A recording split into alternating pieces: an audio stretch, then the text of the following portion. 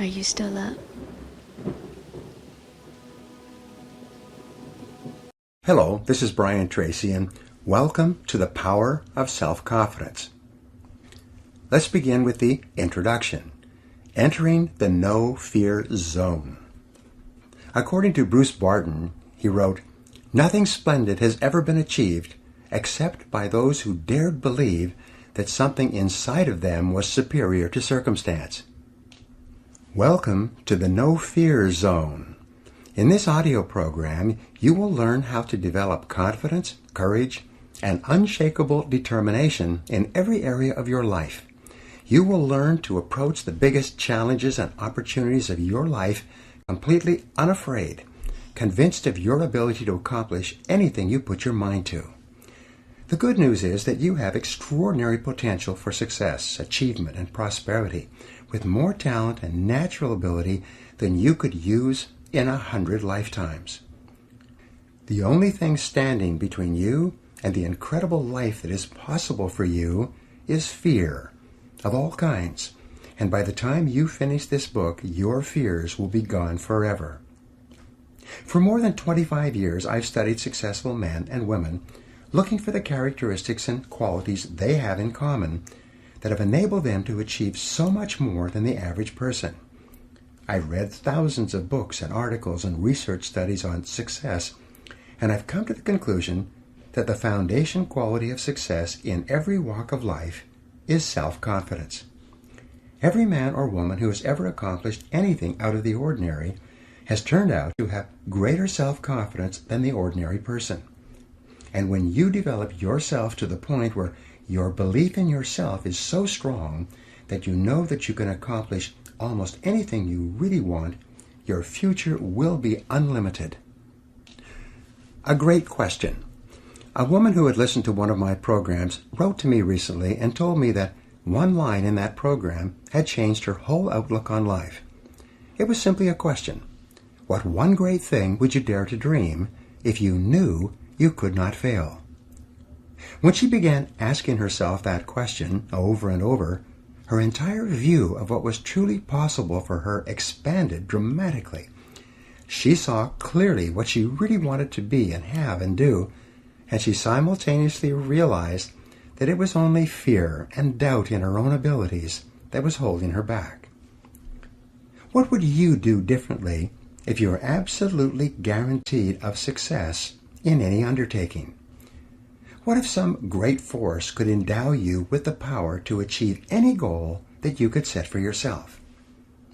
To put it another way, what if you were completely unafraid of anyone or anything, and you felt completely free to act in any area in your own best interests? The fact is that if you developed the quality of unshakable self-confidence, your whole world would be different. Unlimited self-confidence. With greater confidence in yourself and your abilities, you would set bigger goals, make bigger plans, and commit yourself to achieving objectives that today you only dream about. You would take whatever steps were necessary to earn more money and enjoy a higher standard of living. You would set your sights on a bigger house, a better car, more beautiful clothes, and nicer vacations. You would want all kinds of things for your family and for those close to you. With unshakable self-confidence, you would do what you really want to do, and you refuse to conform to the wishes or opinions of anyone else. You would define your life in your own terms and live every day consistent with exactly what it is you want, and not the wishes of other people. With greater self-confidence, you would be a different person in every part of your work life and career. You might decide to ask for a promotion or a raise, or even change to another job or another company, or even another industry. You would move immediately to do whatever it took to get onto the fast track in your career. If you're in sales, you would call on more people, make better and more forceful presentations, ask for more orders, and close more business.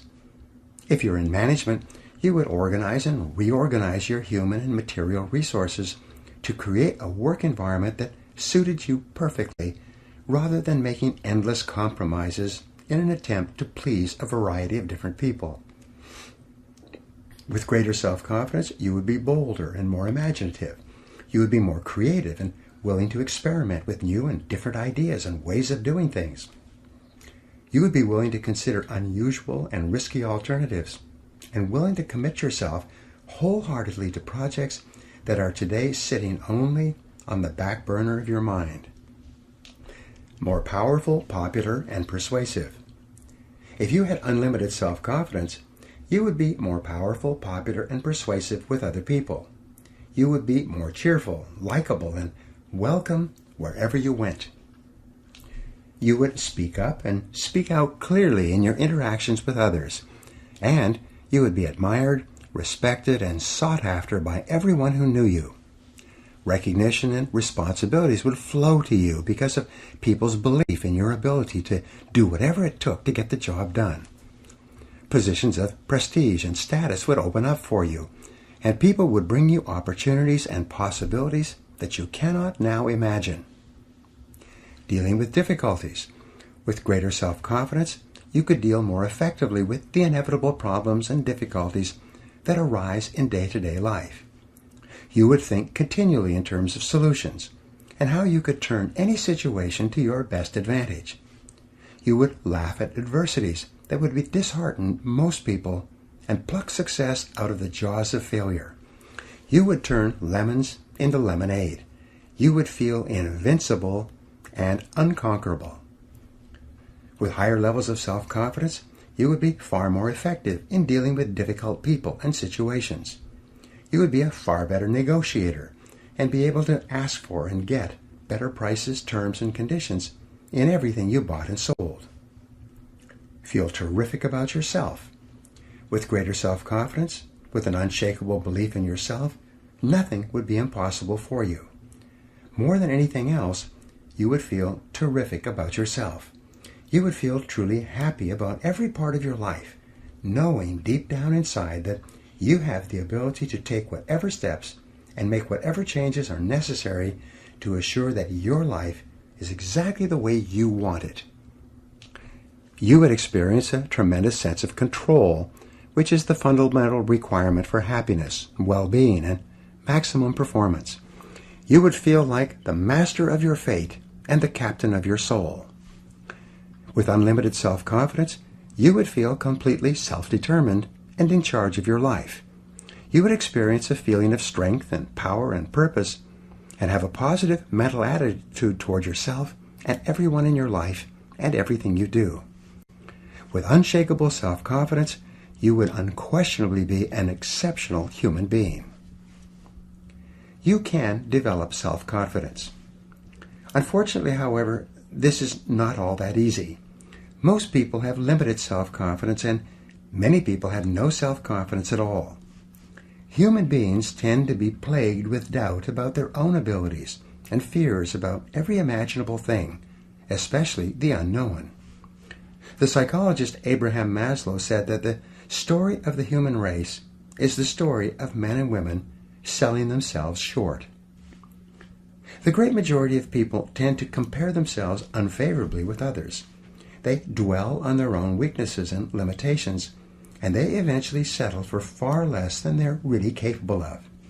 Instead of enjoying high levels of self-esteem, self-respect, and personal pride, the average person just gets by from day to day. If self-confidence and the self-esteem that goes with it is so desirable, why is it that so few people have enough self-confidence to live the lives that are possible for them? There are 1,000 reasons, but perhaps the most wonderful discovery about self-confidence is that it is a mental quality that can be learned with practice. And because it is learnable, self-confidence can be developed and built up systematically and progressively over time by following the instructions in this program. The good news is that everyone has a certain amount of self-confidence, more in some areas and less in others. And by working from that base, it's possible for you to build yourself up to the point where you are completely confident in any area that is important to you. The Great Law. Perhaps the most important of all the laws that govern our lives was put forth by Aristotle in about 350 BC. He called it the principle of causality, and proclaimed for the first time that we live in a universe governed by order and that there is a reason for everything that happens. We call this the law of cause and effect, and it's often referred to as the iron law of human destiny. The law of cause and effect can imprison us in a cell of our own making, or it can liberate us by giving us complete freedom, depending upon how we use it. The law itself, like the law of gravity, is neutral. This law of cause and effect, which is both a physical and mental law, says that for every effect in our lives, there is a specific cause or causes. If there's an effect in our life that we want more of, like more money or greater success, we can trace it back to the cause, and by repeating the cause, we can enjoy more of the effects. If we're in sales or business, and we have successes, we can trace those successes back to the specific things that we did to achieve them, and by repeating those causes, we can enjoy the same effects again. This law also says that if there's an effect in our lives that we don't want, whether it be overweight or insufficient funds or problems with people or negative business conditions, we can trace that effect back to the causes, and by removing or changing the causes, we can achieve different effects or results. This law of cause and effect is so simple and obvious that no one seriously questions it. We live in a world and in a universe governed by law, not by chance. Everything happens for a reason. Neither success nor failure is an accident. They have specific causes, and when we repeat the causes, we get the same effects, no matter who we are. This is just the way the world works. The roots of low self-confidence. The world is full of people who are not happy with their results, and yet they continue to do the same things, think the same thoughts, say the same things, and take the same actions every day, and they're amazed that they continue to get the same negative effects. Einstein's definition of insanity was continuing to do the same things and expecting to get different results. However, this is simply not possible. The law of cause and effect applies with equal validity to our levels of self-confidence. All around us, and throughout human history, there are and have been men and women with exceptionally high levels of self-confidence who have gone on to achieve extraordinary things. In studying the lives and stories of these people, we find that some of them started out with high levels of self-confidence, which they learned from their parents in early childhood. But most of them started off the same way we all start off, with deep down feelings of inferiority and inadequacy. Because of destructive criticism, lack of love, and other mistakes that parents make with us in early childhood, we grow up with diminished feelings of self-esteem, low self-confidence, and sometimes a feeling that I'm not good enough in comparison with others. With low self-confidence, many people today work extremely hard on the outside to achieve success, but when they do, deep down inside they feel like imposters. This so-called fear of success is really a feeling of unworthiness that we can't seem to get rid of no matter how much we achieve. Many successful men and women are repeating the line to the song, "Is this all there is?" when looking around them at their homes and cars. You want to be happy. What people want more than anything else is just to feel really good about themselves. We want to be happy and positive and have a sense of well-being. Above all, what we really want is peace of mind. And you can only enjoy peace of mind when you feel confident in your ability to deal effectively with the requirements of life, with your family, your friends, your work, your customers, your social activities, and all the other things that you are involved in. The law of cause and effect tells us that if we want to enjoy the effect of high self-confidence, we need only engage in the causes of high self-confidence. If we can find out what it is that other highly self-confident men and women think and say and do, and then do the same, we will eventually get the same results. we will eventually feel the same way. We will eventually become unstoppable. Mental marathon training. It's often hard for people to believe that mental qualities can be developed, just as physical qualities can be developed.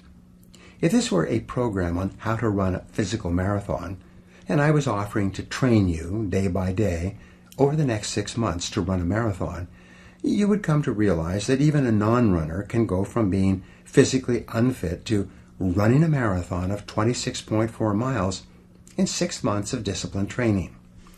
Today, there are even men and women in their 50s and 60s who are running marathons for the first time with this kind of training.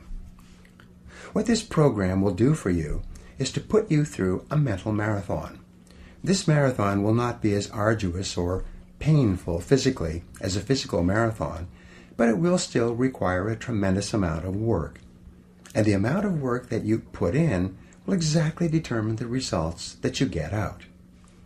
If you follow these proven and practical principles, drawn from the lives and behaviors of the most successful men and women alive today, and all of which are scientifically validated by extensive research and experience, you can develop the self-confidence that you desire so that you can achieve anything you really want. So let's begin. Chapter 1. The Foundation of Self-Confidence. William Shakespeare said, "There is nothing either good or bad, but thinking makes it so." Your thoughts and feelings about yourself and what you can do or not do are the sum total result of a lifetime of experience and conditioning, and usually have little relationship to what is truly possible for you. In personal development, there is a principle or a law of becoming that simply says that each person is in a continual process of becoming or evolving and growing in the direction of his or her dominant thoughts. Your body is also in a state of becoming. At a normal rate of cell death and replenishment, you have a brand new body every 7 years. But whereas your physical evolution in becoming is affected by the food that you put into your body, your mental evolution and becoming is largely determined by the thoughts that you put into your mind. You become what you think about. The law of concentration says that anything you dwell upon grows in your reality. Anything that you think about long enough and hard enough eventually becomes a part of your mental processes, exerting its influence and power on your attitude and your behavior. If you constantly think thoughts of boldness and courage and self-assertion, you become progressively bolder and more courageous and more self-assertive. The more you dwell on the person you would like to be with the qualities that you would like to have, the more you implant those deep into your subconscious mind, where they become part of your ongoing evolution. What you habitually think about eventually becomes a part of your character and your personality. In this sense, you are a self-made man or woman. You are where you are and what you are because of the thoughts that you have allowed to preoccupy your mind. Whatever you have dwelled upon over the past months and years, you have become, and you are, right now, today, the result of all those thoughts. Not only have you made yourself into the person you are today, but you are continuing with the job of construction with every thought you think. Since this is an unavoidable fact of life, the smartest thing that you can do is persistently think the thoughts that are consistent with the kind of person you would like to be. Personal growth is not easy. However, for most people, thinking the thoughts that they would like to think about to become the person they would like to be is too big a leap. Most people continue to think about and talk about exactly what they don't want to happen, and then they are constantly amazed that exactly what they were hoping to avoid happens to them again and again. One of the most profound discoveries in all of human history is that thought is creative. Thoughts held in mind produce after their kind. Like begets like. Your thoughts become your realities. You do become what you think about most of the time. You cannot harbor one kind of thought and experience a different kind of existence. This law of cause and effect works perfectly, everywhere and always, for everyone.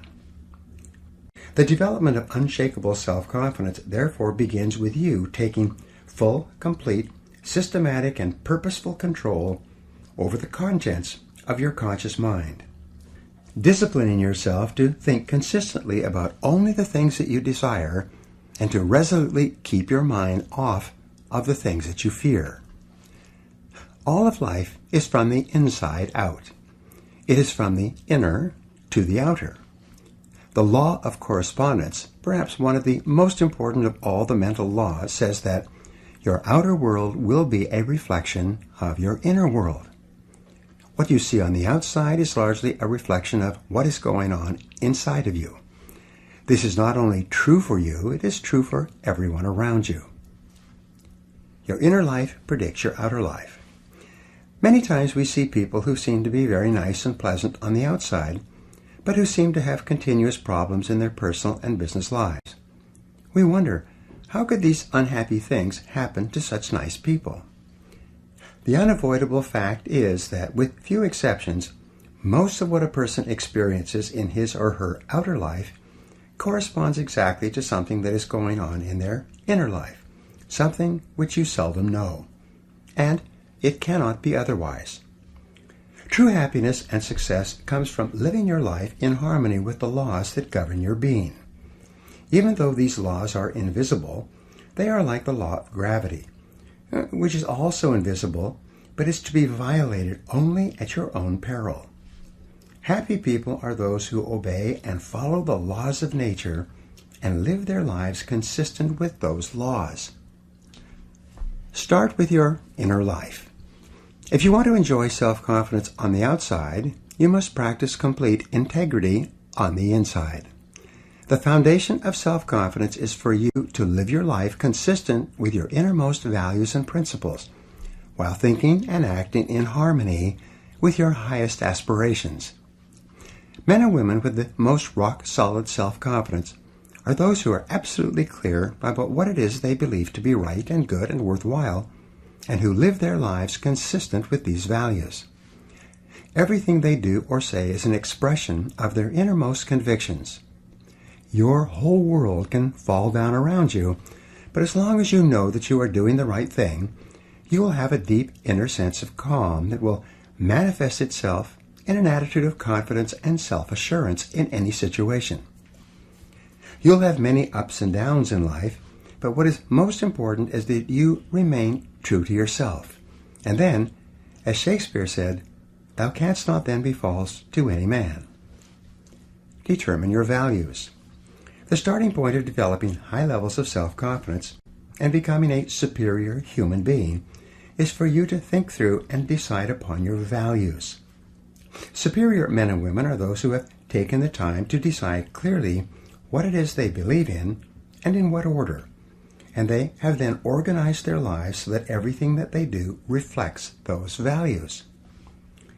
Recently, I addressed about 150 members of the national sales force of a very successful company. This company had started from an idea and had grown very rapidly in an extremely competitive market, and the company was very profitable. All the people at the meeting were remarkably positive and upbeat and had a special quality of goodness about them. When I commented on this, the president of the company showed me the value statement that the executives of the company had worked out before they had begun operations. There were 2 pages of values and principles which were given to everyone in the company when they began. These 2 pages had been subsequently reduced onto plasticized cards that each person could carry in their wallet or purse. The president told me an interesting story. He said that whenever 2 or more people in the company were wrestling with a decision of any kind, even over the telephone, they would pull out their plasticized cards describing the corporate values. They would then review the values together one by one and compare the various options available to them with each value. Whatever decision they finally made would always stand the values test without question. Values in business. In a recent study covering 25 years of business history, the researchers found that the companies that had very clear written values to which everyone in the company ascribed had earned an average of 700% greater profit over the 25 years than other companies in the same industries that did not have written codes of values. As within, so without. Whenever I conduct a strategic planning exercise for a corporation, the executives of the corporation always select integrity as their highest value and most important organizing principle for the entire corporation. In my experience, almost every corporation will select the value of integrity as one of their foremost organizing principles. Now, the word integrity, according to the dictionary, means perfect, undivided, complete, unified, a single whole, without blemish or fault. It's a fine value to choose. This is a good choice, but in reality, integrity is more than a value. It is the one value of mind that assures or guarantees all the other values that you select. The economic and personal results of individuals and corporations with clear values always tend to be far superior to those of companies and individuals whose values are vague or unclear. Clarify your personal values. Your starting point toward higher self-confidence and personal greatness is to first of all clarify your values for yourself. It is for you to decide for yourself the values that you believe in. What do you stand for? And even more, what will you not stand for? What values do you espouse that you are willing to sacrifice for? What values would you pay for or sweat for, or maybe even die for? Do you value your family, your God, your health, your work or career? Do you value principles such as freedom, liberty, compassion for the less fortunate, or reverence for life? Do you believe in honesty and truth and sincerity and hard work and success? Whatever your values are, think them through and write them down. Who do you most admire? A useful exercise is for you to think of the men and women, living and dead, whom you most admire. What qualities or attributes of these people do you consider the most important? If you could be like any one of these people, which of their qualities would you most want to emulate? When you look around you at the people you admire, what qualities of these people do you consider to be the most important? What qualities do you look for in your friends and associates when you're trying to decide whether or not to become deeply involved with them? What do you think are the fundamental qualities or values that underlie business and personal relationships? What are your values? Now, values are non-negotiable. When you select a value, if it's to be one of your values at all, it becomes inviolable. Either it is a fixed value, and you live every part of your life consistent with it, or it is not one of your values. You cannot have a value when it is convenient and put it aside when it is not convenient. You cannot have a little bit of integrity. It must be all or nothing. The act of selecting your values is also the act of clearly stating to yourself, and sometimes to others, exactly how you will live your life from this moment forward. Once you have selected a value, and you have declared it to be one of your unifying principles, you are in effect saying that this is something upon which you will never compromise. And your level of adherence to the values that you have personally selected is the real measure of your character, your true quality as a human being. Unshakable self-confidence comes from unshakable commitment to your values.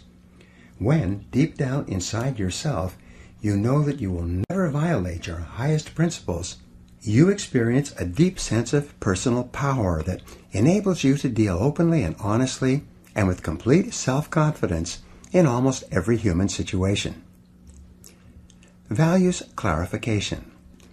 If you're having any difficulty in clarifying your values, a very helpful exercise is to take some time to write out your own obituary or eulogy. Imagine that everyone you know and care about is gathered at your funeral to pay their last respects. The minister reads your eulogy to this assembly of people, and in it he describes the person you became over the course of your lifetime. He describes not only what you accomplished and what you contributed to the lives of others, but he reads out the virtues, values, and qualities that you were known for by the people around you. This obituary can become your vision of the kind of person you wish to be and the kind of values that you wish to live by. No one is perfect, and we all have a long way to go in living our lives consistent with our highest values. But the very exercise of writing out your obituary will exert a powerful influence on everything that you do thereafter. Both consciously and unconsciously, you will be drawn toward living and acting more and more like the person you described in that final testament. Organize your values. Once you've decided upon your values, your work is not over. Now you have to organize your values by priority.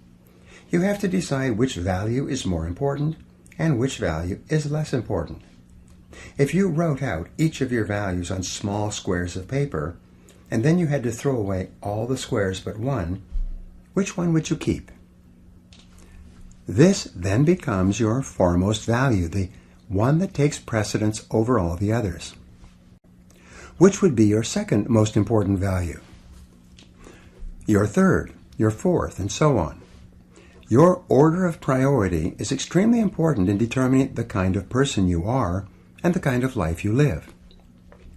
Many people organize their values with number 1 being God, number 2 being their family, number 3 being their health, number 4 being their career, and perhaps number 5 being success.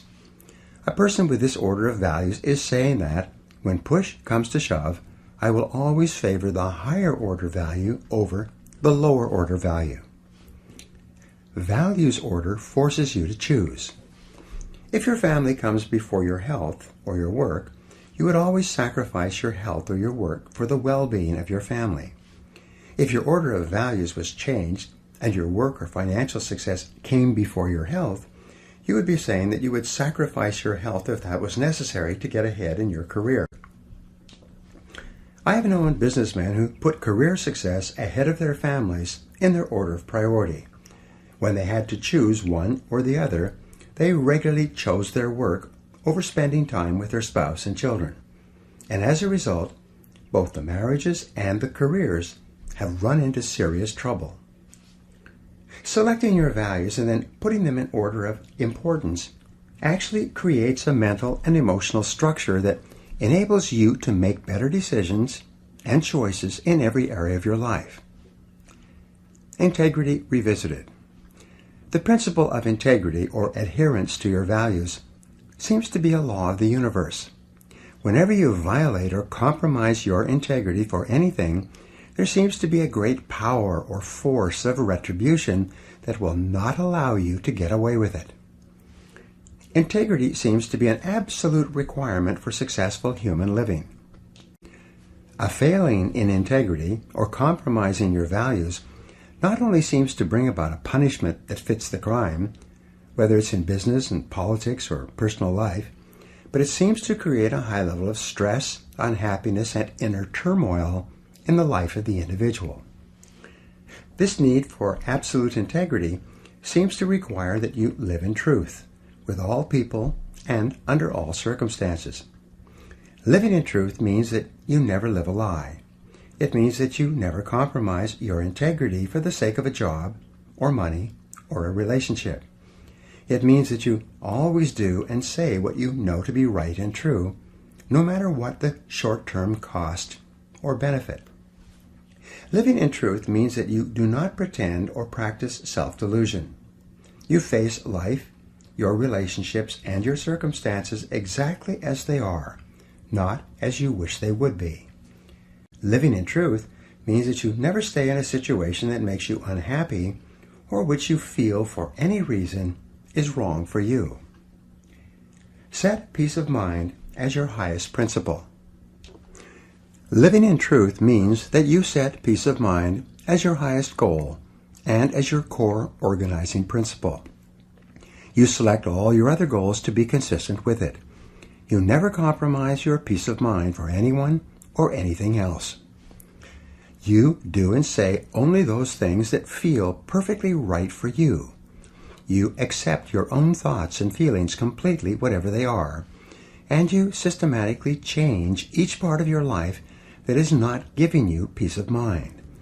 Only in this way can you enjoy the high levels of self-confidence that are experienced by the superior individual. Only by insisting that everything you do allows you to live in peace with yourself can you feel really terrific about yourself and get along wonderfully in all your relationships. Your values are only expressed in your actions. Living consistent with your values is the key to happiness, harmony, well-being, and high levels of self-confidence.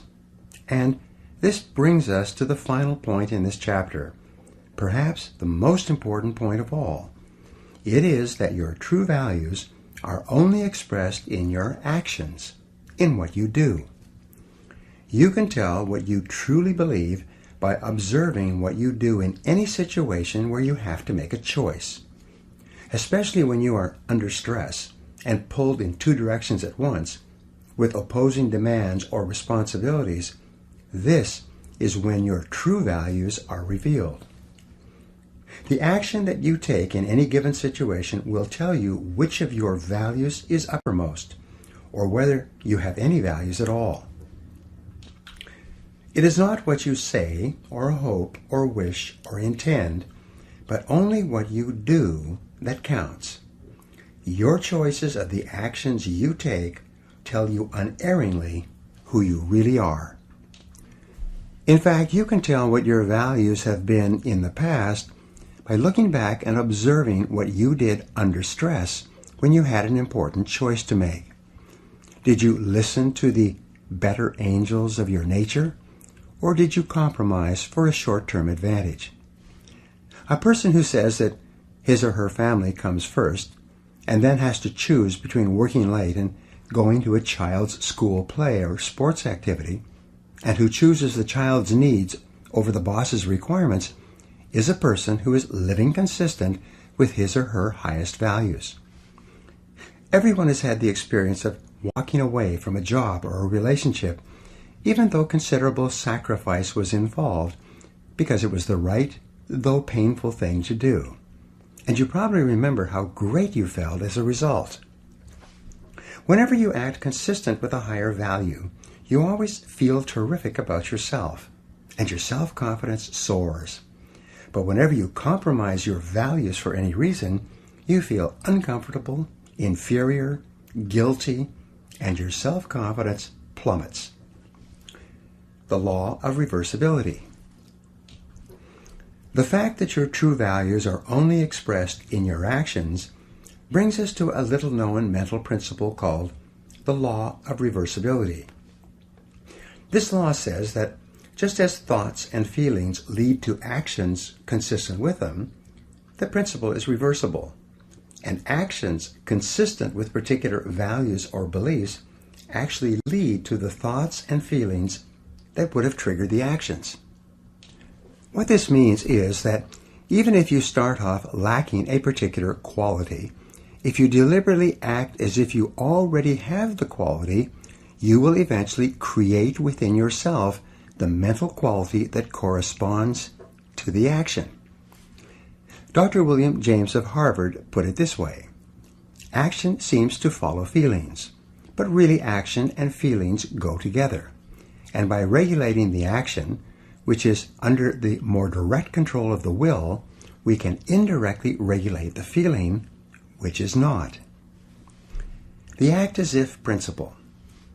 You can develop within yourself a superb set of values by acting as though you already had those values. You can develop integrity and courage and compassion and confidence by behaving as though you already had these qualities. And the more you act the part, especially when you demonstrate these qualities under stress, or when you feel like doing or saying something else, the more rapidly these qualities become a permanent part of your mental makeup. The more you practice good values, the more rapidly you become a truly superior person. The keys to developing the unshakable self-confidence that will make everything else possible for you is self-control, self-mastery, and self-discipline. Self-confidence can come directly by behaving in a self-confident manner, but it comes more often indirectly by doing and saying the things and practicing the behaviors that lead to self-confidence. And the most important self-development behavior is living consistently with your highest values at every opportunity. The principle of resistance. In weightlifting, muscles are developed by repetitive lifting of heavy weights. The heavier the weight and the greater the resistance, the more blood rushes into the capillaries and the bigger the muscle becomes. In mental development, there is a principle of resistance as well. In developing mental muscles, especially the mental muscle or quality of self-confidence, you can use this principle to accelerate your own development. Whenever you exert self-mastery and discipline yourself to do or say the right thing, especially under stress, you create resistance to your natural tendencies. This resistance generates friction. This is the same kind of friction or heat that when applied to a crucible containing chemicals will cause the chemicals to crystallize and take on a new form. When you create mental friction by resisting your natural tendencies and instead doing what you know is right and true and consistent with your highest values, especially in a difficult situation, the mental heat causes your values to crystallize at a higher level and eventually become a permanent part of your character.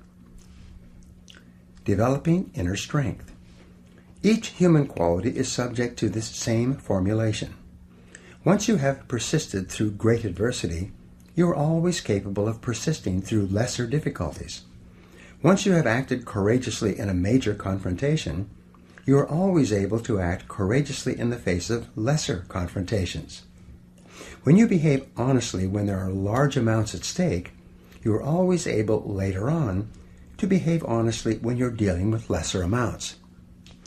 The foundation of self-confidence, the basis of boldness and self-assertion, is a deep inner trust based on living a life of perfect integrity and then disciplining yourself to live consistent with your highest values in every situation. Each time you do this, you will feel positive and happy and wonderful about yourself.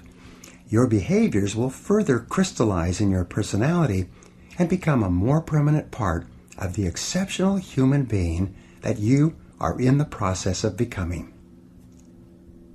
Now here are some action exercises for you to apply what we just talked about. Number 1, list your 3 most important values governing your personal life. Number 2, list the 3 most important values that you practice in your work and business life. Number 3, list the 3 people, living or dead, who you would most like to spend an afternoon with. Number 4, why would you want to spend an afternoon with these people? What would you ask them or talk about? Number 5, why would these 3 people want to spend an afternoon with you? What are your most admirable qualities? Number 6, list 3 times where you have lived consistent with your highest values when you could have compromised. And number 7, what are you going to do differently from now on to assure that your values and actions are in harmony? Chapter 2, Purpose and Personal Power. Orson Swett Marden wrote, "There can be no great courage where there is no confidence or assurance, and half the battle is in the conviction that we can do what we undertake." The development of unshakable self-confidence will open up such possibilities for you as you cannot now imagine. You will be able to dream bigger dreams, set bigger goals, make greater commitments, and plunge into life more wholeheartedly than you ever have before. Self-confidence is the hinge upon which turns the gate of individual achievement. When your self-confidence becomes unlimited, you'll be able to realize more of your potential than you could under any other circumstances. More than 2,000 years ago, Aristotle wrote that happiness is a condition. It is not something that is achieved by pursuing it directly, but rather comes as a result of our engaging in purposeful activities. The law of indirect effort. In a way, these words by Aristotle are a restatement of the law of indirect effort. This law states that almost everything we get in life involving people and emotional experiences comes to us more indirectly rather than directly. They come to us as a result of doing something else.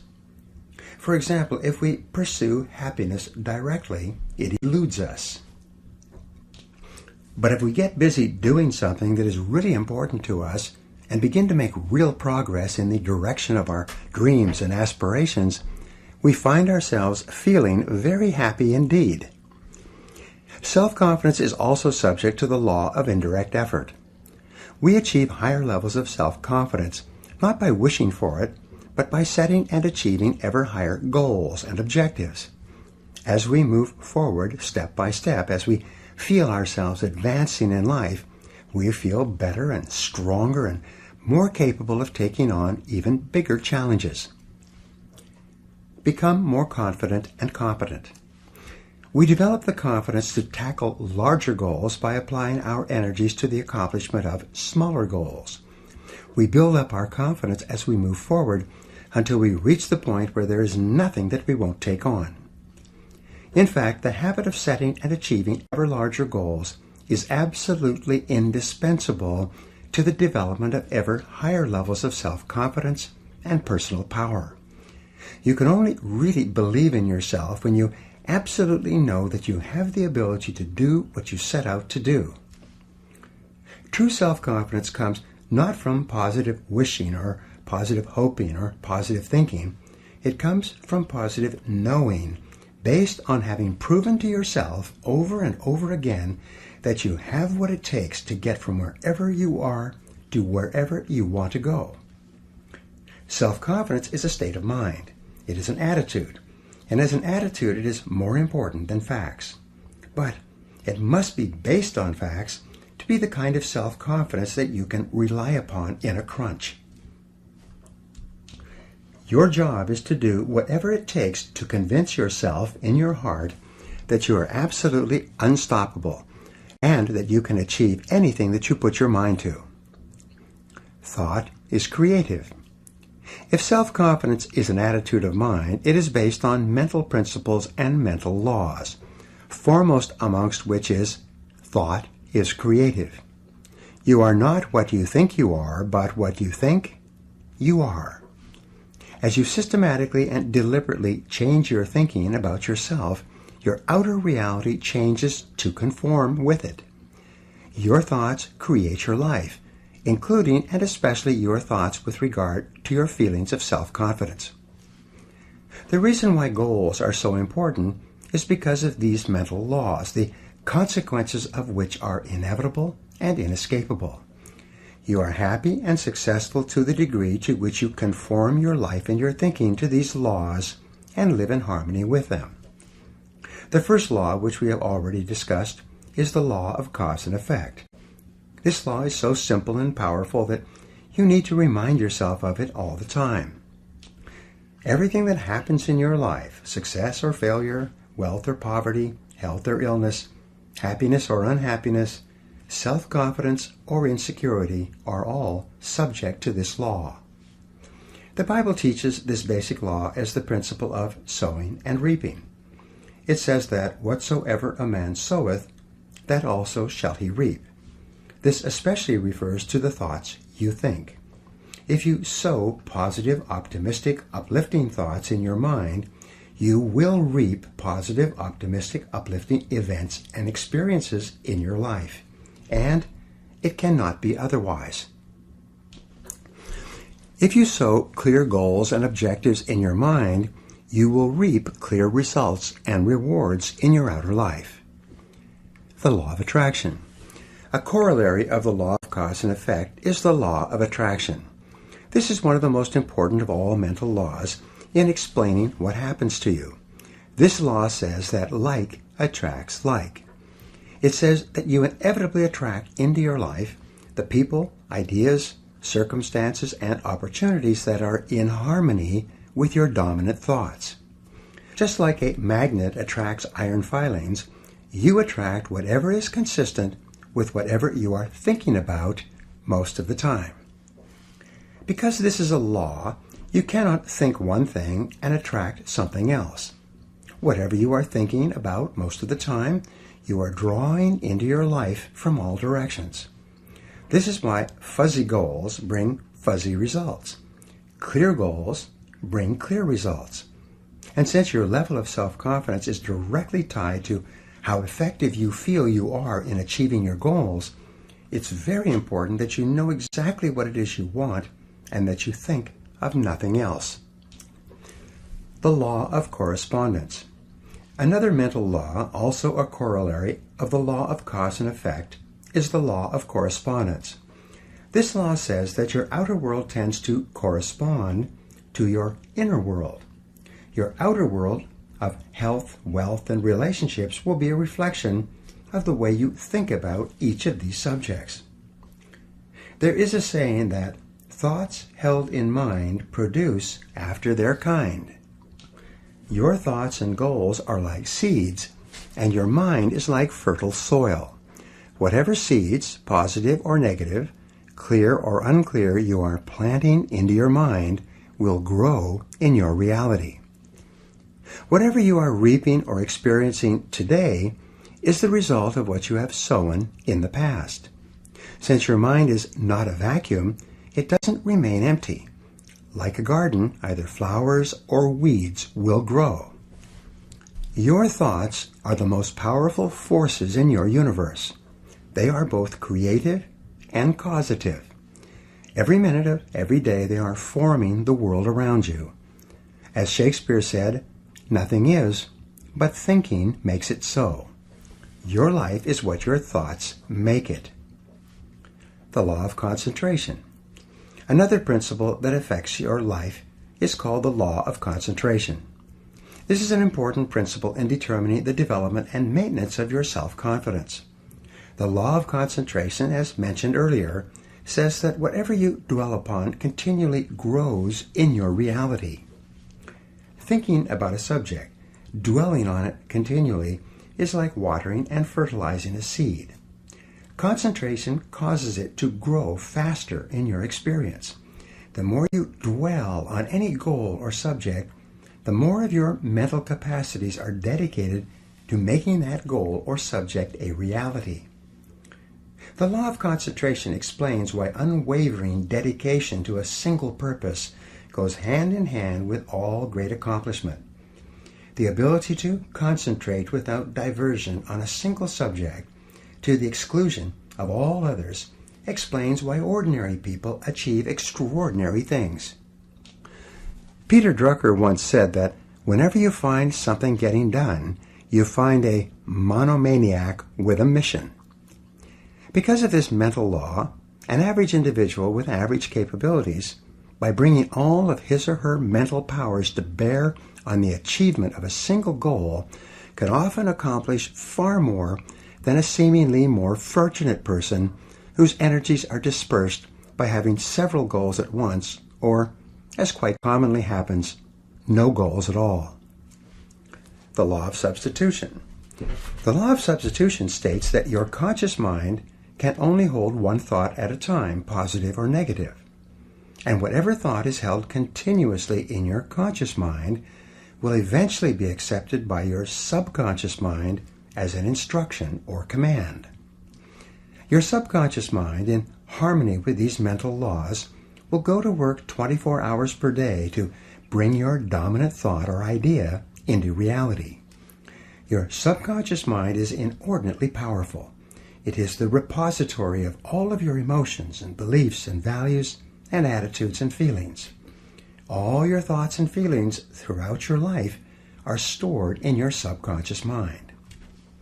The development of the unshakable self-confidence that you desire requires that you step up to your mental computer and take every step necessary to program self-confidence deep into your subconscious mind. The law of emotion.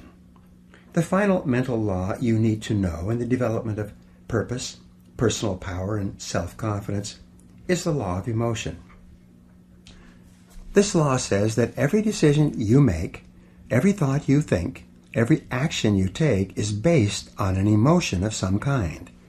And the two primary emotions are either the emotion of fear at one end of the spectrum of emotions, or the emotion of desire at the other end of the spectrum. When you hold an emotion-charged thought in your conscious mind, it is rapidly accepted by your subconscious. Your subconscious then activates all your mental powers and begins to turn that inner thought into a result or experience in your outer world. The more powerful the emotion, the more effect it has on your thinking and actions, the more rapid the change in your experience. If the emotion is strong enough, the change can be instantaneous. The power of decision. I had a friend who smoked for 30 years. He claimed that he couldn't quit smoking because it was a deeply entrenched habit, going back to early adulthood. One day, he had some chest pains and went to his doctor, who performed a series of tests on him. When the results of the tests were in, the doctor sat my friend down and told him that he had a serious heart condition and that if he continued to smoke, he would be dead within 6 months. Samuel Johnson once wrote, "When a man is to be hanged on the morrow, it clears his mind wondrously." The idea of dying was so emotionally charged to my friend that he took out his cigarettes, threw them in the wastebasket, and never touched one again. In a positive vein, if you are absolutely convinced that you are meant to be a great success in life, and that there is nothing in the world that could stop you from achieving great things as long as you threw yourself wholeheartedly into every activity and persisted until you succeeded, you would become an irresistible force of nature. The depth of your belief and the strength of your conviction would dramatically increase the power of your personality. If you really believed in your ability to succeed greatly, you would become unstoppable. The 4 C's of inner confidence. You can develop this kind of belief, this inner confidence, by developing what I call the 4 C's. The number 1 C is clarity. Decide exactly what it is you want to accomplish and exactly the kind of person you wish to become. The second C is conviction. Develop the unshakable belief that you can do anything you put your mind to. The third C is commitment. Resolve to do whatever is necessary. Develop the willingness to pay the price in advance for any success you desire. And the fourth C is consistency. Resolve to work on your goals every day, morning, noon, and night, until they are accomplished. When you back your goals and actions with clarity, conviction, commitment, and consistency, you're on your way to developing the kind of confidence that will make everything possible for you. The importance of goals. The reason goals are so important in the development of self-confidence is because the very act of setting a major goal for your life activates all the mental laws in your favor. When you set a big goal, it will be as though all the switches were flipped on in your engine of accomplishment and the afterburners were turned on to your potential. Clear goals free you from the law of accident, the tendency for things to happen in a random and unpredictable way. Goals give you a clear sense of direction and the knowledge that your life is self-determined. Goals give you a sense of power, purpose, and focus. They make you feel that everything that happens to you is part of an organized plan that is taking you step by step toward the attainment of your highest ideals. Your ability to set goals and make plans for their accomplishment is the master skill of success, without which very little is possible. The habit of regular goal setting and goal achieving is probably more important than any other skill you could ever learn. The master skill of success. Over the years, I have personally witnessed thousands of examples among my students of the amazing powers of goal setting. Recently, I addressed about 600 members of a national association at their annual convention in Phoenix, Arizona. During this talk, I emphasized the importance of writing down exactly what it is they wanted and then making written plans to accomplish it. That was on a Saturday. About 5 days later, on the following Thursday, one of the attendees called my office to get my fax number. He said he wanted to send something immediately, and he didn't want to wait for the mail. The letter that came in told this amazing story. The gentleman who wrote said that he had heard about goal setting many times, and he was prepared to be unimpressed with the talk that I gave at the convention. However, exactly the opposite happened. He decided to sit down after the convention and seriously write out his goals for the following year. The letter went on to say that on Sunday he made out a list of 10 goals, both personal and financial, that he wanted to accomplish over the next 12 months. What astonished him was that he had accomplished 5 of the 10 goals by Monday, the next day, at 5 o'clock. He could hardly believe it. So he quickly wrote down 5 more goals to bring his list for the year back up to 10. And by Thursday, when he wrote this letter or fax, he had accomplished 5 more of the new list of 10 goals. He felt that he had made more progress in a week with clear written goals and plans than he had made in the previous year. Remarkable success stories. Another gentleman, a recent immigrant from Pakistan, was dead broke and sleeping on the ground when someone tried to help him by letting him listen to an audio program of mine on goal setting. It transformed his life. 4 years later, he had started and built 2 successful businesses and was worth more than $1 million. A woman who was going through a difficult period of her life with both personal health and financial problems decided to sit down and set some new goals and make some plans to resolve her difficulties. As a result, within 1 year, she got out of a bad relationship, joined Alcoholics Anonymous and quit drinking, lost 40 pounds, and tripled her income to more than $100,000 per year. And she attributed her successes to the power of written goals. There are countless other testimonies to the power of written goals. I receive them in person and via email every week from people all over the world. And before this program is finished, I will give you a simple goal-setting technique that can put your whole life into overdrive. Fear holds you back. Remember when I said that everything you do is the result of either fear or desire? Fear is and always has been the greatest enemy of mankind, and it's also the greatest enemy of self-confidence.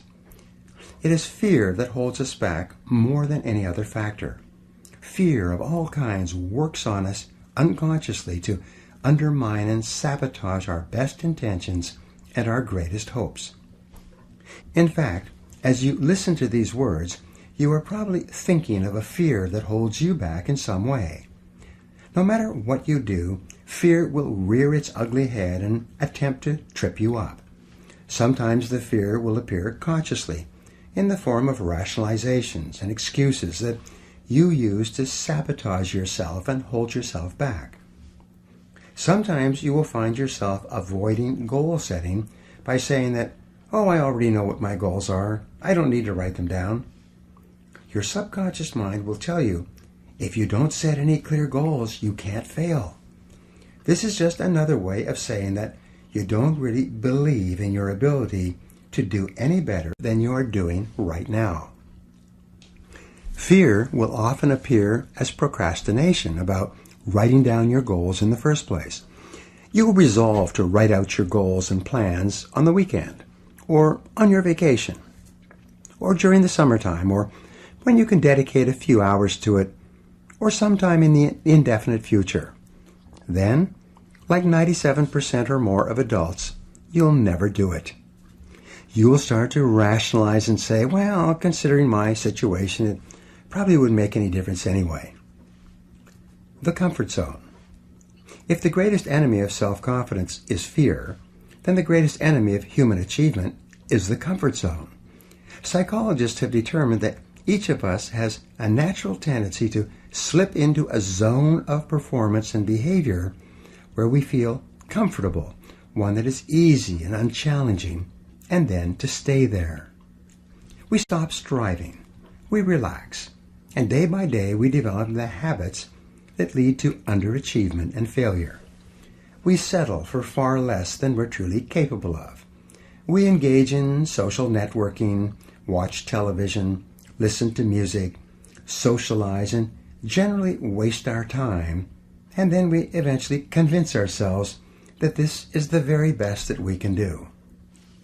Most people are in comfort zones of their own making. Your attitude and personality, your habitual way of responding to people and to life is your comfort zone. The amount you earn, your standard of living, and your level of performance in your work is your comfort zone.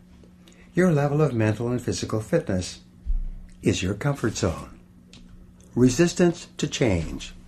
The natural tendency once a person gets into a comfort zone is to resist change of any kind, even beneficial change. And if you're forced out of your comfort zone, like the collapse of a relationship or the loss of a job, your natural tendency will be to attempt to recreate the same comfort zone with the same type of person or doing the same work. Everyone has had the experience of losing a job that they disliked, only to go out looking for a similar job doing the same work. We get into a relationship that doesn't work out, and our natural tendency is to try to form a new relationship with a similar type of person. We earn a certain amount of money, and rather than striving to increase our earning ability, we adjust our lifestyle and accommodate to our financial situation.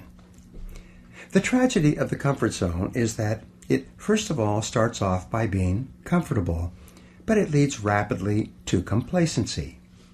Complacency eventually leads to boredom, to the question, is this all there is? Instead of life being an exciting adventure, it becomes merely a boring repetition of what happened yesterday. Eventually, the comfort zone leads through complacency and boredom to frustration and unhappiness. Deep down inside, the average person knows that he or she is put on this earth with amazing capabilities. He or she knows that there is something better than this. As Carl Rogers, the psychologist, once wrote, "There is within every organism an inborn drive toward the complete fulfillment of its inherent possibilities." There is a nagging something inside that tells each person that there is far more that he or she could be and have and do. And this feeling is within you as well. The attainment of personal greatness. Great men and women are those who absolutely believe that they are put on this earth to do something wonderful with their lives. They have a vision of something greater or better than their current circumstances. Personal greatness means having a sense of destiny and a conviction that your thoughts and your imagination are the only real limits to your possibilities. William James said, "Compared to what we ought to be, we are only half awake. We are making use of only a small part of our physical and mental resources." Stating the thing broadly, the human individual thus lives far within his limits.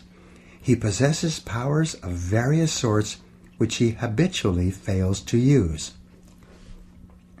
The founder of Success magazine, Orison Swett Marden, once wrote, "There are powers inside of you which, if you could discover and use, would make of you everything you ever dreamed or imagined you could become." In a 5-year study of leaders, reported on in his book, Leaders, Warren Bennis discovered that each of them consciously avoided the comfort zone by continuously setting higher goals. They never allowed themselves to become complacent. They lived their lives fully extended, always striving to be and do more. To develop unshakable self-confidence, you need to see yourself and think of yourself as a leader, and to do what leaders do. You need to stretch yourself toward the outermost boundaries of your potential. You need to set goals that draw out of you the very best that is in you. you need to work toward objectives that cause you to feel a sense of mastery and peak performance. And it all begins with a pad of paper, a pen, and you. Imagine no limitations. The starting point of setting goals is for you to throw off all mental limitations and let your mind roam freely across the entire universe of possibilities. Your primary job at the beginning is to allow yourself to dream big dreams and determine exactly what it is you want out of life in every area and in every dimension. Decide what's right before you decide what's possible. Imagine that you can be or have or do virtually anything that you really want to do as long as you know exactly what it is. First, make up a dream list. Temporarily imagine that you have no limitations of time or money or knowledge or contacts or experience or education. Imagine that anything that you can write down is possible for you. Remember, anything that you can clearly define and crystallize on paper is probably possible if you want it long enough and hard enough, and you're willing to make whatever efforts and sacrifices are necessary. There are no unrealistic goals, only unrealistic timelines. The very act of writing your goals down sets the whole universe to work in your favor and activates all the mental laws to help you. In fact, many people have had the experience of writing out a list of goals on New Year's Day, putting the list away and not referring to it again till the end of the year, and then finding that 80% of the goals have been achieved, sometimes in the most amazing ways. The very act of writing down big, challenging goals causes three things to happen. First, your self-concept improves and your self-confidence goes up immediately. The act of setting goals requires self-confidence and simultaneously builds self-confidence. Having the courage to write down what you really want improves your self-image and raises your self-esteem. The action itself generates a feeling of greater personal power and ability.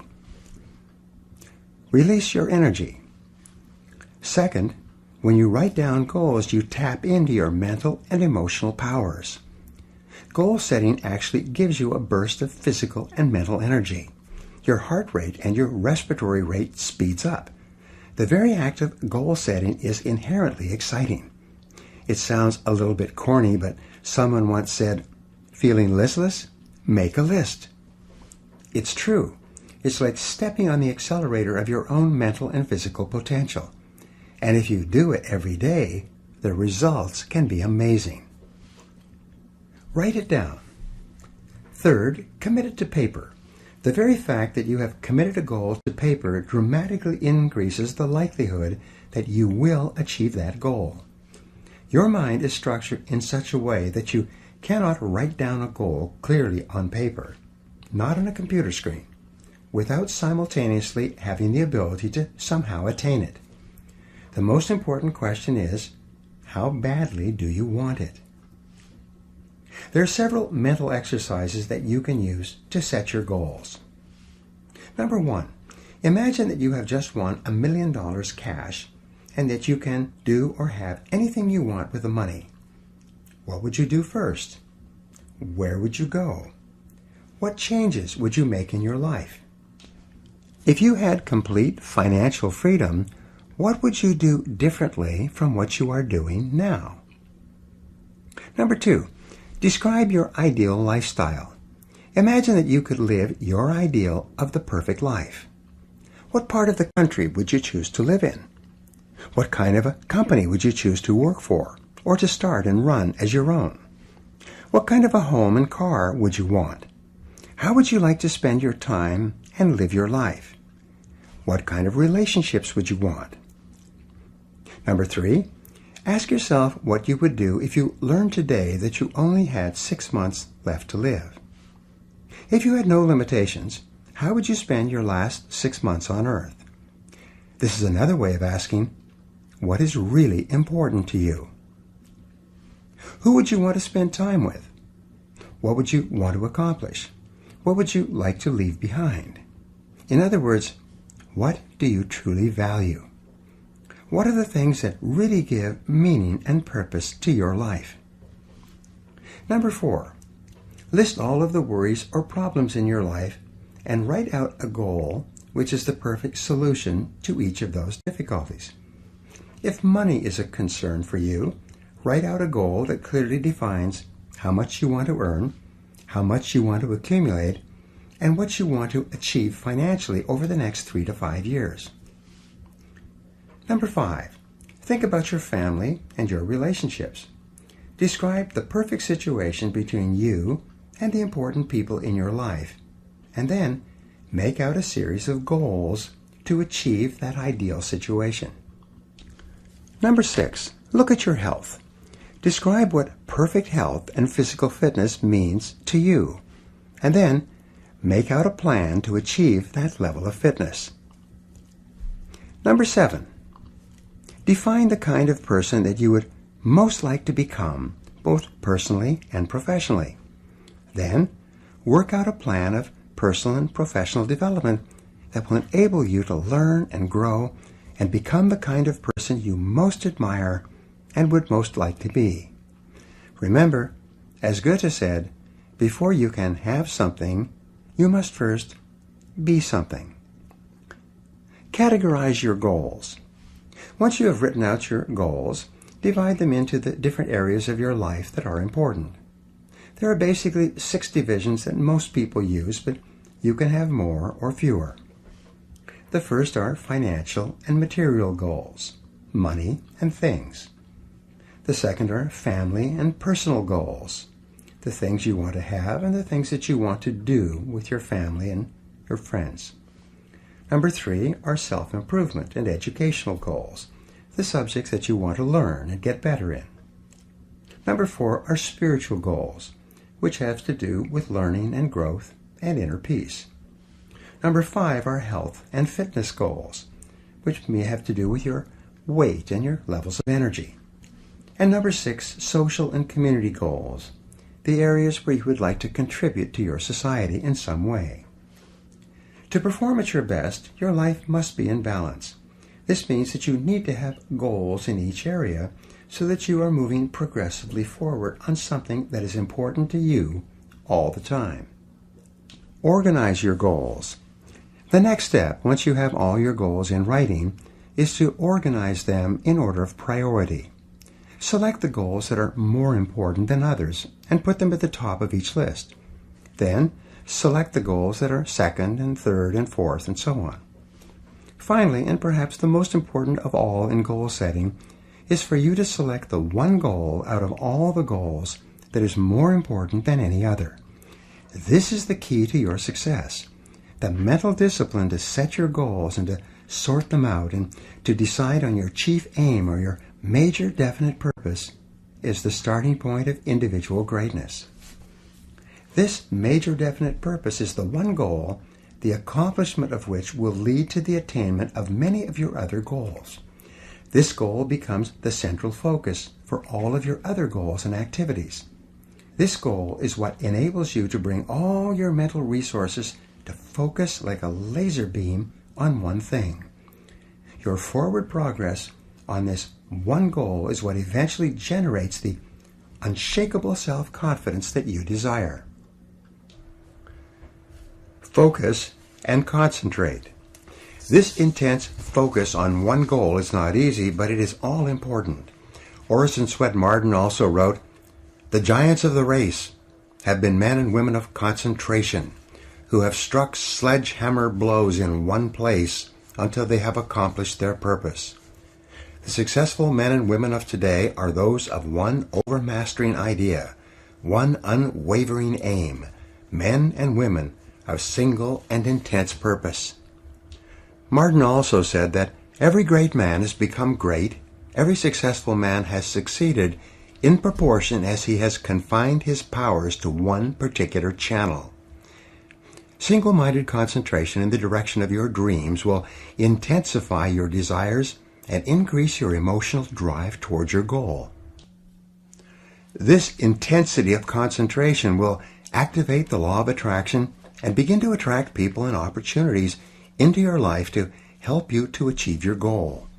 The more you think about your goal, the more it will come to dominate and direct your life. The more you think about it, the more rapidly you will move toward it, and it will move toward you. Make it measurable and time-bounded. Your major goal must be measurable. It's a basic rule that what gets measured gets done. Make it clear and quantitative and objective, and if necessary, break it down into smaller parts that you can work on one at a time. Your major goal must also be clearly time-bounded. Set a deadline on it. Select a realistic but challenging date for its completion and write it down. If it's a long-term goal, such as 2 or 3 years, break it down into smaller parts with minor goals or benchmarks every 30 to 60 days. Create a structure of rewards that you will give yourself upon the attainment of each part of your goal and on the attainment of your entire goal.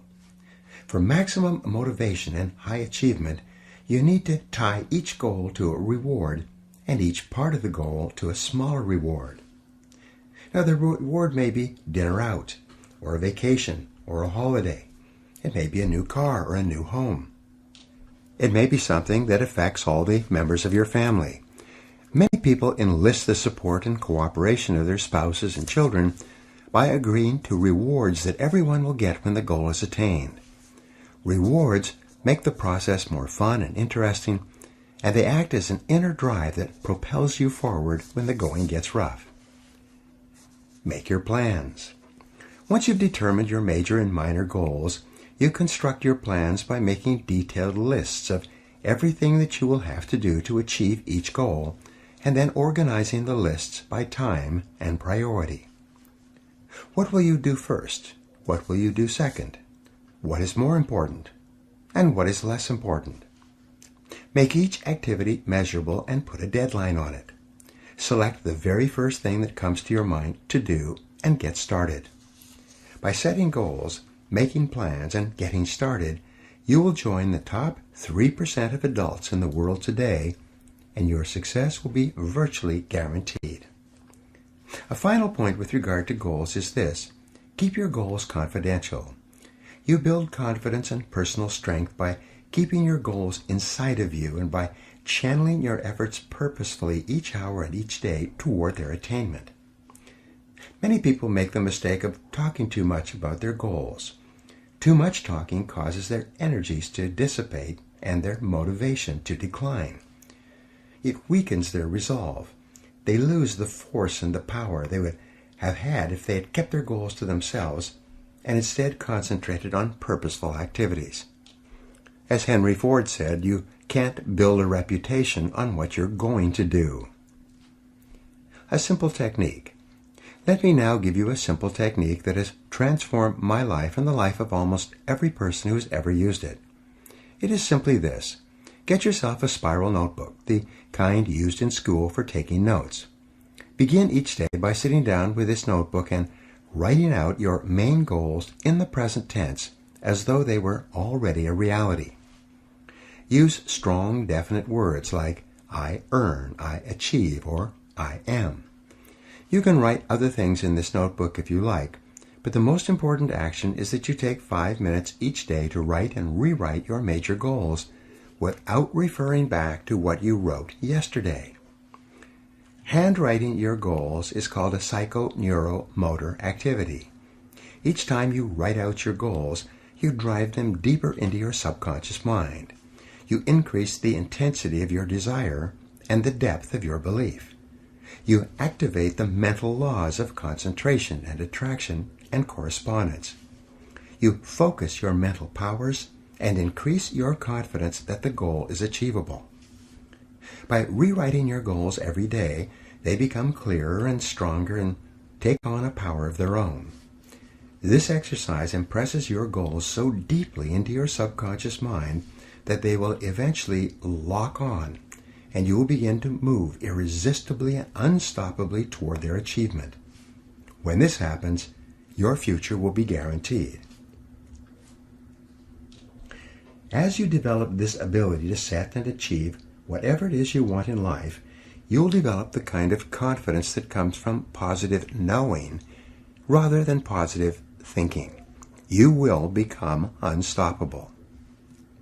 Now here are some action exercises that you can use to put these ideas to work in your life. Number 1, decide exactly what you want in life. Set your goals as if you had no limitations, and whatever you wrote, you would achieve. Number 2, make a list of 10 goals that you would like to achieve in the next 12 months or so. Number 3, write your goals in the present positive personal tense. For example, you could write, I earn X number of dollars by this date. This is personal, positive, and in the present tense. Number 4, make a list of everything you will have to do to achieve your goal, and then organize the list by sequence and priority. This now becomes your plan.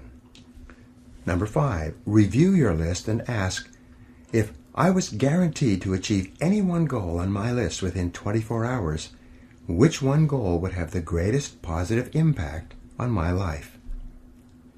Number 6, take this number 1 goal, your major definite purpose, write it at the top of a new page in the present personal positive tense. Make a list of everything you could do to achieve this goal, organize it into a plan, and take action on your plan immediately.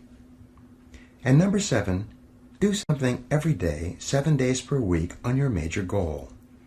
Resolve to persist on this goal until you succeed, no matter how hard it becomes or how much time it takes.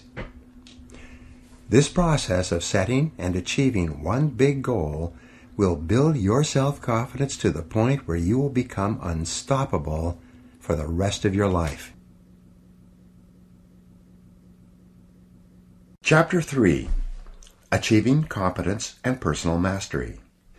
Vince Lombardi said, the quality of a person's life is in direct proportion to their commitment to excellence, no matter what their chosen field.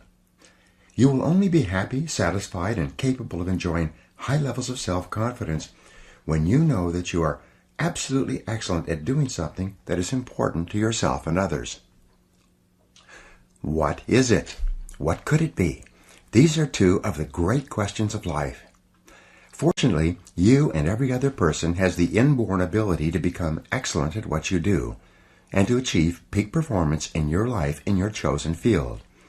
You have the capacity to function in the exceptional range and to achieve mastery in any area that is important to you. The development of lasting self-confidence requires nothing less.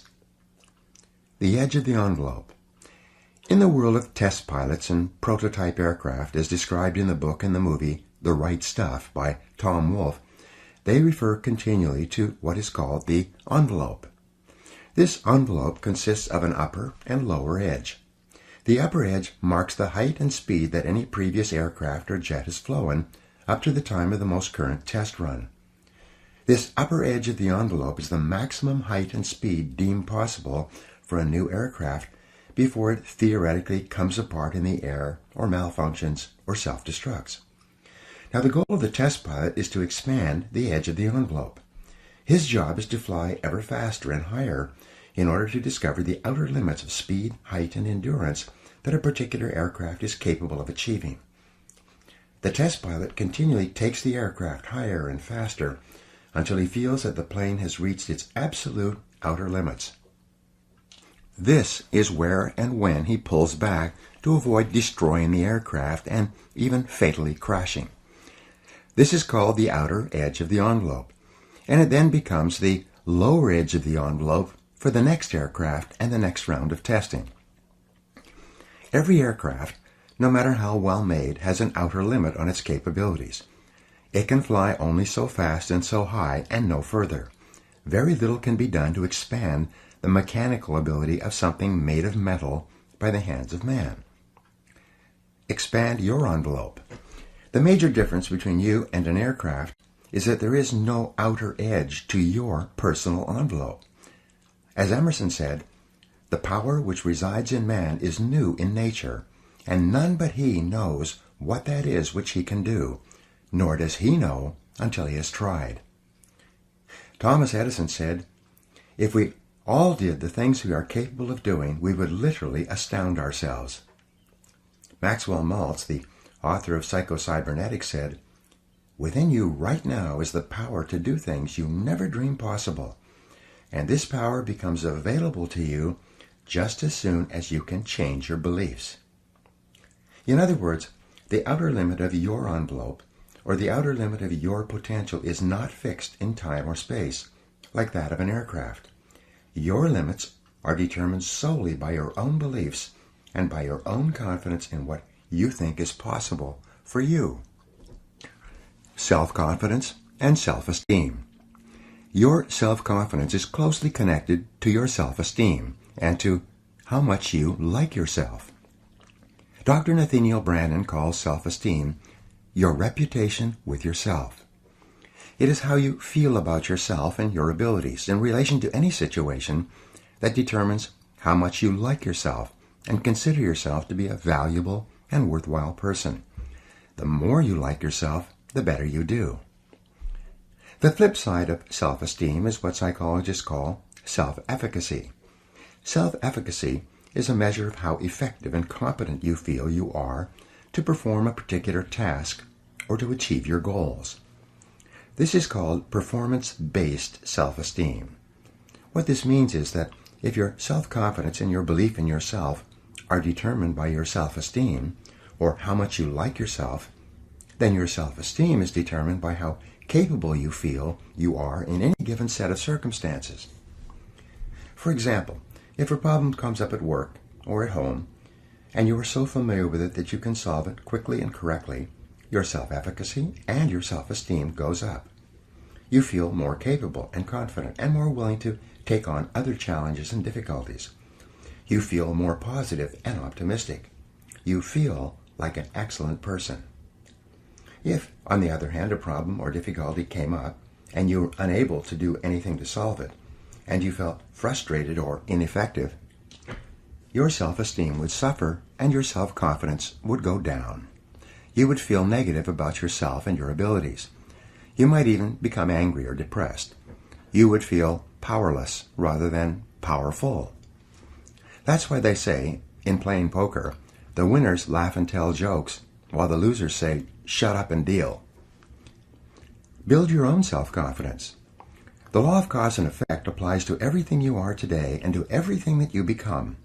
If the effect that you desire is high and unshakable levels of self-confidence, then it is necessary that you engage in the same behaviors practiced by others who enjoy high and unshakable levels of self-confidence, and you will soon experience high levels of self-confidence yourself. Studies conducted on thousands of men and women who have moved from ordinary to extraordinary performance and who have moved from feelings of inadequacy to feeling great about themselves show that there is a direct cause-effect relationship between competence and mastery on the one hand and self-confidence on the other. Mihaly Csikszentmihalyi of the University of Chicago wrote an excellent book, Flow, The Psychology of Optimal Performance, in 2008 on peak performance. Peak experience is a form of natural high that causes you to feel absolutely terrific about yourself and gives you a wonderful overall feeling of well-being and happiness. And the causes of this effect are now well known. Achieving peak performance. To attain this wonderful, healthy feeling of optimal performance, you need clear goals, challenging standards, regular feedback, total concentration, step-by-step success, and a feeling that you are expanding your capabilities to a new, higher level. When you have created a situation where you experience all of these, you sense that you are working at the outer edge of your own personal envelope. You feel that you are getting progressively better and better at something you are ideally suited to do, and that while you are still working within the range of your capabilities, you are stretching yourself at every moment. When you are caught up in this kind of experience, you often lose track of time. You become unaware of hunger, thirst, or fatigue. You feel calm and clear-headed and euphoric. Tests show that when you are in this state of flow, your brain releases endorphins, nature's happy drug, which causes you to feel happy and energized. Often when you are in this state, the rest of the world seems to slow down. You seem to function with extraordinary clarity. You seem capable of accomplishing great quantities of work in a shorter period of time, with great accuracy and few mistakes. You realize that if you could have this flow experience on a regular basis, you could do incredible things in your work and your life. Getting into the flow experience. Everyone has had this heightened experience at some time, usually when they have been under a tremendous amount of stress or pressure to get a lot done in a short period of time. But at the same time, they had clear goals and a strong belief that they were capable of meeting the challenge. At this point, they kicked into flow and felt as though they had taken off and left the ground. You have had this experience yourself in the past. Often, it was so extraordinary that you remembered it for many months or even years. And here's the point.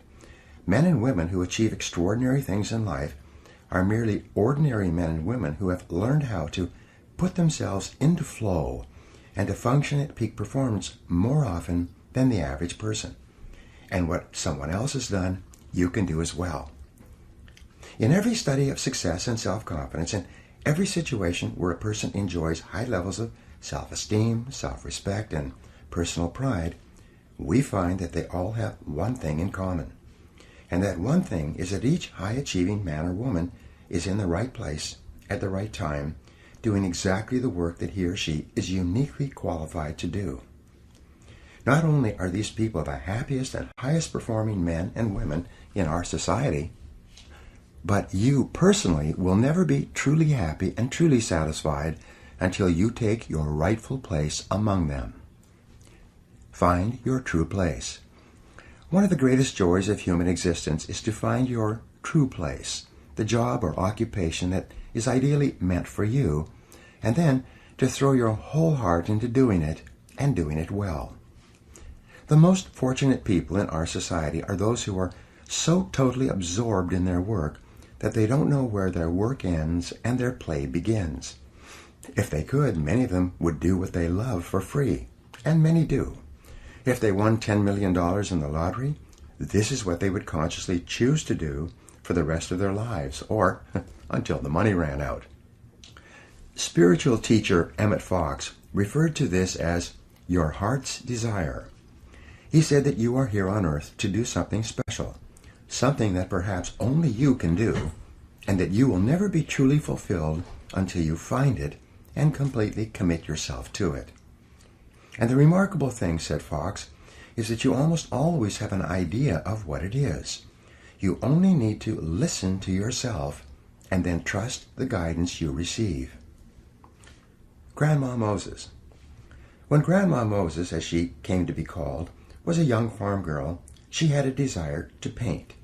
But her family and friends told her that that was nonsense. They told her that, as a farm girl, her role in life was to marry a farm boy and to have and raise farm kids. So she put her heart's desire aside and did what she thought she was supposed to do. She had children by the time she was out of her teens, and more children in her 20s. In her 40s, she became a grandmother, and in her 60s, a great-grandmother. When she turned 75, her husband was dead and her children were grown, and the doctor told her she was too old to work on the farm any longer. She felt that she didn't have much time left, so she decided to fulfill her heart's desire and to do some painting before she passed on. She went to a nearby town and visited an art store. The person in the art store sold her some paints and canvases and brushes and showed her how to use them. She went back to her farm and sat down and began painting what came to be called primitive American landscapes. Grandma Moses finished her first painting when she was 78. When she was 101 years old, a major gallery in New York held a showing of her works. In the last 10 years of her life, some of her paintings were selling for more than $100,000 each. Now here's the rub. She was told as a young girl that she couldn't paint because it cost too much and no one could afford it. Yet, when she began painting, she earned more in a year from her paintings than she and her husband had earned in an entire lifetime of hard work on the farm. She was not only a complete natural, she was also a totally original talent. It's been estimated that if she had begun painting in her late teens, as she really wanted to do, and her paintings had been as successful commercially as they still are today, she might have become one of the richest women in America. Follow your heart. The history of the human race is written in the life stories of men and women who followed their heart's desires and did what they were uniquely qualified to do, and did it with all their heart. And no matter what your situation is, this possibility lies open to you right now. Colonel Harlan Sanders was 66 years old before he sold his first chicken based on his Kentucky Fried Chicken recipe. He had been working as a cook and as the owner of his own small cafe all his life, preparing fried chicken with his recipe.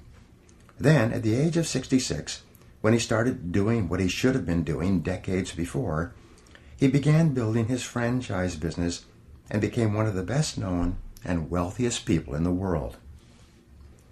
A young man, 16 years old, one of my students, became so excited about his potential that he started his own food service business, made a success of it, and sold it out at a profit by the time he was 18 years old. His accomplishment and his confidence as a result were so impressive that when he went to work for a major grocery chain, they promoted him up the ladder so fast that before the end of his 18th year, he became the youngest full manager of a major grocery store in America, and he loves every minute of his work. Courage and confidence are essential. Countless men and women have written to me and returned to my seminars around the country and told me that summoning up the courage to do what they really wanted to do was the turning point in their lives. Some of them had dramatically increased their incomes 5 and 10 times, although many had not. In every case, they were working harder than ever before, but as a result, they were happier than they had ever been. Their postures are strong and straight. Their eyes shine. Their voices are clear. Their language is positive. And it's obvious that they're really enjoying their lives. They have a calm, quiet confidence in themselves that is unmistakable and makes them stand out from others around them. Your development of competence and mastery, and the self-confidence that goes with it, actually begin with self-analysis and self-awareness. Socrates said that the beginning of all wisdom and understanding is contained in the words, "Man, know thyself." And in analyzing yourself to determine what it is that would be ideal for you to do, there are 6 approaches you can use. First, ask yourself these questions. 1. What talents, skills, and abilities do you have that seem to be natural to you? 2. What have you been able to do easily and well in the past that seems to be difficult for other people? 3. What subjects in school and what parts of your work have you naturally gravitated toward? 4. What did you most enjoy doing between the ages of 7 and 14? Ask your mother. This is often a predictor of what you should be doing as an adult. 5. What parts of your work do you love to do and seem to do well? And 6. What work or activities give you a natural high? They give you energy, fill you with enthusiasm, and you lose track of time when you are doing them. Every person is put on this earth with a unique combination of talents and inclinations that makes him or her different from anyone else who has ever lived. And it is only when you find the special situation that can most benefit from your unique capabilities that you will be able to make the greatest contribution and enjoy the greatest rewards, both tangible and intangible. Finding the right job for you and then becoming excellent at that job is one of the chief responsibilities of adult life. The 4 quadrants of work. An excellent exercise in self-discovery is for you to divide your work activities into 4 quadrants. This was first suggested by Viktor Frankl, the founder of logotherapy. The 4 quadrants are divided up by hard to learn versus what is easy to learn, and what is hard to do versus what is easy to do. Quadrant 1. In the first quadrant, you find those jobs and activities that are hard to learn and hard to do. These are probably areas for which you have no natural facility and from which you get very little pleasure, like a salesperson having to do detailed account reports or financial analysis, or a computer programmer expected to make sales calls or do public speaking. The individual and the occupation are not suited to each other. They are hard to learn and always hard to do. Quadrant 2. This quadrant contains things that are easy to learn but hard to do. Hard physical labor might fall into this category, like digging a ditch with a shovel. It's easy to learn, but it's always hard to do. Quadrant 3.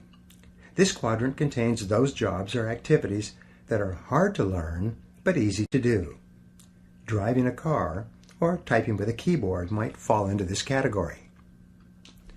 They are difficult to learn at first, but once you have learned them, they're easy to do afterwards. Quadrant 4. This quadrant, in terms of what you should ideally be doing, is the most important. These are the jobs that are easy to do, and they were so easy to learn that you often forgot how you learned them at all. These are invariably the types of jobs or the kind of work at which you excel and which are almost effortless for you, although they may be difficult for others. This is or are the work or jobs that you should be doing with your life. Examine your work history.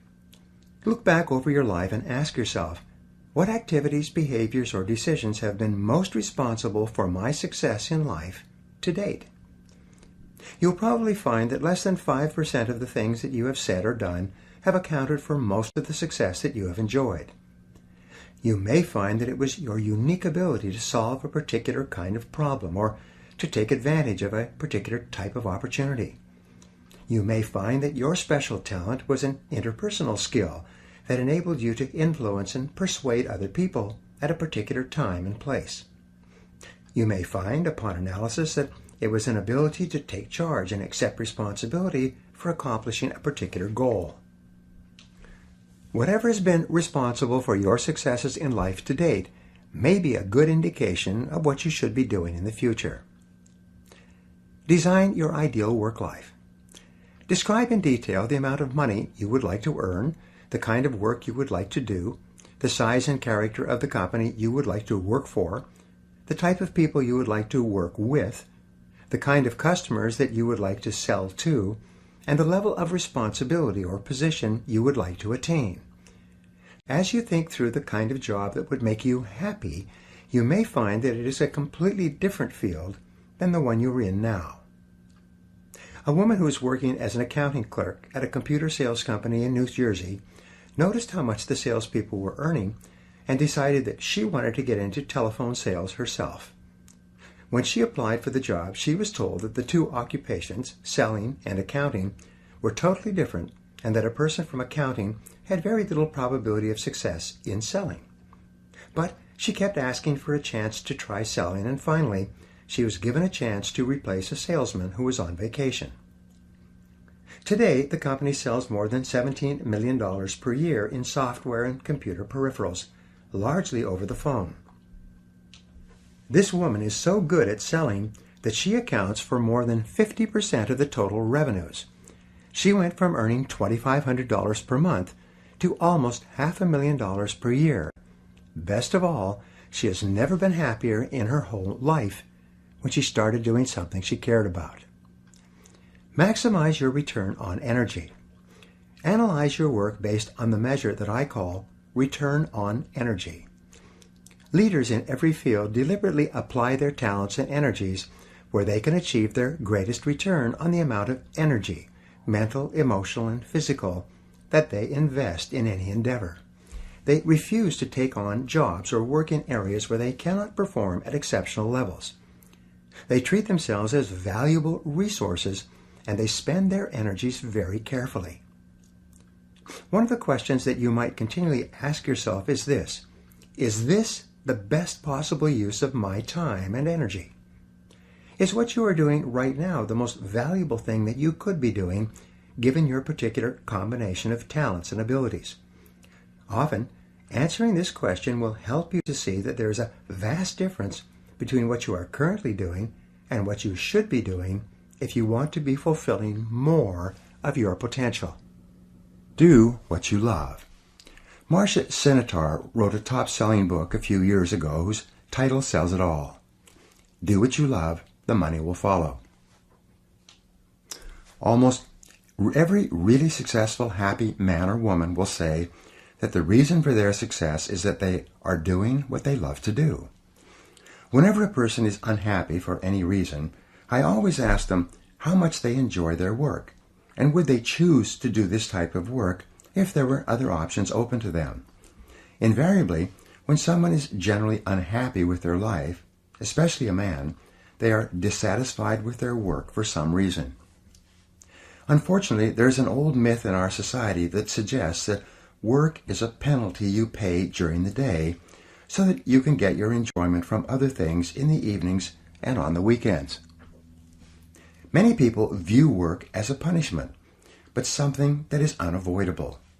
They try to do it as well as they need to so they don't get fired, but they never really think about whether they enjoy it or not. However, this attitude is not for you. Your life is too precious and valuable to spend it doing something you don't enjoy. Every minute of it should be spent doing things that you love and care about and which make you happy. The wonderful thing is that the highest paid people in America and worldwide are often working at jobs that they enjoy so much that they hate to go home at night. And the lowest paid people are invariably found at jobs they dislike, where they are just going through the motions.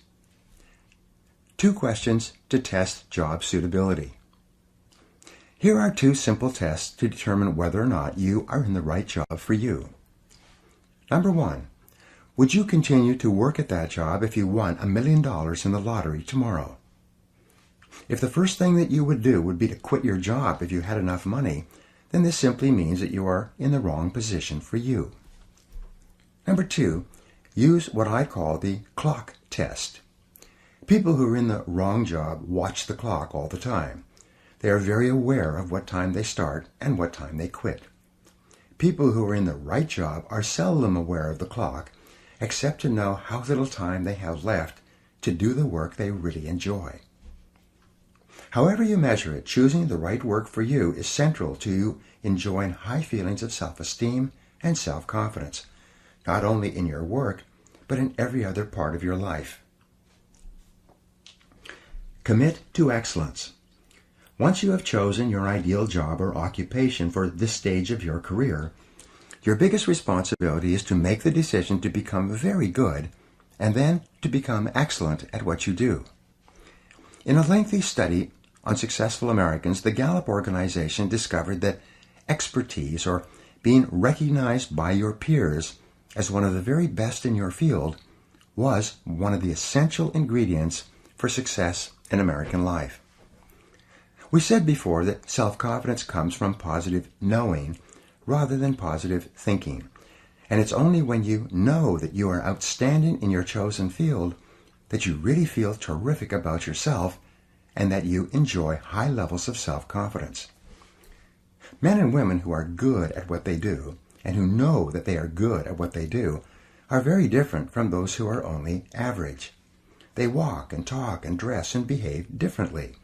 They have an attitude of assurance and certainty about themselves, which causes them to stand out in any group. They have a deep-down sense of self-worth and self-confidence that is evident to everyone around them. Excellence is learnable. A man in his mid-20s came up to me at a seminar in Pittsburgh recently. He said that he had started in sales just over 4 years ago. When he began, he had no experience and knew nothing about either how to sell or anything about his product and how it could benefit his prospects. He told me that his basic sales training was provided to him by his manager in the form of my audio program, The Psychology of Selling. As he listened to this program, which taught him how to sell professionally step by step, he became excited about learning and about professional development. He listened to the audios over and over and then bought additional audio programs and began reading voraciously in the field of selling. He told me that in his first year in a very competitive market, he earned $22,000. But as he read and listened to audio programs and attended seminars, he got better and better. In his second year, he earned $48,000. He became totally committed to continuous learning, and in his third year, he earned $94,000. In his fourth year, he earned just over $175,000 selling the same products in the same competitive market to the same customers at the same prices and under the same economic conditions. And he had driven to the seminar in his new Mercedes. Not everyone can experience such extraordinary financial results, but the most important thing about this young salesman was that he exuded self-confidence and personal pride from every pore. He had a positive self-image and high self-esteem. He was admired and respected by the people around him, and he was held up as a model to others of what they might become if they just worked on themselves and on their jobs hard enough. This brings us to a very important mental principle called the law of accumulation. The application of this law is a fundamental reason for success in every field, including yours. This law says that every great life or great career is an accumulation of hundreds and perhaps thousands of efforts that nobody ever sees or appreciates. Great success is the result of countless hours, maybe even months and years of preparation and hard work toward the goal of becoming very good at what you are doing. This law of accumulation says that life is very much like a balance sheet, with both credits and debits. Every time you do something positive to enhance your abilities and to improve your life, you get a credit on the credit side of your ledger. Every time you waste your time or neglect to take advantage of an opportunity to learn and grow, you get a debit on the debit side of your ledger. Here's the key. Everything counts. Everything that you do or fail to do is written down and totaled up on your balance sheet. Everything that you do or fail to do counts in some way. Nothing is neutral. Everything is either moving you toward a better life or moving you away from it. Everything counts. A successful, happy, self-confident person is an individual who has consciously and deliberately built up a lot of credits on his or her balance sheet. An unhappy, negative, or insecure person is a person who has a lot of debits on his or her balance sheet. And since the only things that count are your actions, it seems that every positive and constructive action you engage in adds up and increases your levels of self-confidence and self-esteem. The law of incremental improvement.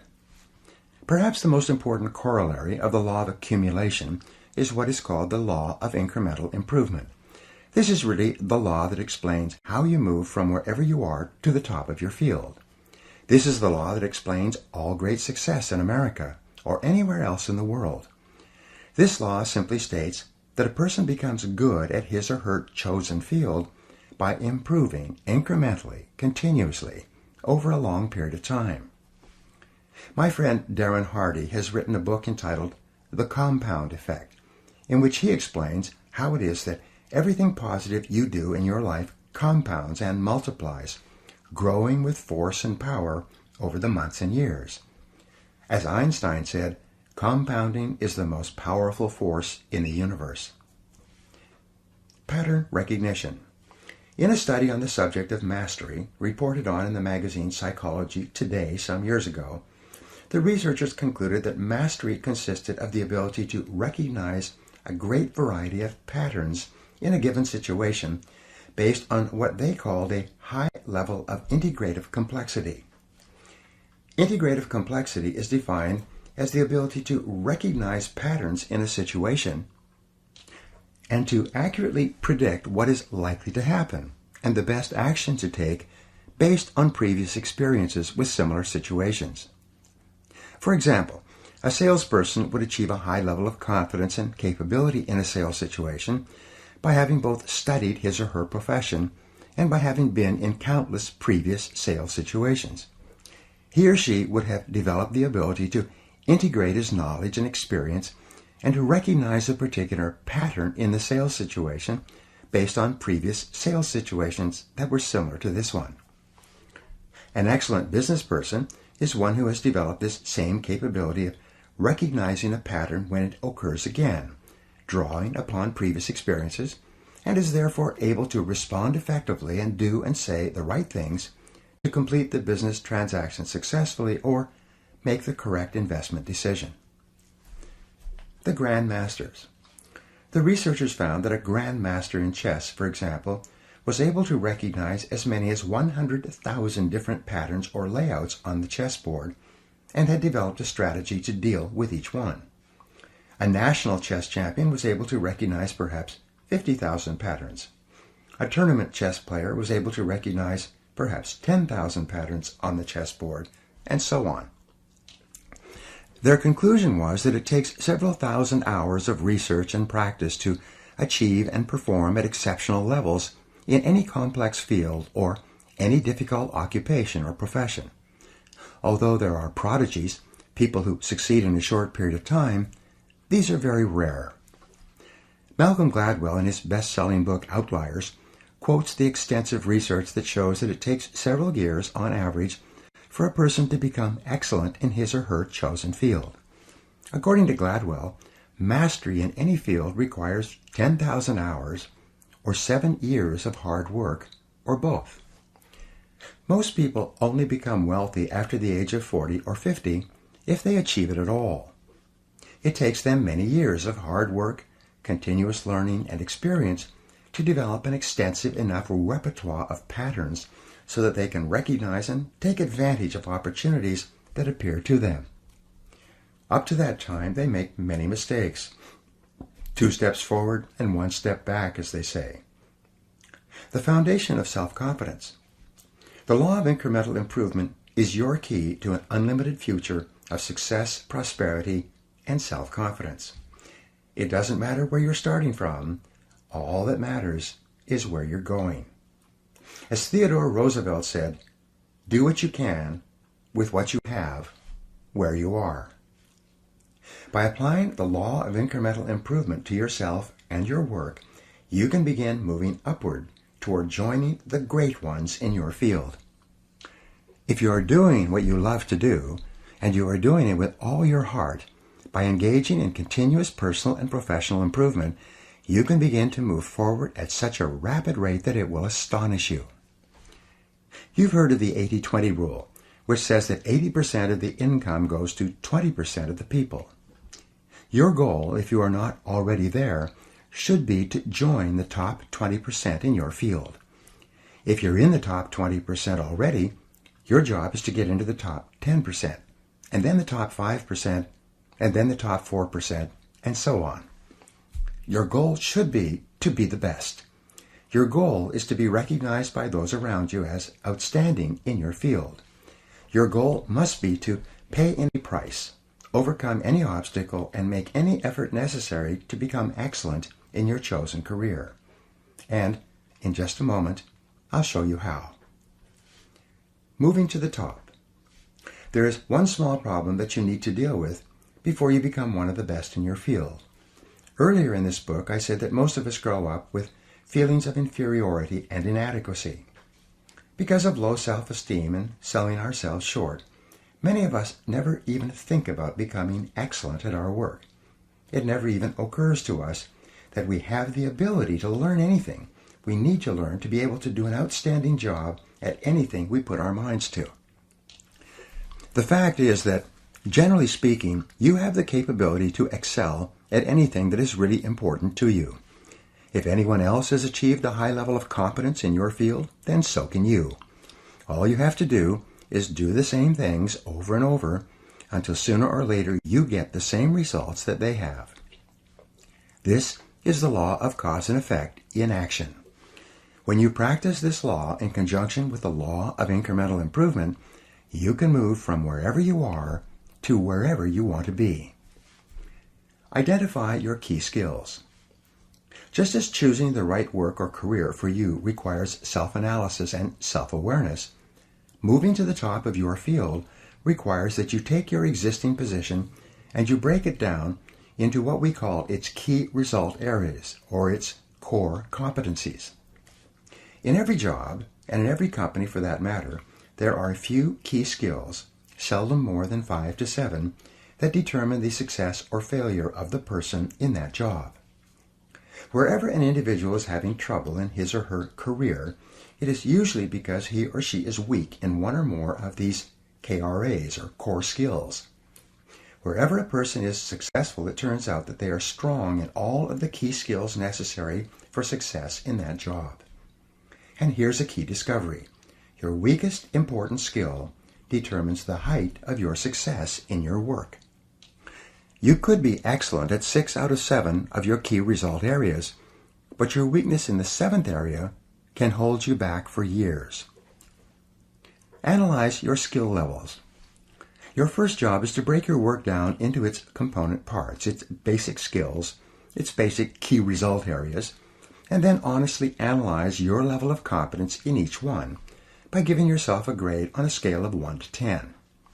For example, if you are in sales, your key result areas or core skills might be prospecting, establishing rapport, identifying problems accurately, presenting solutions, answering objections, closing the sale, and getting resales and referrals from satisfied customers. A weakness in any one of these areas could be fatal to your success and your income. If you're in business, your key result areas could be leadership and management, strategic planning, marketing and sales, staffing and delegating, financial controls and administration, and production and quality controls. Each situation may be slightly different, but the same concept applies. Success begins by analyzing the individual parts of your performance and then by making a plan to become very good in each area. Deliberate practice. One of the most important breakthroughs in personal performance and career success is described in Jeffrey Colvin's top-selling book, Talent is Overrated. Colvin shows that most people start their careers with limited marketable skills and then develop from there. It turns out that those executives who got to the top early in their careers developed the habit of identifying the most important skill they could develop at that stage of their career. They would then dedicate themselves to mastering that skill, one skill at a time.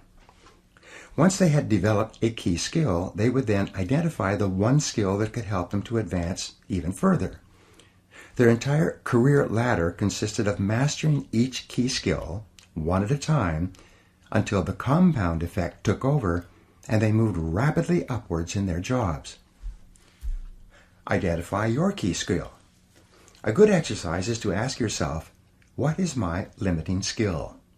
What is it that I do or don't do that is determining the speed at which I succeed and move ahead in my job? What is the performance bottleneck or choke point in your work? What limits you or holds you back from getting to where you want to go?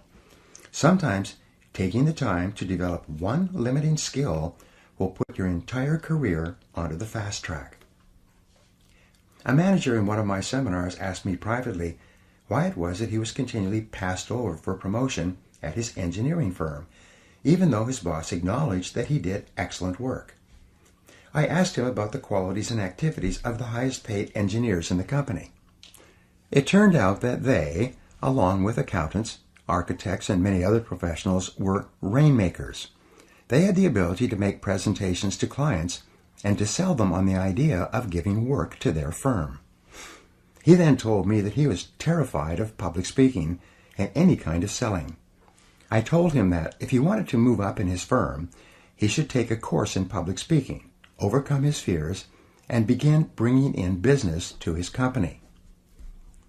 A year later, I was giving another management seminar which he attended. He had taken my advice, joined Toastmasters, and taken a Dale Carnegie course, and had become a fluent and popular spokesman for his company. He had been promoted twice, his income was up 40%, and he was one of the most respected people in his firm. His whole life and career had been transformed by the development of a key skill. All skills are learnable. Once you have defined your ideal job and then broken that job down into its constituent parts or core skills, and then made a plan to become very good in each part of your job, then your final key to self-motivation and a feeling of growth is to commit yourself to continuous, never-ending self-improvement.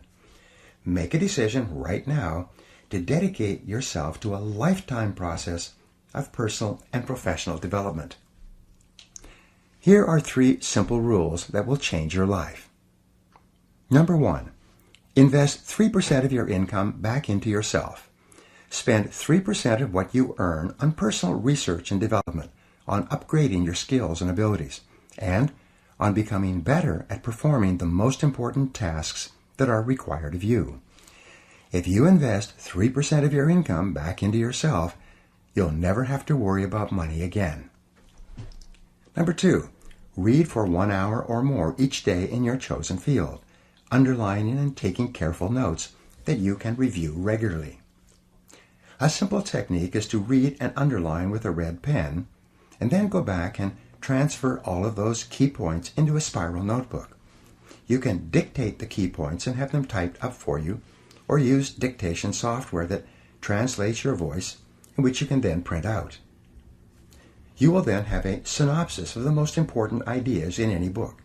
When you review them, which only takes about 10 minutes or so, 5 or 6 times, you memorize all the key points. This method is used by some of the most successful men and women in America.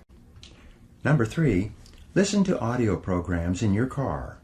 Turn your automobile into a mobile classroom, a university on wheels. Never drive your car without your educational audio programs playing. According to the American Automobile Association, the average driver spends between 500 and 1,000 hours each year in their car. If you turn this driving time into learning time, you can become one of the best educated people of your generation. Your most valuable financial asset. Your ability to earn money by applying your knowledge and skill is the most important single source of money in your life. This is called your earning power and is the sum total of all your knowledge and skill applied to doing a job.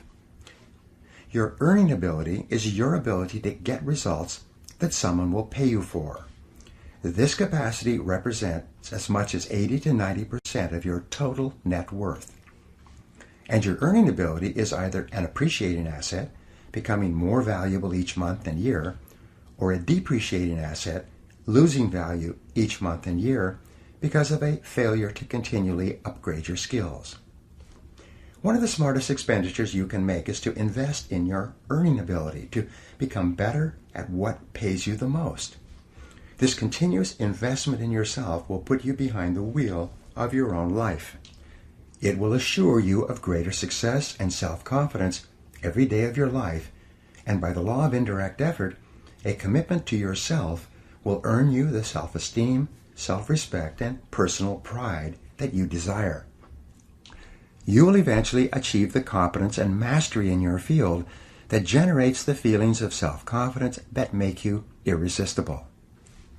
There is no limit to what you can accomplish if you know the direction that you are going and you are willing to make the efforts to become excellent at what you do. Now here are some exercises that you can use to apply these ideas. Number 1, make a decision today to become excellent at what you do. Set it as a goal, make a plan, and work on it every day. Number 2, identify the jobs or parts of your job that you most enjoy, and then seek a way to do more and more of those jobs.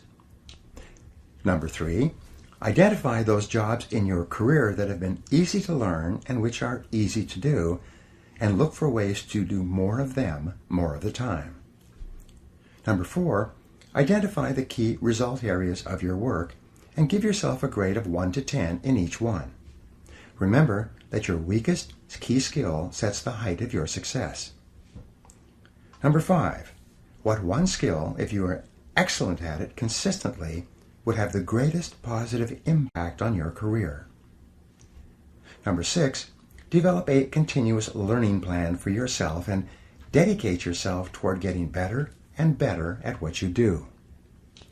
And number 7, identify the most important result or results for which you are paid and resolve to get more and better of those results every day.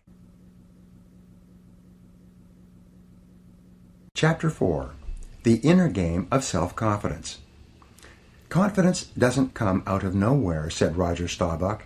It's a result of something, hours and days and weeks and years of constant work and dedication. Aristotle wrote in his famous Nicomachean Ethics that the common aim of mankind is to be happy, however each person defines happiness. One thing we know is that the more confident and the better we feel about ourselves, the happier we are and the more effective we seem to be in everything we do. Self-confidence, however, is really a state of mind based on your belief systems. Belief, or faith, enables you to act boldly in the face of uncertainty. Confidence enables you to face changes and difficulties and unexpected setbacks with calmness and clarity, and allows you to respond more effectively under any circumstances. The law of belief. The law of belief, an important corollary of the law of cause and effect, says that your beliefs become your realities. You do not believe what you see, but you see what you already believe. William James of Harvard said that belief creates the actual fact. In the Bible it says, according to your faith, which is your innermost belief, it is done unto you. If you believe strongly enough and confidently enough, your outer world will tend to conform to a pattern consistent with these beliefs. In fact, your world today is largely an outpicturing of your innermost beliefs and convictions. You behave on the outside based on your beliefs on the inside. You see the world around you based on your beliefs about reality, whether they are correct or not. How can you determine your true beliefs? Simple. You can tell what you really believe by observing what you do and what you don't do. You can tell what you believe by listening to your opinions, your conversations, and by noting your decisions. When you truly believe yourself to be an exceptional human being, possessed of remarkable capabilities, you will walk and talk and act that way, and your inner convictions will become your outer realities. As the Bible says again, all things are possible to him that believeth. The power of belief.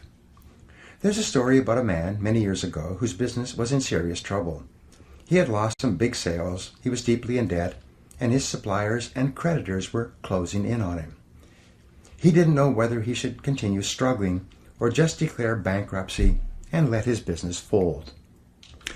He decided to go for a walk in the park that evening and think it over and decide what to do. He was standing in the park on a small bridge looking down at the water when an older man appeared out of the darkness. Seeing his downcast look, the older man stopped and demanded to know what the matter was. For some reason, the businessman told him all about his financial problems and how close his business was to collapsing, even though it was a good business and had a good potential future. The older man listened intently and then said, "I think I can help you." He pulled a checkbook out of his pocket, asked the man his name, and wrote out a check for him, pushed it into his hand, and said, "Take this money. Meet me here exactly 1 year from today, and you can pay me back at that time." Then the older man turned and disappeared into the darkness. The $500,000 check. When the businessman returned to his office, he opened up the check and found that it was for $500,000. He thought it was just a joke until he read the signature. The signature read, John D. Rockefeller. He had received a check for $500,000 from the richest man in the world at that time, the man who had formed the Standard Oil Company and who was well known for giving money away to others. At first, he thought he would cash the check and solve all his financial problems. But then he decided that instead, he would put the check in his safe, knowing that he could draw upon it at any time. He would use this knowledge of having this amount of money to deal more confidently with his suppliers and creditors and to turn his business around. With renewed enthusiasm, he plunged back into his business and made deals, negotiated settlements, extended terms of payments, and closed several large sales. Within a few months, his business was back on top, out of debt, and making money. The man on the bridge. 1 year later, he went back to the bridge in the park with the uncashed check still in his hand. He could hardly wait to tell the older man what had happened. At exactly the agreed upon time, the older man emerged from the darkness once more. Just as the businessman was about to give him back his check and tell him his exciting story of success and achievement over the previous 12 months, a nurse came running out of the darkness up to the old man and grabbed his arm. She apologized to the businessman, saying, "I'm so glad I caught him. I hope he hasn't been bothering you. He's always escaping from the rest home and going around telling people that he's John D. Rockefeller." She took the old man's arm and led him away. The businessman just stood there, stunned. All year long he had been wheeling and dealing, buying and selling, and building his business with the calm, confident knowledge that he had a $500,000 check in his safe that he could cash at any time. It suddenly dawned on him that he had made his business successful based on his beliefs, even though the information upon which his beliefs were based was false. It had been his self-confidence in action that was responsible for the turnaround in his affairs. First, convince yourself. Your job is to achieve the same level of confidence and belief as that possessed by that businessman. The world will largely accept you at your own estimation. It is yourself that you have to convince before you can convince anyone else. But once you are absolutely sure that you have what it takes to master any situation, you will act in such a way that your beliefs will become your reality. We're really talking here about what we call mental fitness, or the hardy, resilient personality. And mental fitness is subject to the law of cause and effect. You can develop the kind of unshakable self-confidence that you desire by simply repeating certain thoughts and actions over and over until they are driven deep into your subconscious mind and take on a power of their own. You can build your level of mental fitness just as you would build your level of physical fitness by working on your mental muscles in a specific way until they are as strong and as effective as you want. The power of suggestion. Perhaps the most powerful influence in determining your mental and emotional state at any time is the power of suggestion. The power of suggestion begins influencing you even before you're born and continues from infancy and throughout your life, making you the kind of person you are today. Experts say that fully 95% of what you do, say, think, and feel is determined by environmental and psychological suggestive influences around you. For example, the average person is so susceptible to suggestive influences that a rude word from another person may cause him or her to be upset and angry for hours. On the other hand, a kind word of praise or recognition may cause him or her to be positive and happy for the rest of the day. We are all very susceptible to the suggestive influences that surround us. Control your suggestive environment. To enjoy high levels of self-confidence, you must be able to make up your own mind and free yourself from any influences that cause you to feel negative or unhappy for any reason. You must take full control over your own thinking and over your own suggestive environment, making sure that what you are allowing into your mind is consistent with the things you want and the person you want to be. And you must work to keep out all other influences. There are 3 forms of suggestion that can determine how you feel about yourself and how you think. The first is called external suggestion. These are all the activities that go on around you, from the moment you get up in the morning until your last communication or information input in the evening. Depending upon how open and receptive you are, you can be inordinately influenced by television, radio, newspaper, the internet, conversations, work experiences, feedback from superiors, interactions with members of your family, even problems in traffic or changes of temperature on the outside. The great majority of people allow much of their lives to be determined by what is going on around them, convincing themselves that they are thinking independently, when instead they are merely reacting to whatever happens. Control your emotions. This is why the negative emotions that upset and disturb you are usually unconscious, unthinking reactions that are triggered by external events. We know this is true because no one would consciously and deliberately decide to feel negative, angry, or upset. When people are in control of their emotions, they choose to feel happy. For example, one of the most common expressions of negative emotions has to do with what are called conditioned responses. These are automatic responses that we engage in when somebody pushes one of our hot buttons. A hot button is a habitual negative way of reacting to an experience or to something that someone says. Each person has a series of these buttons, and when we know a person well, especially in an intimate relationship, we know just what buttons to push to get whatever reactions we want. When one of your buttons is pushed, such as when someone mentions someone or something that you feel very strongly about, you respond with anger and defensiveness. If you hate to get cut off in traffic and somebody cuts you off inadvertently, your hot button will be triggered and you'll be talking angrily to yourself and to anyone else who will listen for the foreseeable future. Think before you react. One of the ways to take control over your mind is to identify the various external factors that cause you to become angry or upset in advance. Make a list of everything that happens where you have a tendency to respond negatively. Then, consciously make the decision that in the future, when one of these issues comes up, you will instead respond calmly and positively and not allow yourself to become upset and angry. Each time something happens that would normally trigger a negative response from you, consciously decide not to respond or to react in any way. Smile, take a deep breath, and remain calm. The more you practice this, the easier it will become. You will become more positive and optimistic. Your self-confidence will go up and you will feel more in charge of your own life.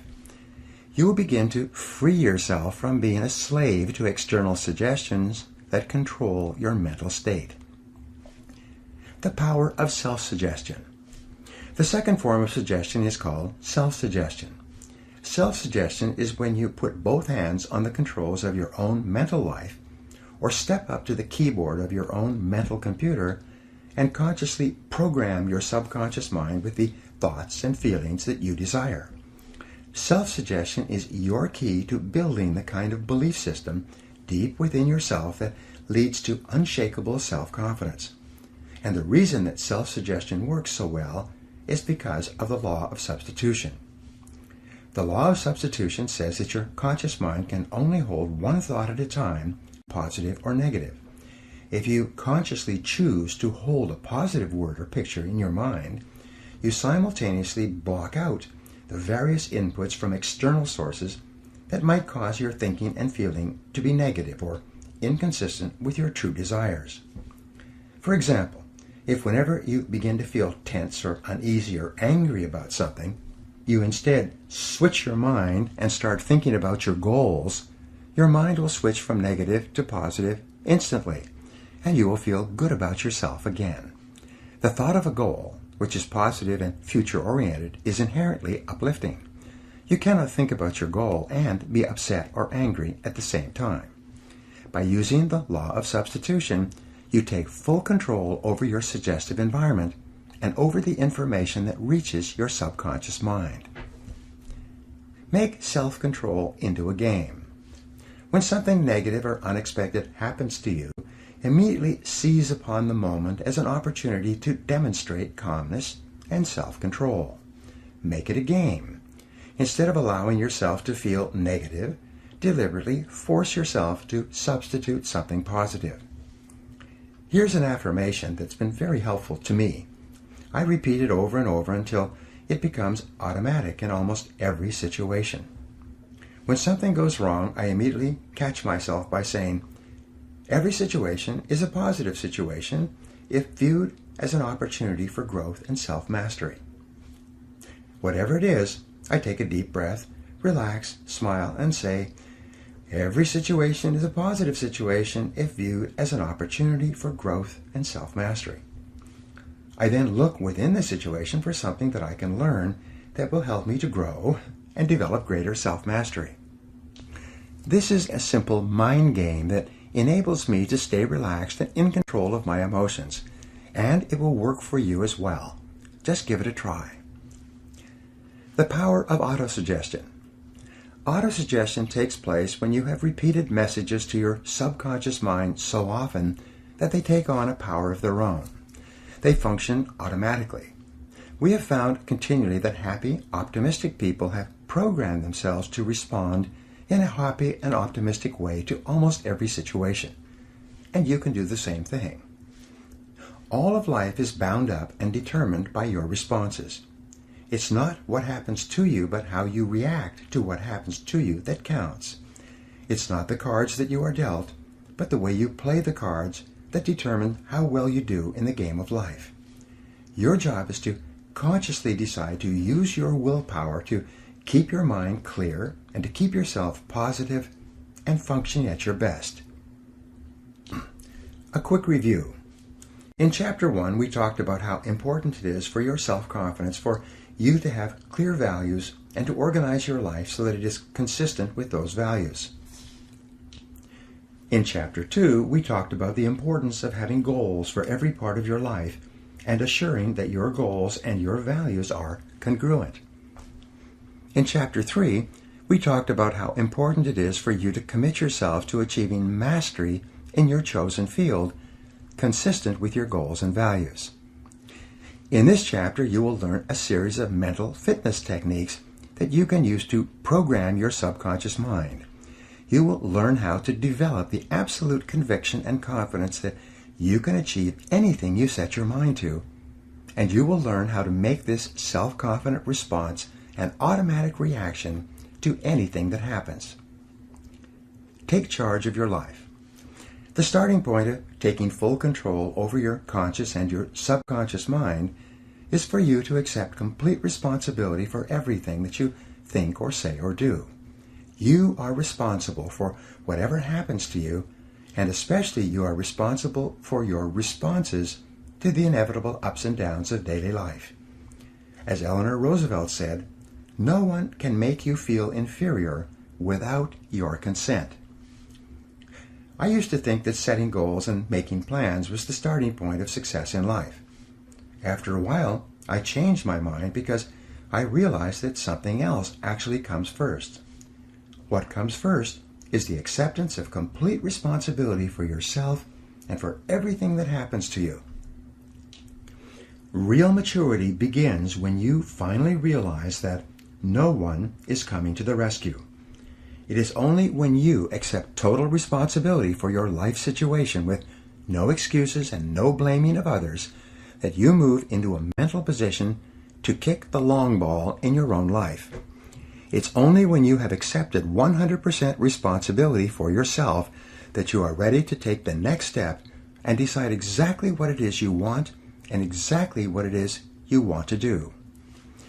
Accepting responsibility is not an option that is open to the individual. It is mandatory. It is an absolute fact of human existence. You do not have the luxury of blaming others or making excuses for parts of your life that are not satisfactory. As Henry Ford II said, never complain, never explain. No one makes you do anything or feel anything. You are where you are and what you are because you have decided to be there. Everything that you are or ever will be is entirely up to you. If there's any effect in your life that you're not happy about, it is solely up to you to change the causes. You are completely responsible. Actions have consequences. Fully mature people accept that their actions have consequences. A fully functioning adult knows that he or she can choose an action, but that once the action is taken, both predictable and unpredictable consequences will follow. The true adult accepts that for every cause there will be an effect. For every action, there will be a reaction. You can choose the action before you act, but you cannot choose or control the consequences or reaction afterwards. Intelligent adults are very careful about the thoughts they think and the actions that they take. They do not fool themselves or engage in self-delusion. They don't pretend that things might happen differently, nor do they trust to luck. Inactions also have consequences. What are called crimes of omission are often more serious to your long-term prospects than the mistakes you make. Omitting to think through your values, set clear goals, make plans, commit to excellence, and so on, can be disastrous to your possibilities of great success. Problems versus facts. The starting point of success is the acceptance of reality.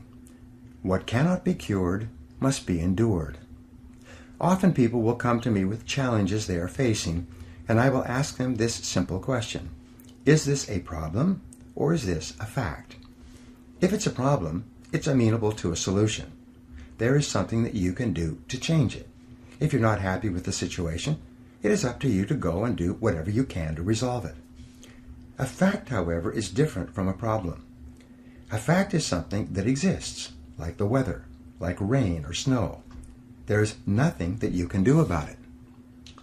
You can solve problems, but the reality principle says that you have to learn to live with facts. Something unfortunate that has happened is a fact. A sale that did not go through, a business deal that collapsed, a relationship that didn't work out. All of these are facts. Many people waste an enormous amount of emotional energy struggling with facts when they would be much better off concentrating on doing better in the future. Accepting responsibility is the beginning. Your goal is to be happy, confident, and optimistic. The way that you achieve this is by making these positive responses so automatic that you remain predominantly happy, confident, and optimistic no matter what happens. You can achieve this result by taking specific, proven, practical steps that have been used by millions of people and which work with virtually unfailing certainty. The starting point is accepting complete responsibility for every aspect of your life. Control your thoughts. You demonstrate this attitude of responsibility by exerting your freedom to choose the thoughts you wish to hold in your conscious mind. You choose to think positive, constructive thoughts rather than negative, destructive thoughts. Psychologists refer to this as the cognitive control method. Cognitive control simply means that you control your thoughts, keeping them positive and repeating positive messages to yourself over and over until they become automatic responses to daily life. Positive self-talk. The first mental fitness technique is that of positive self-talk, or the use of positive affirmations. The way you talk to yourself has an inordinate impact on your thinking and feeling. Many researchers, including Dr. Martin Seligman of the University of Pennsylvania, have discovered that high-performing men and women talk to themselves differently from low-performing men and women. Basically, your self-talk, or your inner dialogue, determines the tone of your emotional life. You are happy or sad, positive or negative, depending upon what you say to yourself and how you interpret events to yourself as you go along. For example, if you're cut off in traffic and you immediately become angry and begin thinking about how stupid and irresponsible and what a bad driver the other person is, you will trigger a very different reaction than if, when you are cut off in traffic, you excuse the other person by thinking to yourself that he or she must be late or distracted or must not have seen you. It may be exactly the same external event, but the way you interpret it and your ensuing conversation with yourself will determine whether or not you experience positive or negative emotions about the situation. Your interpretive style. The starting point of using positive self-talk is to interpret everything that happens to you in a favorable way. Become what wealthy W. Clement Stone called an inverse paranoid. Imagine that the whole world is in a giant conspiracy to help you to be successful and happy. Imagine that everything that happens is happening to teach you something valuable and to move you closer to achieving your most important goals. Just as a paranoid is convinced that there is a conspiracy against him, an inverse paranoid is convinced that there is a conspiracy for him or for her. Practice the wonderful mental quality of serendipity. In the fairy tale, the three princes of Serendip traveled around finding that every apparently negative or calamitous event they witnessed turned out to be positive and beneficial in the end. Make it a game to look for the good in every situation. practice positive expectations. The law of expectation says that whatever you expect with confidence becomes your own self-fulfilling prophecy. When you develop an attitude of positive self-expectancy, you become a more optimistic and cheerful person. Whatever happens, you immediately interpret it in the best way possible. In Napoleon Hill's famous book, Think and Grow Rich, he wrote that one of the characteristics of the most successful men and women in America is that they always look for the opportunity or benefit within every setback or obstacle. Because of the law of substitution, if you're looking into every difficult situation for the lesson you can learn, or for the possible opportunity it might contain, your mind will remain positive and you will continue to function at your best. Talk to yourself positively. Whenever you think of an upcoming event, talk to yourself in positive language. Perhaps the most powerful affirmation of all for building self-confidence is for you to repeat over and over 50 or 100 times per day the words, I can do it, I can do it, I can do it. These simple words are the verbal antidote to the fear of failure, which, as you know, is the great destroyer of self-confidence and probably the primary reason for failure in adult life. But you can diminish the fear of failure in any situation by repeating, I can do it, I can do it, I can do it. Whenever you think of an event that causes you to feel nervous or insecure, whenever you have something coming up that fills you with trepidation, exert your powers of self-talk and self-suggestion by saying, I can do it, to cancel out and override any negative emotions associated with it. Control your thoughts and feelings. The most powerful affirmation for building self-esteem are the words, I like myself, I like myself, I like myself. These simple words, repeated often enough with energy and enthusiasm, will eventually be accepted by your subconscious mind. As your subconscious mind accepts this message of self-liking, your self-esteem goes up, and your ability to perform and your levels of effectiveness improve in every area of your life. If you want to do your work better, just say, I love my job, I love my job, I love my job. In their best-selling book, Success Through a Positive Mental Attitude, W. Clement Stone and Napoleon Hill recommend that you repeat several times a day the words, I feel happy, I feel healthy, I feel terrific. One of my favorite affirmations, whenever I'm worried about anything, is to cancel it by saying, I believe in the perfect outcome of every situation in my life. I believe in the perfect outcome of every situation in my life. You will find that it's almost impossible to worry and fret about anything while you're repeating this kind of positive message to yourself. Unlimited potential. Your potential is unlimited using affirmations. Remember that affirmations are a way of programming your subconscious mind. By repeated affirmations, you can instill within your mind powerful, positive commands that will eventually determine your automatic thoughts, feelings, and responses. In order for affirmations to work, they must be phrased using the 3 Ps. They must be in the present tense, positive, and personal. The affirmations, I can do it, I like myself, I feel terrific, are all positive, present tense, and personal. The subconscious mind is very literal in nature and can only accept commands phrased in the present tense. For some reason, it ignores negative commands and focuses only on the positive message.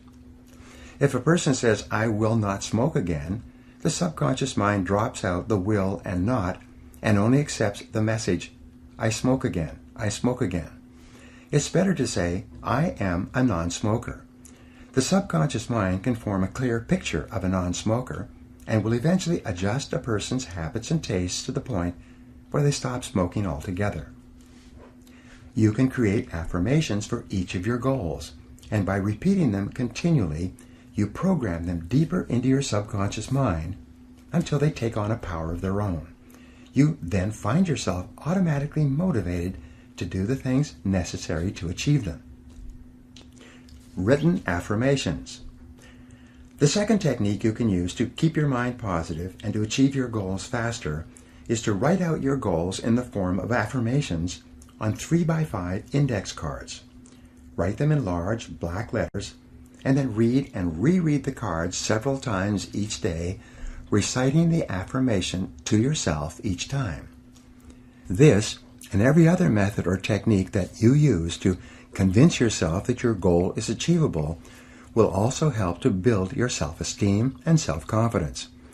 This attitude or belief will cause you to take the specific actions that will eventually make your goals a reality. Practice visualization. The third technique for building self-confidence is the use of positive visualization. This is the process of creating clear mental pictures of the person that you want to be, doing the things that you want to do, and achieving the goals you want to achieve. Because your subconscious mind cannot tell the difference between a real experience and one that you vividly imagine, it will give you the thoughts and feelings that would accompany your realization of your mental pictures. What determines the impact of visualization is the amount of emotion that you combine with the picture when you hold it in your conscious mind for reception by your subconscious. The more emotion with which you visualize, the faster the visualization will emerge in your reality. Mental rehearsal. An effective way of visualizing is a peak performance technique called mental rehearsal. In mental rehearsal, you go through an upcoming event in your mind, detail by detail, and imagine it happening perfectly, with you being completely successful in the end. Prior to any event of importance, you recall and relive a previous experience where you performed well. You take a few moments to replay in your mind a picture of the last time you did this particular activity successfully. If you have to write an exam of any kind, take a few moments to close your eyes, breathe deeply, and see yourself writing the exam easily, knowing all the answers. If you have to make a sales call, take a few moments prior to the sales call, close your eyes, and see yourself in the sales call, perfectly relaxed, calm, positive, and in complete control. See the prospect or customer responding positively towards you and signing the contract or check at the end of your visit. If you have an interview coming up, take a few moments to rehearse the interview in your mind. Go through every stage of it. See yourself performing at your very best and visualize the other person responding to you in a positive and productive way. Improve your mental pictures. All improvement in your life begins with an improvement in your mental pictures. If you want to wear beautiful clothes, you should purchase and read magazines filled with pictures of models wearing the kind of clothes you desire. Visit clothing stores of the very best quality and try on clothes that you eventually want to own. Flood your mind with pictures and sensations of the reality that you desire to experience. If you want to drive a better car, go and test drive exactly the automobile that you desire.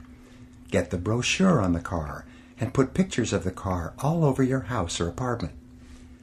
A friend of mine used this exact technique to get his dream car. He cut out a picture of the new BMW he wanted and put it on the steering wheel of his car. Each time he looked down, he imagined he was already driving his dream car. Within 1 year, he had it. When you take your desired car for a test drive, fill your senses with every detail of the automobile. Touch it and smell it and look at the upholstery and the dashboard and the interior design. Your main job is to get a clear picture for your subconscious mind to go to work on. Get your dream house. If you wish to live in a nicer home, go out to open houses in the neighborhood that you desire to live in. Walk through the homes and imagine living there. Don't worry for the moment whether or not it was possible or how high the prices are. Your primary job is simply to get the picture.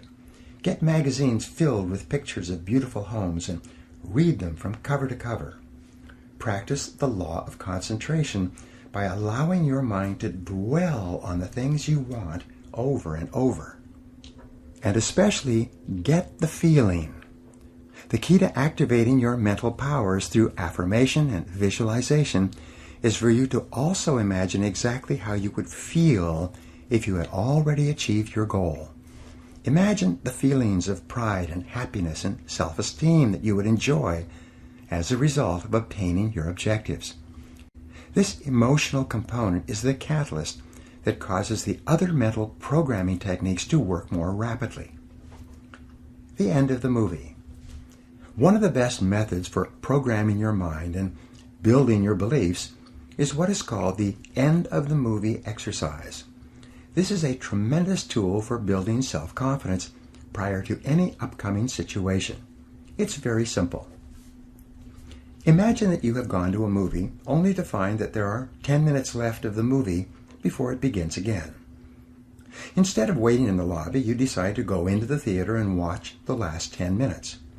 You see how the plot works itself out, how the drama is resolved, and how the movie ends satisfactorily. You then wait for a few minutes, and when the movie starts again, you watch the movie from the beginning. Only now, however, you know that it turns out all right. You know how each part of the plot eventually resolves itself satisfactorily. Instead of becoming caught up in the drama and uncertainty and tension, you simply relax peacefully, knowing how it all turns out at the end of the movie. You can apply this same technique to almost everything you do. You can manufacture your own self-confidence by imagining that no matter what your situation, everything turns out perfectly in the end. Create that end-of-the-movie feeling in yourself whenever you think of an upcoming event or problem that causes you any tension or insecurity at all.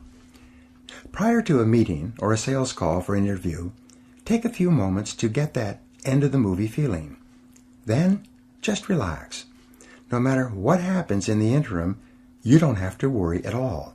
You already know that the situation resolves itself with good for all concerned. The interesting thing is that if you do this repeatedly, not only will you experience higher levels of self-confidence, but events in your life will have a tendency to turn out as well or better than you could have asked for or expected. Feed your mind. The fourth mental fitness technique, and another way to build your self-confidence, is to continually feed your mind with books, magazines, and audio programs containing positive and uplifting messages. Just as you become what you eat, you do become what you think about as well. Everything that you take into your conscious mind, positive or negative, is either raising or lowering your self-esteem or self-confidence. To practice cognitive control, you must be consciously aware of the suggestive influences around you and make every effort to assure that they are positive and consistent with your goals and desires. Get around positive people. One of the most powerful suggestive influences in your life, perhaps the single influence that decides your success or failure more than any other controllable factor, is the kind of people that you associate with on a regular basis. The fifth technique to keep yourself confident and optimistic is to get around positive people and get away from negative people. Fly with the eagles rather than scratching with the turkeys. Resolve today to get the negative people out of your life. Because you are so inordinately influenced by other people, the people you work with and socialize with and spend time with, you must do everything to assure that you are surrounded by the kind of people that you like, enjoy, and who make you feel good. Research has shown that habitual association with critical, complaining people can be enough by itself to sabotage all your chances for success and happiness. Negative people drag you down. They rob you of energy and enthusiasm. Attract positive people into your life. Fortunately, the law of attraction works very quickly when applied to people. You can begin to change your human environment by beginning, first of all, to think about the kind of people that you admire and want to be like. Think about the men and women, living or dead, whose qualities you respect and whose lives you would like to emulate. Read stories and biographies of successful men and women. Read magazine articles and interviews with people who are going somewhere with their lives. begin associating with winners by first identifying with them mentally. As you think about people you admire, you'll experience a subtle change in your thought patterns. As a result, you'll begin to attract positive people into your life. At the same time, you will activate the law of repulsion, and negative people will start to move away from you. Just as positive, goal-oriented people will start to find you interesting as you become a more positive person, negative people will tend to find you unenjoyable and uninteresting. In no time at all, your human environment will begin to change for the better. Everything counts. And by the way, if all these exercises in mental programming seem like a lot of work, remember that both actions and inactions have consequences. Like the law of sowing and reaping, whatever you sow or fail to sow is going to determine what you reap in the end. The law of accumulation reminds us that everything counts. Every positive step you take is moving you toward building a great life for yourself. Every positive word or thought or image is deepening your belief and increasing your confidence in your ability to achieve wonderful things. Finally, remember the law of reversibility. If you act in a manner consistent with high performance and high self-confidence, those very actions will generate the feelings consistent with them. Every positive, constructive action that you take in the direction of your dreams and goals will reinforce your belief in yourself and in your ability to accomplish your ideals. Take action continually. Keep your vision clearly before you and take continuous positive action every hour and every day. Develop a sense of urgency. Move quickly when opportunity presents itself. Maintain a bias for action. Fast tempo is essential to success. And the faster you move, the better you will feel. The faster you move, the more energy you will have. And the faster you move, the higher will be your self-esteem and self-confidence. The world can really be divided into two categories, the talkers and the doers. The world is full of talkers who seem to be convinced that if they talk about it enough, it's the same as actually doing it. But you are a doer, and it is always the doers who have been the movers and shakers throughout all of human history. It is the men and women who think, plan, and then take consistent, persistent action who make things happen.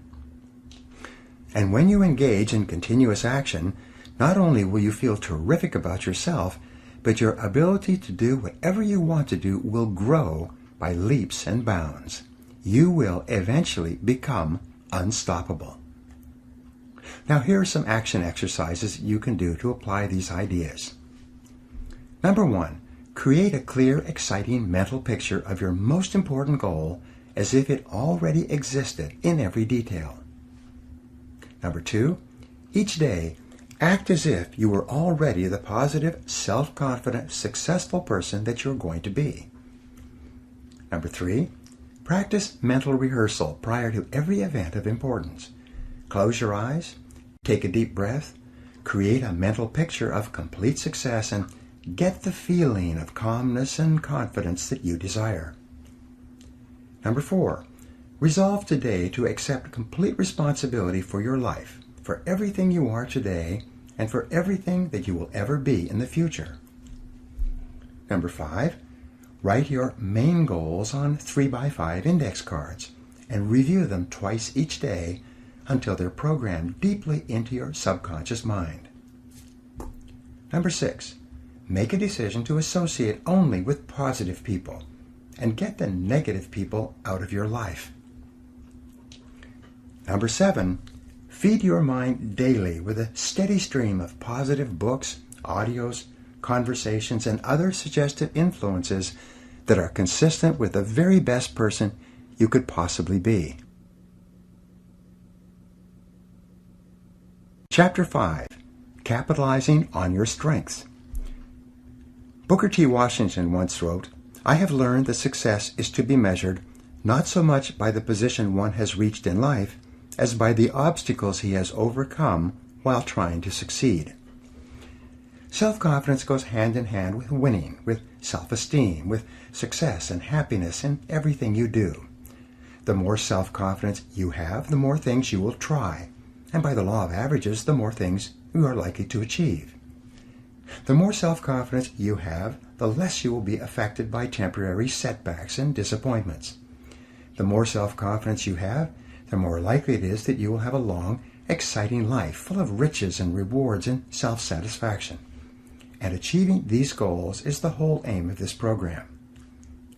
One of the starting points of self-confidence is for you to recognize that you have tremendous strengths of ability and character that you can bring to bear to accomplish almost anything you want. You are extraordinary. The odds are more than 50 billion to 1 against there ever being anyone with the unique combination of talents, skills, and abilities that you bring to your life and to your world. And the incredible things that you can do and be, no one knows, not even you. But the one thing that we do know is that virtually everything noteworthy that you will ever achieve will come from your ability to identify your areas of greatest strength and then to capitalize on them in every situation. Your area of excellence. Each person has one or more areas of excellence that, if properly exploited, would enable them to be, have, and do almost anything they could possibly want. Each person, as the result of years of education and experience, has developed possibilities that make him or her different from all other people. And the men and women who are achieving the most in every field are invariably those who have taken the time to identify their areas of greatest strengths and then to capitalize on them continuously. We said earlier that life is the study of attention. Where your attention goes, there will your heart be also. The people, things, and events that hold your attention are indicative of your entire mental makeup. The things you are interested in are an indication of what you should be doing more of. Choose the right field. In one longitudinal study examining 1,500 men and women who started out eager and ambitious at the beginning of their careers, they found that only 83 of them, over the course of 20 years, became millionaires. When they went back and studied the attitudes and decisions of these people, as they had evolved over 20 years, they found that every millionaire had one thing in common. They had all chosen a field they enjoyed and then become totally absorbed in what they were doing. They had gone to work in an area of endeavor in which they were extremely interested and which held their entire attention. They had then thrown their whole hearts into becoming very good in that area, developing the strengths necessary to succeed in that field. They had then capitalized on those strengths by becoming better and better progressively over time. The conclusion of the study was that success, wealth, and happiness seemed to occur when a person was completely preoccupied doing something else. The wealthy people in this study never set out to make a lot of money. Instead, they set out to find a field that they really enjoyed, and then devoted themselves to it. The money came as an afterthought. Happiness and satisfaction.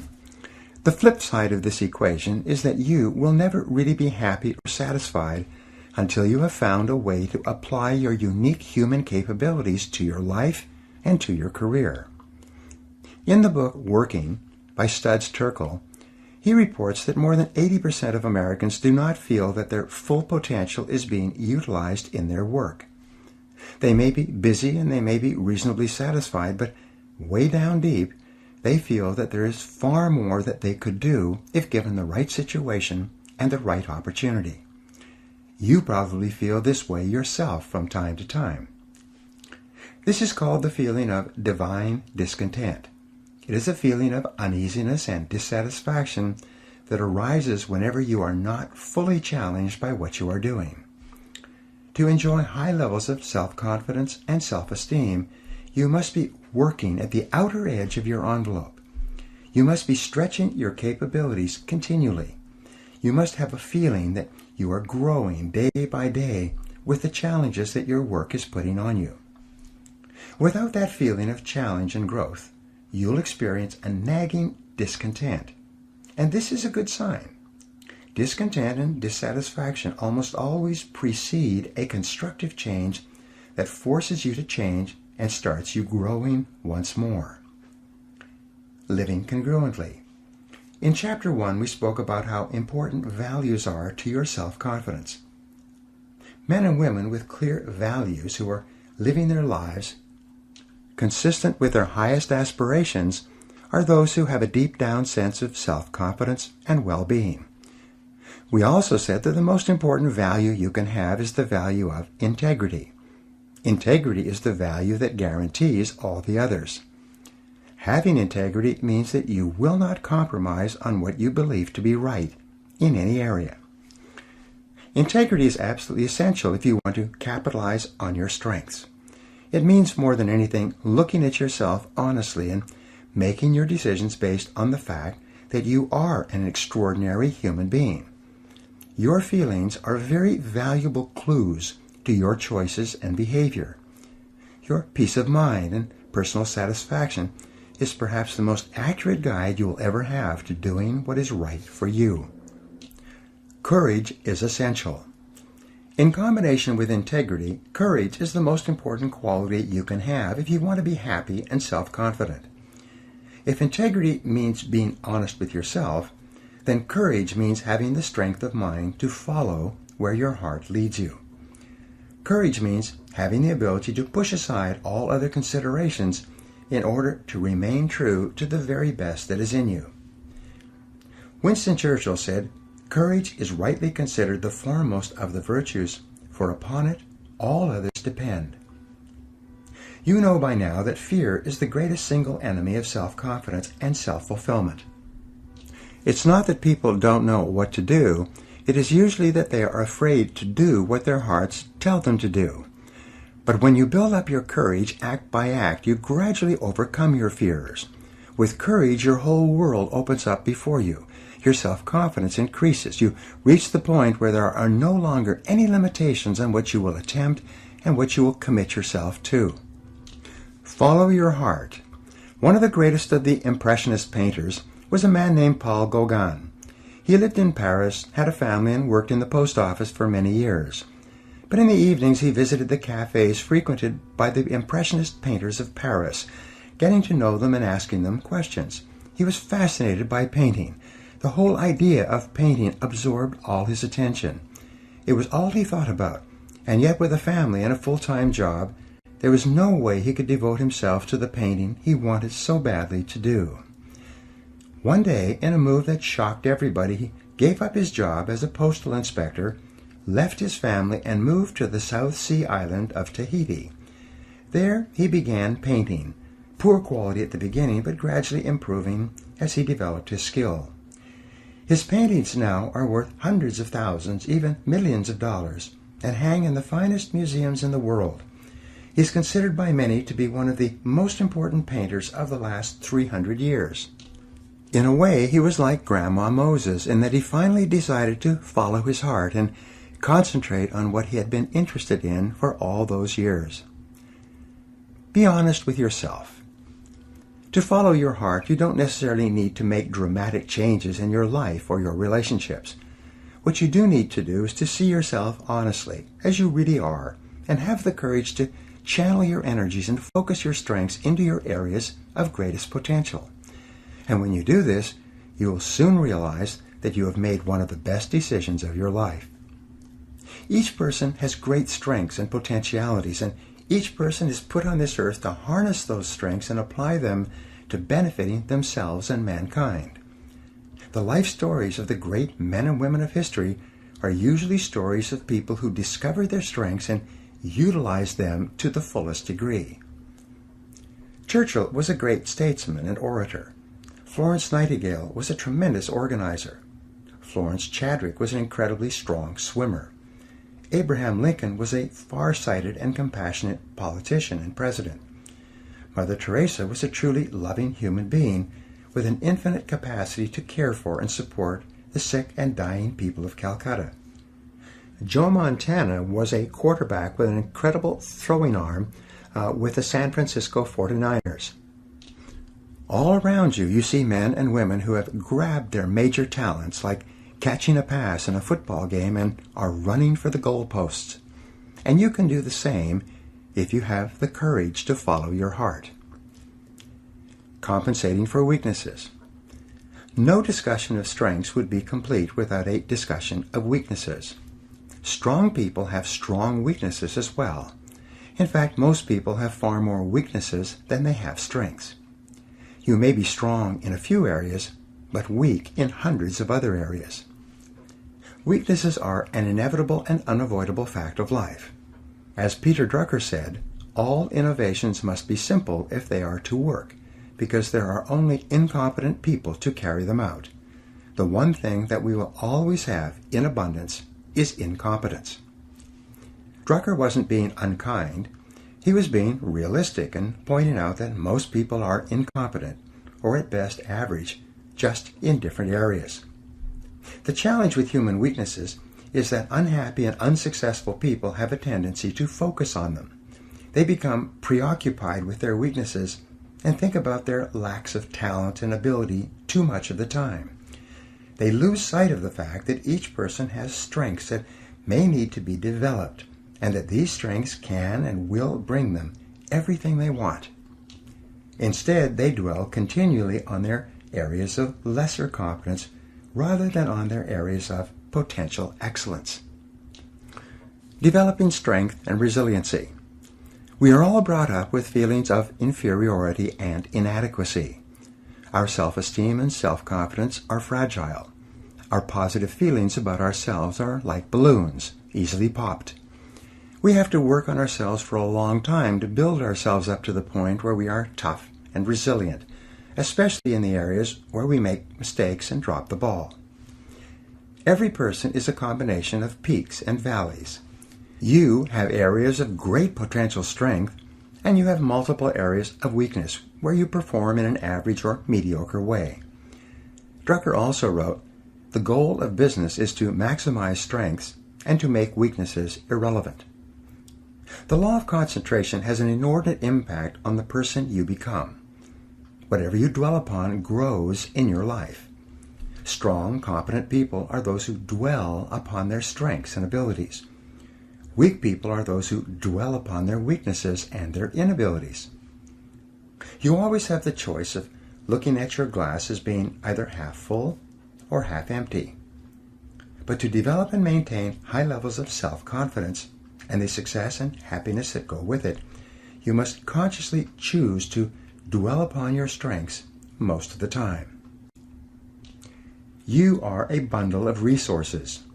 One of the most obvious characteristics of leaders in life is that they view themselves as bundles of resources that can be utilized in many different ways, like a tool can be used to achieve different results. Leaders are adamant about applying themselves only in those areas where they can perform well and make a significant difference. They focus only in those areas where they can succeed because of their special talents. One of the best questions you can ask yourself over and over is, what can I and only I do that, if done well, will make an extraordinary difference in my situation? The law of concentration also says that all great successes in life come from single-minded, focused concentration on doing one thing or a few things extremely well. Success comes from staying at a particular task, the most valuable and important task you could be doing, until you succeed. Every great human achievement is preceded by an extended period of dedicated, concentrated effort. But there is little to be gained by digging determinedly if you're digging in the wrong place. As Benjamin Trigo, the management consultant, said, "The very worst use of time is to do very well what need not be done at all." Assess your strengths and weaknesses. This brings us to the importance of self-assessment with regard to your strengths. When we do strategic planning for corporations, we deal continually with what is called concentration of power. Where can the company focus and concentrate its resources to achieve extraordinary results in a competitive market? We start from the viewpoint that a company has a certain degree of flexibility in determining what it offers to justify its existence in the marketplace. We say that the purpose of a business is to create and keep a customer. The customer, or the person that the company is organized to serve in some way, is central to every calculation and every decision. We put the imaginary customer in the middle of the table and conduct the strategic planning process with him or her in mind. Increase your return on energy. The critical issue in corporate strategic planning is to increase the return on equity invested in the corporation. It is to allocate and deploy assets in such a way that the rewards that the company earns are greater than they would be in the absence of the planning exercise. We start off with establishing clear values, a clear vision of what the company wants to become in the future, and a written mission statement that describes the strategic objective and positioning for the company. Each person needs to do the same for himself or herself. The purpose of your personal strategic planning is to enable you to increase your return on energy, as we mentioned earlier. Since your time is your life, and your mental, emotional, and physical energies are your most valuable resources, your job is to organize your efforts in such a way as to give you maximum rewards and satisfaction for your energy invested. Differentiate yourself. Each company and each product or service either has or must develop a unique selling proposition. This is the key to differentiating the company and the company's products and services from the competition. Often this is called a competitive advantage. Sometimes we call it an area of superiority. In every case, it's essential to determine how and where and why and in what degree a particular company or product differs from every other company that is competing with it for the right to create and keep customers in that market niche. And what applies to competitive businesses applies to you. You are the president of You, Inc. You are the president of your own life. You are the president of your own personal services corporation. You are in business for yourself. You are self-employed. No matter who signs your paycheck, you are working for yourself from the day you take your first job until the day you retire. You may work at someone else's office or company, but you are always self-employed. The failure of many people to recognize this fact of self-employment and to behave as though this were true is a major reason for low self-confidence, underperformance, unhappiness, and failure in working life. As the president of your own company, selling your services in the marketplace to the highest bidder, you are completely responsible for identifying your own unique selling proposition. What is it that you do better than anyone else? Why are you special or different? What is your area of competitive advantage? If you had to write in 25 words or less exactly why someone should hire and promote and pay you to do a particular job, rather than hire, promote, and pay someone else, what would you point out as your area of superiority? Join the top 3%. Many people have a tough time with this question. What matters at this point, though, is that you are asking the question at all. The very fact that you are thinking this way is moving you rapidly into the top 3% of working Americans or working people worldwide. Only the top 3% see themselves as self-employed and self-responsible, and they are the most respected and important people in any organization. Your first question is, what am I really good at today? What is your personal area of competitive advantage or superiority in your current job? Each person is responsible for asking and answering these questions for himself, today, and throughout your career. No one else can or will do it for you. The amount of knowledge in every field is doubling every 2 or 3 years, and sometimes every 6 months. Your skills are becoming obsolete at a more rapid rate than ever before, and new skills are essential for survival, much less success, in highly competitive markets. If your knowledge and skill isn't doubling every 2 to 3 years or faster in your field, you will soon be out of your business and someone else will have your job. Whatever got you to where you are today is not enough to get you any further. As Marshall Goldsmith entitled his best-selling book, "What got you here won't get you there." This is an inevitable and unavoidable fact of working life. designing your future. Your next question is, what could be my area of competitive advantage? Of all the areas where you might be able to develop an area of superiority and become really good, taking your values and goals into consideration, what could it be sometime in the future? And the final question, perhaps the most important question on this subject, is the question, what should my area of competitive advantage be? If you could be really excellent at any one skill sometime in the future, what one skill would help you the most to move to the top of your field?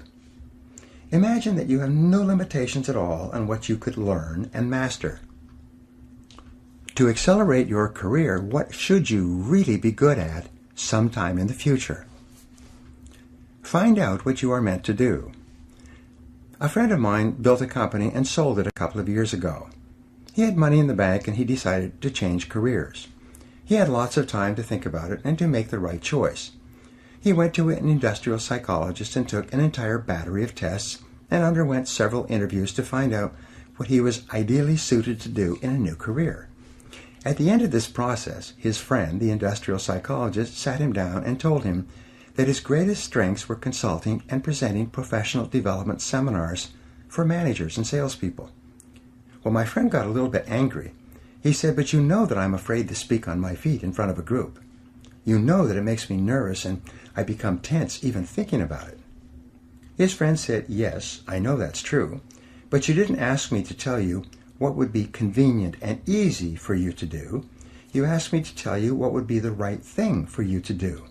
And the area where you have the greatest potential strength at this time is in consulting and training managers and salespeople. Be prepared to develop new skills." My friend realized that what he was saying was true. He then went out and took courses where he learned to overcome his fear of public speaking. He learned how to give presentations to a professional audience. It didn't take long, and 6 months later, he began his own consulting and training business. He is now doing extremely well, and he's never been happier in his whole life. It often happens that your strengths are like muscles, undeveloped and requiring a long period of exercise to build up to the point where you can begin to win competitions. Michael Jordan said, "Everybody has talent, but to translate it into ability takes hard work." A journey of 1,000 leagues begins with a single step. You start by sitting down and setting goals for yourself. You decide where you are now and where you want to be at a specific time in the future. What additional knowledge and skills will do the most to help you to increase your return on energy invested? In what areas will a particular skill be useful and valuable to you and enable you to stand out from others? Be aware of yourself. We know today that the key to a fully functioning, fully integrated personality, the basic factors underlying self-confidence, is for you to become more aware of who you are and what you really want. Each person has a part of their talents and potential skills that are unknown, either to themselves or to others. Sometimes the greatest breakthroughs in your life will come from discovering parts of your potential that neither you nor anyone else knows are there.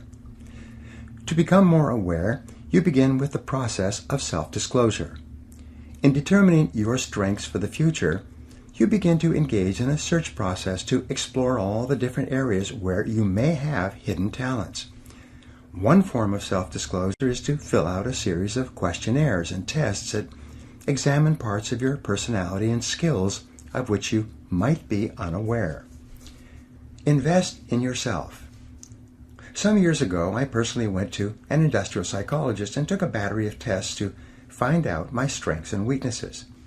Much of my adult life since then has been affected by what came out of those tests.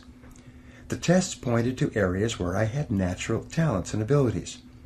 They also revealed my personality weaknesses and areas where I had little interest or ability. These tests, such as the DISC Values Assessment, can do the same for you. They reveal a lot about you. They tell you what you like and enjoy and what sort of work you will find most fulfilling. They tell you your true values and major motivators, and what areas of activity will make you the happiest. their results can save you years of hard work in the wrong job. If you have the time and the money, a detailed process of personality and career counseling is a very valuable exercise that can have a major influence on the rest of your career. If you lack either the time or the money, there are many books full of self-grading tests available in the bookstores. You can take these tests yourself and they will give you very accurate feedback. There are several companies that have developed entire batteries of self-grading assessment instruments, each of which can give you insights into your strengths and weaknesses in particular areas. Self-analysis and self-disclosure. There are also a series of exercises in self-analysis and self-disclosure that you can complete yourself with just a pen and paper. These exercises can often open your eyes and help you to see possibilities that may surprise you. The first exercise is for you to realize that you have already done many things and played many roles in life. Starting in childhood, you have learned how to do and perform a remarkable variety of tasks. You have a tremendous number of skills and talents that you have developed over time, many of which you simply take for granted. Once, some years ago, I applied for a job as an extra in a movie. On the application form, one of the questions asked was, "What skills do you have that might make you more valuable as an extra in different scenes in the movie?" They gave me a checklist of about 200 different things that a person might be called upon to do in a movie. My job was to tick off all the activities with which I had a previous experience. As I went down the list, I still remember being astonished at the incredible number of things that I had learned to do without even thinking about it. They ranged from a variety of sports to driving a variety of vehicles to riding horses to holding babies to washing dishes, climbing ladders, swinging on ropes, swimming, diving, jumping, tumbling on the ground, and so on. Perhaps one of the reasons why so many people have such low self-confidence is because they've never sat down to make up a list of how talented and capable they really are. List all your current skills and abilities. The first exercise for you is to write down a list of everything that you do on a regular basis. Write out all your roles and the parts you play, from the time you get up in the morning until the time you go to bed at night. If you play sports or exercise with various equipment, write it out. If you're a parent, cook, dishwasher, a driver, a shopper, a reader, a writer, a worker performing various jobs, a buyer, a seller, a negotiator, a teacher, a manager, a salesperson, a typist, a telephone answering person, and whatever else you can think of, write it down. Be as detailed as possible. Walk through your day, minute by minute and hour by hour, and write out everything that you do over the course of a day, a month, and a year. When you've completed this list, you'll be astonished at how many skills you have developed and which you use on a regular basis. Cluster your roles and activities. The second part of this self-disclosure and self-analysis exercise is for you to make a new list where you begin to cluster the various things you do into categories. One of your categories may be as a parent. Under the parent heading, write down all the things you do as a parent that are part of parenting. As a wife or husband, write down everything you do as a wife or husband that you perhaps would not do if you were not married. If you're a manager or a salesperson, or if you hold any other position, write down everything that you do in your job, day in and day out. You might use a heading entitled Friend, and under this heading you would write all the things you do as a friend. You phone people, visit, write letters, socialize, go out for dinner, meet after work, and so on. If you play sports, put sports as a heading and write down all of the physical activities that you engage in. If you're interested in reading, write down all of the subjects that you read about on a regular basis. Set priorities on your roles. When you've completed clustering all of your roles and activities into groups, the final step in this exercise is to set priorities on each group. Which group of activities is most important to you? Which group of activities is second most important to you? If you were going to be sent to a desert island for an indefinite term, and you could only take 2 or 3 of these activities with you, which ones would they be? When you have numbered your clusters or groups by priority, you will have created a very clear picture of who you are and what is valuable to you in life. Your next questions might be: 1. What do I need to do in each of these areas in order to get the very most satisfaction and enjoyment from this area? 2. What do I need to do more of or less of? 3. What do I need to get into or get out of? 4. What is more important within each cluster and what is less important? And number 5, if I had to choose, how would I choose and select among the various things that I do? You will be amazed at the kind of answers you start to come up with.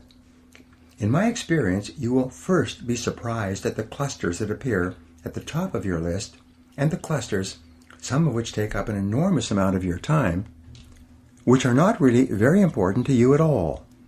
For you to really know yourself, you have to take the time to analyze yourself like this on paper. Ask for input from others. A second exercise which is very helpful in learning more about yourself and which has been a turning point in the lives of many people is to turn to someone close to you and ask him or her what they think you should do with your life. Ask a person you trust what he or she thinks are your strong points and your weak points, your strengths and vulnerabilities. What advice would someone who cares about you give to you about the kind of work you should be doing and the kind of talents you should be developing? Even people who don't know you very well will often be able to give you insights about yourself and your possibilities that will be extremely accurate and might even be in areas you hadn't even thought about. Once, I was driving with a business associate to an appointment that was some way out of town. We had a chance to talk as we were driving along, and I was wrestling with what I should do at the next stage of my career. I was seriously considering getting into the business of professional speaking and giving seminars, and eventually producing audio programs. On a lark, I turned to him and asked him, in all honesty, if I was going to change careers, what do you think I would be good at? An important insight. He sat and thought for a while, and then he turned to me and said, "Brian, I think you would be very good at speaking and training and giving seminars. You do a lot of reading and research, and you seem to enjoy sharing your ideas with other people. The best use of your time would be to be sharing your ideas with audiences." Up to that time, I had seldom spoken publicly, and I had never given a seminar before. I won't say that that incident alone was the turning point for me, but it was the final assurance that I needed to make the decision to become a professional speaker and trainer. This business associate, a casual acquaintance of mine, could see it clearly. Today, I address more than 250,000 people each year, all over the United States, Canada, Europe, Asia, Australia, and New Zealand. I've spoken on every island in the Caribbean and in Mexico. So, it must have been the right decision. Determine what motivates you. A third method of self-analysis is to apply the work of Dr. David McClelland of Harvard to assessing your own areas of greatest potential. McClelland developed a method of interviewing people to find out what sort of jobs they would be best at doing. His conclusion was that people fall into 3 basic categories. You can usually tell whether or not a person will be suited to a particular job by finding out whether or not they fall into one of these 3 areas. The method of interviewing, which you can do on yourself, consists of asking the job candidate detailed questions about previous peak experiences or moments of personal pride in his or her past. The categories were determined by analyzing what most motivates a person. What are the sort of activities that a person most enjoys and has been most successful at in their previous life and work? There are basically 3 motivational profiles, and each person falls into one of them, as do you. The first is called the achiever profile. The achiever is a person whose greatest sense of accomplishment comes from achieving something that is almost exclusively an individual activity. A person who enjoys climbing a mountain, or completing a course of study, or running a race, or overcoming any obstacle to win through by himself or herself would be classified as an achiever. There are specific strengths that achievers have and specific jobs that achievers would be best at. One of these would be in the field of selling. Because selling is an individual activity, the people who are the very best at selling are those who most enjoy individual activities and individual accomplishment. The second type of motivation is the leader profile, or that of power. A person with a strong power orientation is one who enjoys getting things done through others. Power in this context refers to being able to influence and coordinate the activities of others over a period of time to complete a complex task. A coach of a sports team or a manager at work who really enjoys what he or she is doing would be a person who is most motivated by this kind of power or influence. The third kind of motivation is called affiliation. A person with an affiliation motivation is one who most enjoys working harmoniously with other people as part of a team. This person enjoys both supporting others and being supported by others. He or she enjoys cooperating with others toward a common goal and seeing the goal achieved successfully. Questions to ask. When you apply this test to yourself, you ask yourself the following. 1. What do I like to do more than anything else? 2. What have I done in the past that has given me my greatest feelings of self-esteem and personal pride? 3. What have been my personal peak experiences in life? Whatever you seem to have enjoyed the most is a good indication of where your strengths lie. Your strengths may be completely hidden, but by asking yourself these questions and facing the answers unblinkingly, you will begin to uncover those strengths. When you uncover a potential strength in yourself and begin to develop it so that you can use it in your life, you begin to feel really terrific about yourself. Make a real difference. Your most important job is to apply yourself where you can make the greatest positive difference. This will be the area where you get your highest return on energy. When you are working and expanding your capabilities in an area of your greatest strengths, you feel terrific about yourself. You feel like a winner. You enjoy wonderful feelings of self-confidence and self-esteem. Accept your weaknesses. It's also important for your happiness that you develop a proper perspective on the inevitable weaknesses that you will have in almost every area. Here are some insights that may be helpful to you. The first insight is that almost every weakness can be viewed as a strength inappropriately applied. If you use one of your strengths where it is neither required nor helpful, it can be actually a weakness in that it interferes with your ability to get the result you desire. Sales versus management. I had a gentleman working for me at one time who was direct and extremely aggressive. He started in sales and was very successful and was promoted into a management position. As a manager, his aggressiveness made him the kind of person that no one wanted to deal with. What I had forgotten was that his major skills lay in selling, in an area of individual achievement. His aggressiveness was a strength in selling, but a weakness when he was put into a management position where his strength could not be used properly. Many of the so-called weaknesses that you might have are merely strengths being used in the wrong place and for the wrong purposes. Situational weaknesses. A weakness may simply be situational. There's an old saying that when you go into the woods, you must expect the mosquitoes. Sometimes you will be criticized for the things you do, and you may conclude that you are weak in these areas. But it may be that criticism just comes with the territory. I speak on sales, management, and motivation to a great number of people. Occasionally people come up to me or write and tell me that they didn't like my talk.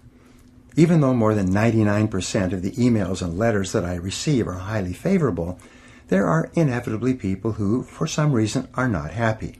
These are the inevitable mosquitoes that go along with my profession. You will find that there are inevitable complaints and criticisms that go along with whatever you do. They may not be indicative of a weakness at all, merely an opinion or an observation by another person. You may be hypersensitive. You may have a personality weakness that has been caused by a previous experience.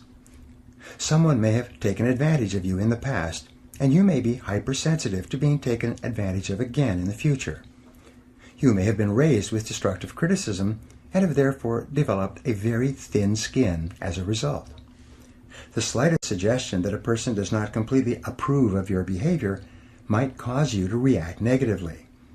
This may be seen as a personality flaw or weakness, when, in reality, it's merely a result of your previous reinforcement history.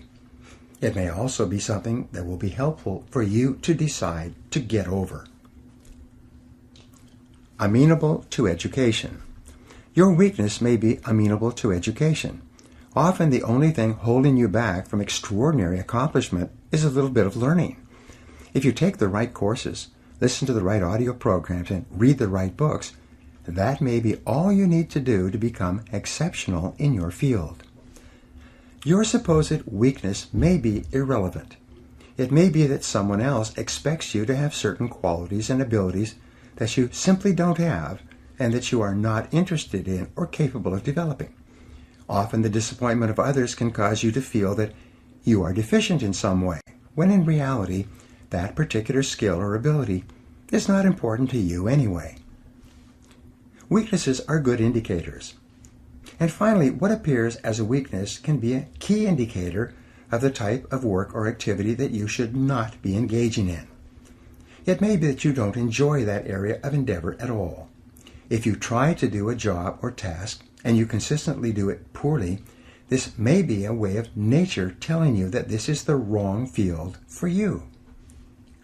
Strengths and weaknesses. The most important point to remember with regard to your strengths and weaknesses is that everybody has both. There are areas where you are strong and there are areas where you can become extraordinary in your performance. There are areas where you are weak, and you probably should not be spending any more time there than is necessary to assure that you are good enough not to hold yourself back. Take the time to analyze yourself carefully. By practicing self-disclosure with yourself and others, both in written and spoken form, you will develop a higher level of self-awareness and self-honesty. As you become more knowledgeable about your strengths, you'll become more self-accepting of who you really are. And as your level of self-acceptance increases, and you begin to respect yourself for your unique talents and abilities, your level of self-esteem and self-confidence will go up as well. When you minimize or downplay your weaknesses and simultaneously identify and maximize your strengths, you will become a peak performer in everything you decide to do. Now, here are some action exercises that you can use to apply what you've just learned. Number 1, decide today that you are going to become very good at what you do, that you're going to join the top 10% of people in your field. Number 2, identify the most important skills you have, those skills that are most important to your doing your job in an excellent way.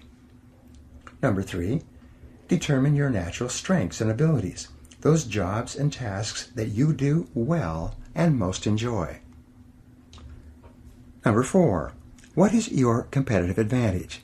What is it that you do better than almost anyone else? What should it be? What could it be in the future? Number 5, what sort of work motivates you the most? What activities give you the greatest sense of personal satisfaction? Number 6, in what areas do you achieve your highest return on energy? What do you do that really makes a difference to yourself and your business? And number 7, take some time with a pen and paper to complete one or more of these exercises explained in this chapter, so that you can be sure that you are doing exactly the right work for you. Chapter 6, Triumphing Over Adversity.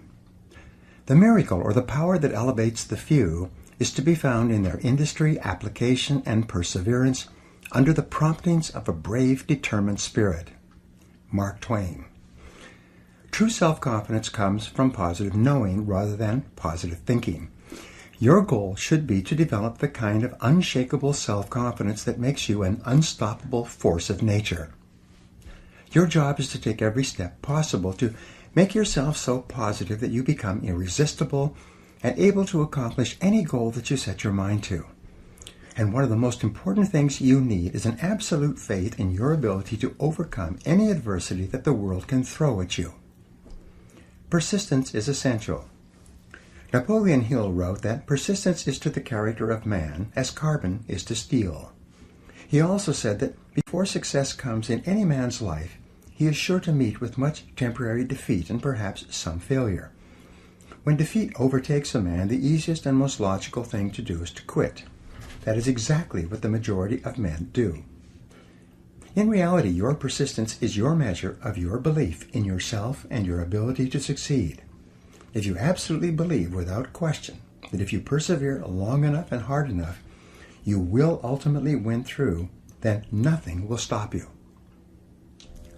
And when you build within yourself this absolute assurance, then virtually anything becomes possible for you. Your self-confidence goes through the roof. The reality habit. Robert Ringer, in his best-selling book, $1 Million Habits, said that the most important of all the habits that lead to great achievement is what he calls the reality habit. It explains the attitudes of men and women who have achieved greatness in almost every field. Happy, successful people are intensely realistic. They do not allow themselves the luxury of self-delusion. They face the world as it is rather than the way they wish it would be. They accept the unalterable facts of life, and they work and plan their activities around them. In learning how to triumph over adversity, the application of the reality principle is to simply accept that problems are inevitable. Problems, setbacks, and disappointments are an unavoidable reality of life. Your ability to deal with these difficulties has as much to do with your self-confidence as any other factor. The test of character. It's easy to feel good about yourself and to have high levels of self-confidence when everything is going well. But the true test of a man or woman is when you can keep your head and continue to function when things seem to be falling down around you and everyone else is discouraged and often blaming it on you. These are the times when you really show the kind of stuff you are made of. The Stanford University Business School conducted extensive research into the qualities of a man or woman that mark him or her for advancement into the executive suite, and ultimately to the position of President and Chief Executive Officer. They used a variety of questionnaires, surveys, and tests going back to when an individual first joined a large company to find ways to predict which people would be most likely to rise to the top of a large organization. After examining dozens of qualities, they were finally able to isolate 2 qualities that were most predictive of executive success in terms of assuring that the organization under their control would continue to survive and thrive in a dynamic and competitive world. Play well on the team.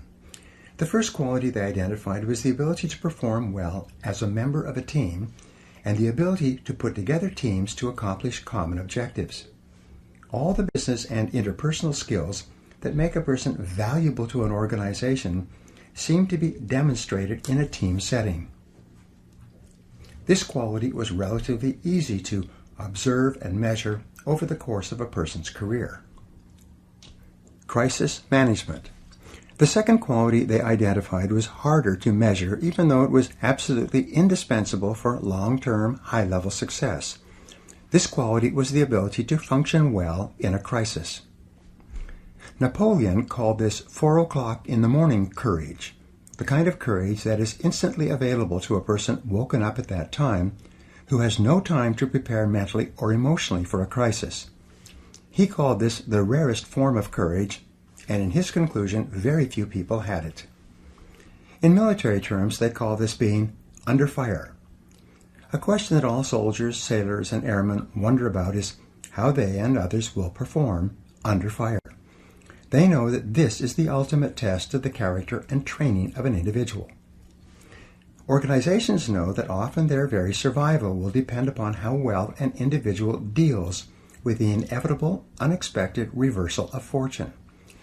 The Stanford study concluded that although this quality was hard to measure, because a real crisis could not be anticipated or created for test purposes, it was still critical in predicting success of an executive in the higher levels of the business.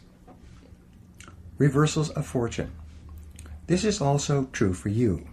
Your self-esteem and self-confidence is closely tied to your deep inner feeling about your ability to be effective when faced with problems and difficulties that hit you like a punch in the solar plexus. It is your ability to pick yourself up from the mat and keep on swinging that is the real measure of what you are made of. One of my favorite poems is The Quitter by Robert W. Service. There is a verse in that poem that goes like this. You're sick of the game. Well, that's a shame. You're young and you're strong and you're bright. You've had a raw deal. I know, but don't squeal. Buck up, do your damnedest, and fight.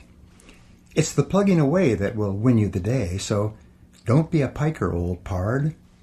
Just draw on your grit. It's easy to quit. It's the keeping your chin up that's hard. The quality of your entire personality is affected by how you deal with adversity, how well you keep your chin up. Successful and self-confident people are not those who do not have problems. They are merely those who deal with their problems in a more effective way than the average person. B.C. Forbes, the founder of Forbes magazine, wrote that history has demonstrated that the most notable winners usually encounter heartbreaking obstacles before they triumph. They won because they refused to become discouraged by their defeat. And so can you. The challenge-response theory. In 1952, historian Arnold Toynbee was awarded the Nobel Prize, largely as a result of his work in studying the life cycles of civilizations. He estimated that in human history, there had been 21 great civilizations, 20 of which had broken down over time. He considered the American civilization to be the 21st. His writings were meant to illuminate and give guidance to modern historians and politicians so that they could better assure the survival and success of their nations, and in the case of the United States, the perpetuation of the American Republic. Toynbee postulated what he called the challenge-response theory of history. He said that every large civilization began as a small group of people that eventually found itself facing a challenge from the outside. In most cases, this challenge was composed of enemy forces bent on its destruction. But in some cases, the challenges came from weather or geography. Deal with the challenge effectively.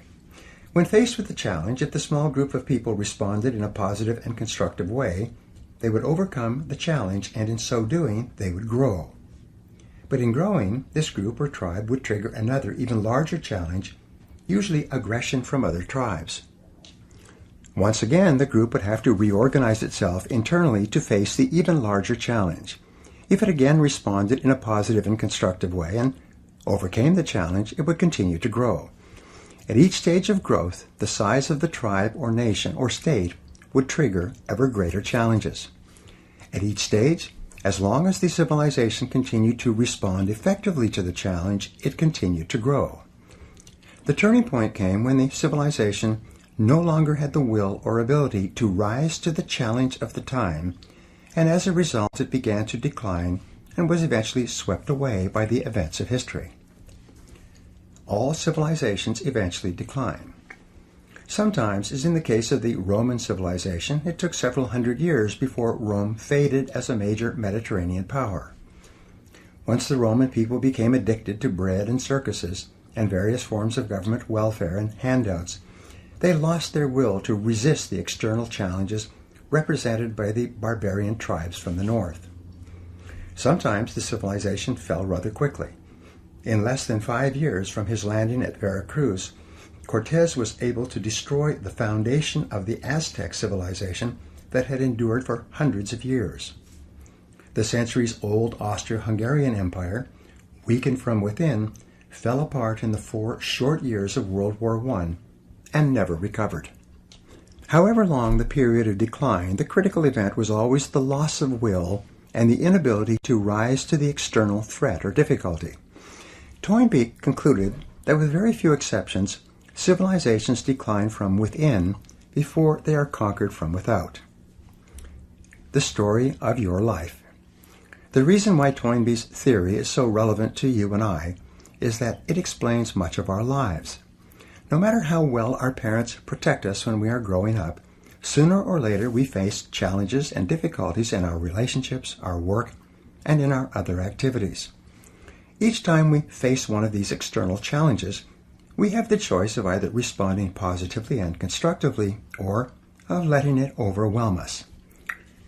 If we choose deliberately to respond in a positive and constructive way, to keep our minds calm and cool, and deal effectively with the inevitable problem, we learn and grow and become stronger.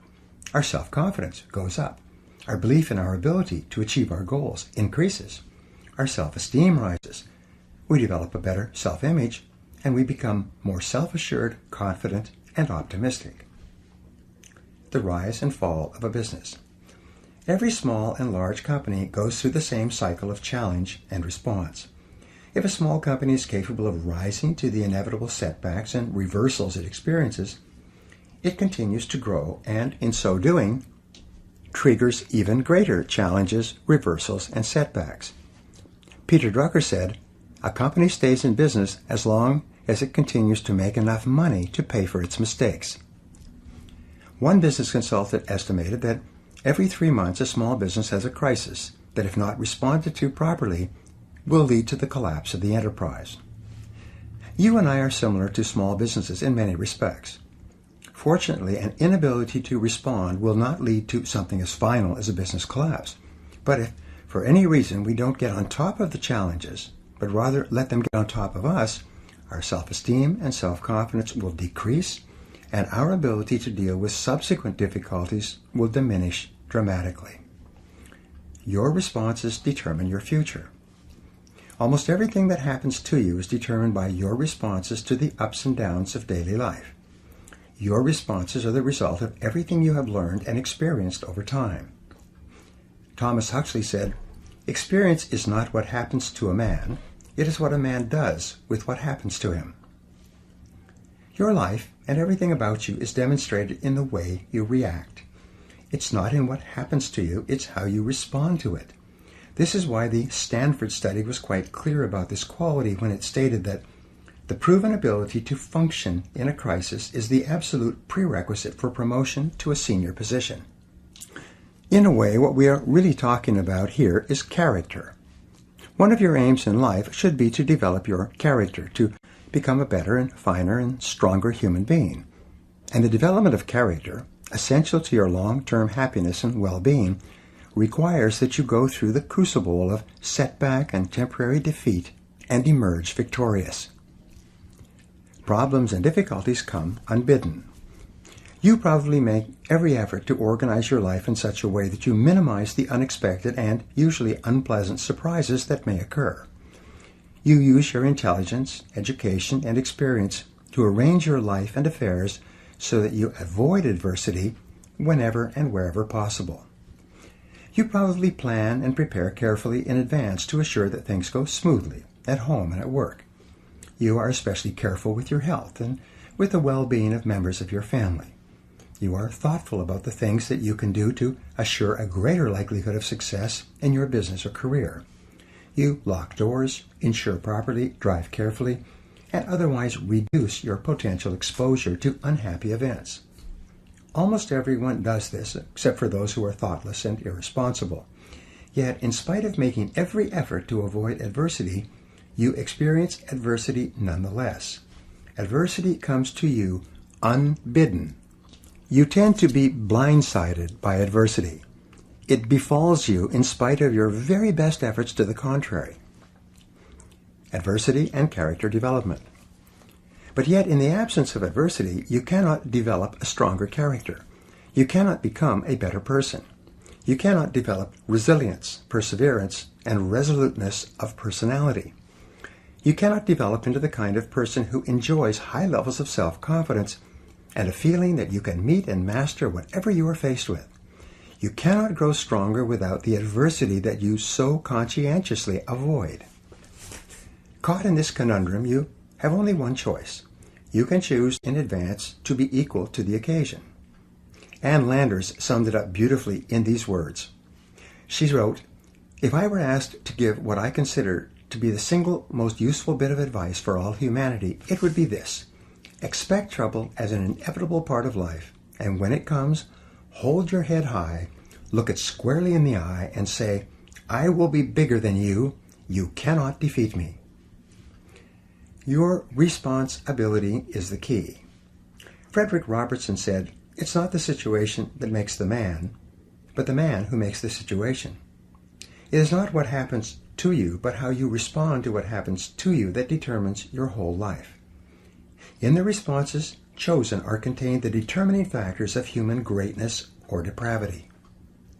Great men and women are simply those who have responded well when the chips were down, and the rest is history.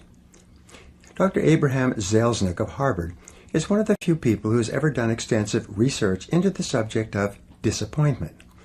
What he found in studying the way that different people respond to disappointment was that you could largely tell how high and how far a person was going to go in life by simply observing how they reacted when they faced frustration and setbacks in reaching their goals. Dr. Zelznick found that the great majority of people do not prepare mentally for the inevitable disappointments that come in life, and when they arrive, they tend to be taken off guard and emotionally overwhelmed. They then generalize these disappointments and allow themselves to feel that because they have not succeeded, they're not really very good at what they do. They tend to interpret these disappointments as being indicative of their lack of ability and competence.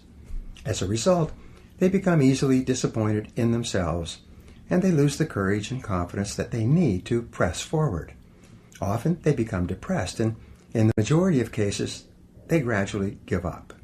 They stop setting goals and working on themselves and become more concerned about security and potential loss than about taking chances and potential gain. Responding well to disappointment. The high achievers in his study responded to disappointment very differently from the low achievers. First, they mentally prepared for a disappointment in advance, so that when it arrived, they had already given some thought to how they would react and to the possible courses of action open to them. They looked upon a particular setback as being specific to a particular situation and not being indicative of a general lack of ability or of a character flaw. More than anything else, top men and women had developed a series of mental tools that they used almost automatically whenever things went wrong for them. Crisis anticipation. Napoleon Bonaparte is considered by historians to have been perhaps the most brilliant battlefield general in human history. In a military career spanning 25 years and involving hundreds of battles, large and small, he lost only 3 battles. It was said that his very presence on the battlefield was worth an additional 40,000 soldiers to the French army because of the boost in morale that it gave them. Napoleon was famous for taking the time to study the battlefield and to think through every possible eventuality of the pending battle. He prepared with no illusions and with an attitude that dealt with the worst possibilities and reverses that could occur. When the battle was underway and confusion reigned everywhere, a steady stream of messengers and officers would come to him with news and messages requesting instructions on what to do next. His responses were always clear, concise, and immediate. No matter what happened, he had an order and an answer at the tip of his tongue. And the reason for this, and what helped to make him the master of all of Europe, was because he had thought everything through in advance. Advanced thinking and planning. This program on the power of self-confidence is meant to be practical and helpful to you. In the time ahead, I will share with you some of the best mental tools used by the most effective men and women in our society to cope with adversity. What I suggest is that you study these ideas, turn them over in your mind, and review them regularly until they become an automatic part of your thought processes. And when they do, I promise that you will take a giant step toward becoming unstoppable and toward enjoying the high levels of self-confidence that are possible for you. The concept of failure. The first mental technique is for you to reassess your entire attitude toward the concept of failure. You know that the fear of failure is the greatest single obstacle to success and happiness in adult life. You also know that this is a conditioned response which originated in early childhood as the result of destructive criticism and other mistakes that your parents made in bringing you up. Fortunately, it is a learned fear, and because of this it can be unlearned, thereby freeing you from the fears that hold you back and giving you the self-confidence that propels you forward. The starting point of eliminating this fear is for you to accept and realize that no success is possible without failure. All success is preceded by failure, usually great failure, repeated over a long period of time. Abraham Lincoln was considered one of the great failures of American politics, a man who lost his business, lost his sweetheart, and was defeated for election over and over again. However, by learning from every defeat, he won the final election and became one of the most important and respected presidents we have ever had. As Stanley Judd wrote, "Don't be afraid to fail. Don't waste energy trying to cover up failure. Learn from your failures and go on to the next challenge. It's okay to fail. If you're not failing, you're not growing." Double your rate of failure. You only learn how to succeed by failing, and no success is possible without it. Thomas J. Watson, the founder of IBM, was once visited by a young journalist who asked him how he could be more successful faster. Watson replied with these wonderful words, "Do you want to be successful? Then you must double your rate of failure. Success lies on the far side of failure." Every man or woman of great achievement has been at one time a magnificent failure. The greatest successes of our generation and of our history books are the stories of men and women who failed so many times that they finally learned how to succeed. On the David Susskind show some years ago, they had 4 men who had all become entrepreneurial millionaires before the age of 35. They asked them during a break to add up and calculate the total number of different businesses that they had started or tried before they found the business where they made their fortunes. It turned out that the 4 men had started an average of 17 businesses each, an average of 16 of which had been unsuccessful. But it was the 17th business that had made them rich. Now the obvious question is this: did those young men fail in each of their previous business experiences? And the answer is clear. They did not fail. They were learning how to succeed. Their previous business enterprises were the testing grounds where they learned the lessons necessary to achieve financial independence later. Our greatest inventor. Thomas Edison was the most successful inventor of the 20th century, or of any century. He developed not only the electric light bulb, but the electric power company that made it possible to deliver electric current and sell electric light bulbs to every city, town, and village in America. He patented more than 1,000 devices at the U.S. Patent Office, almost all of which were brought into commercial production within his lifetime. Our way of life and the way of life of almost everyone in the world has been profoundly affected by his successes in the area of invention. But Thomas Edison was also an extraordinary failure as an inventor. He failed more times than any other inventor of his age. He failed thousands and thousands of times in attempting to find the proper filament for the first electric light bulb. He failed thousands of times more in attempting to find the proper plant from which to draw natural rubber. In his laboratories at what is now known as General Electric, he brought together some of the finest scientific minds of the age so that they could dramatically increase the number and speed of their failures. Success is a numbers game. Edison knew that success is a numbers game. It is based on intelligent effort and the law of probabilities. If you try enough different things in enough different ways, and you learn from each test or failure, then you must inevitably be successful. The fear of failure, on the other hand, causes people to try fewer and fewer things, thereby lowering the probability that they will ever achieve anything of consequence.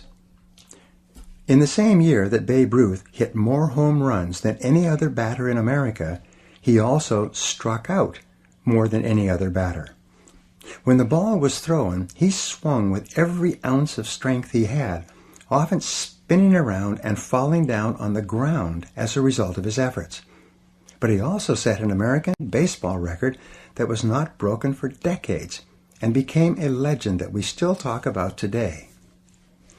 Henry Ford, who was bankrupt at the age of 40 and who went on to become one of the world's richest men, wrote, "Failure is just another opportunity to more intelligently begin again." Dr. Joyce Brothers wrote that the person interested in success has to learn to view failure as a healthy, inevitable part of the process of getting to the top. Learn from every failure. Your job is not to fear failure or to avoid failure so much that you also avoid success. Your job instead is to move forward and take intelligent risks, thinking them through in advance and learning everything you can as you go along. Zig Ziglar said that you can tell how high a building is going to be by looking at how deep they dig the foundation. The height to which you rise in life will always be determined by the depth of your own personal foundation, which is almost always the quality and quantity of your failures and what you have become as a result of them. Napoleon Hill wrote, "When defeat comes, accept it as a signal that your plans are not sound. Rebuild those plans and set sail once more toward your coveted goal." Dale Carnegie wrote, "The successful man will profit from his mistakes and try again in a different way." The starting point of triumphing over adversity is to overcome the fear of failure to the point where you are willing to proceed boldly in the direction of your dreams. Whatever your emotions, fear, or desire, they control your decisions and everything you do. When you write down clear goals and make detailed plans for their accomplishment, and then think about your goals all the time, you build up within yourself the white-hot heat of desire, which can eventually become so powerful that it overcomes any fear of failure that might hold you back. The more you think about your goals and talk about your goals and write out your goals on paper, the more determined you become to make them a reality. And the more likely it is that you will push yourself forward to overcome the fears that might hold you back. Plan for the future. The second mental technique that you can use to deal with adversity is called crisis anticipation, and it refers to your ability to think. Your mind is the most powerful tool that you have with which to apprehend reality.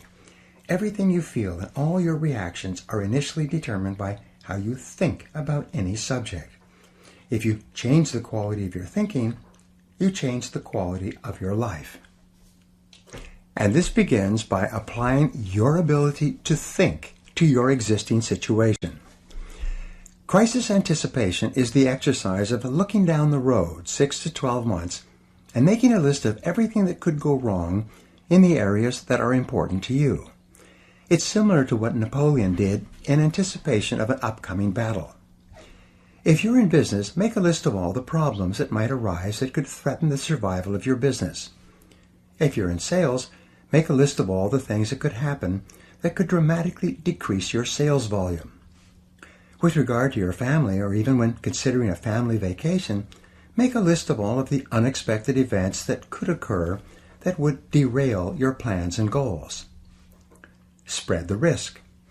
In one business I worked with, the owner found that more than 60% of the sales were coming from 2 of the 11 salespeople.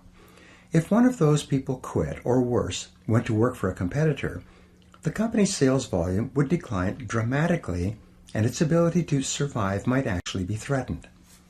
Once the owner was clear about this, he immediately began an intensive sales training program for all his people. Simultaneously, he began recruiting and looking for better salespeople while making arrangements to encourage his poor performers to go elsewhere. Within 6 months, no single salesperson accounted for more than 15% of the business. And when it happened that one of his previous top salespeople did decide to leave, the business was able to absorb the temporary drop in productivity and continue to grow. What could go wrong? What are the likely crises that might occur in your life? What if interest rates doubled or your business dropped by 50%?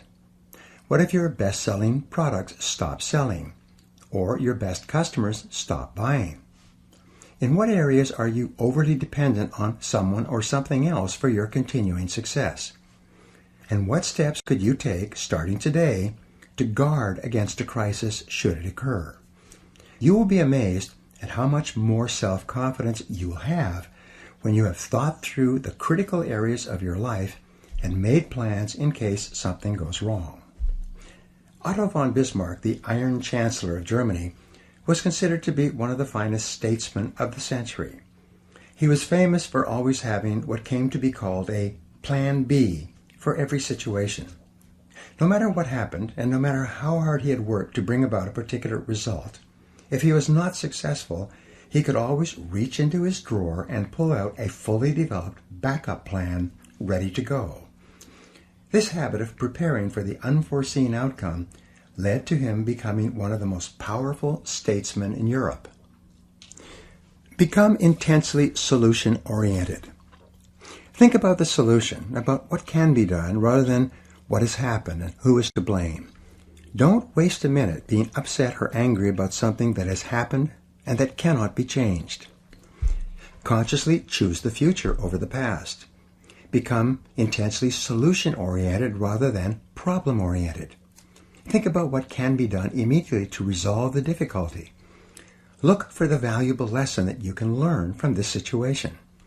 Think how you can minimize the damages and maximize any opportunities that might arise out of this setback. As Friedrich Nietzsche, the philosopher, once said, "What doesn't kill me makes me stronger."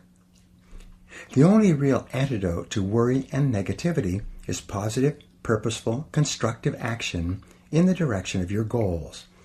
As soon as you take action, your self-esteem and self-confidence start to increase again. You begin to feel more in control of your emotions and of your life. You stop making excuses and you start making progress. You start thinking about how you can turn this situation to your advantage. Never consider the possibility of failure. In the final analysis, you triumph over adversity by having clear values, clear goals and plans, and complete control over your mind and your thinking. You win by thinking about winning all the time and refusing to consider the possibility of losing.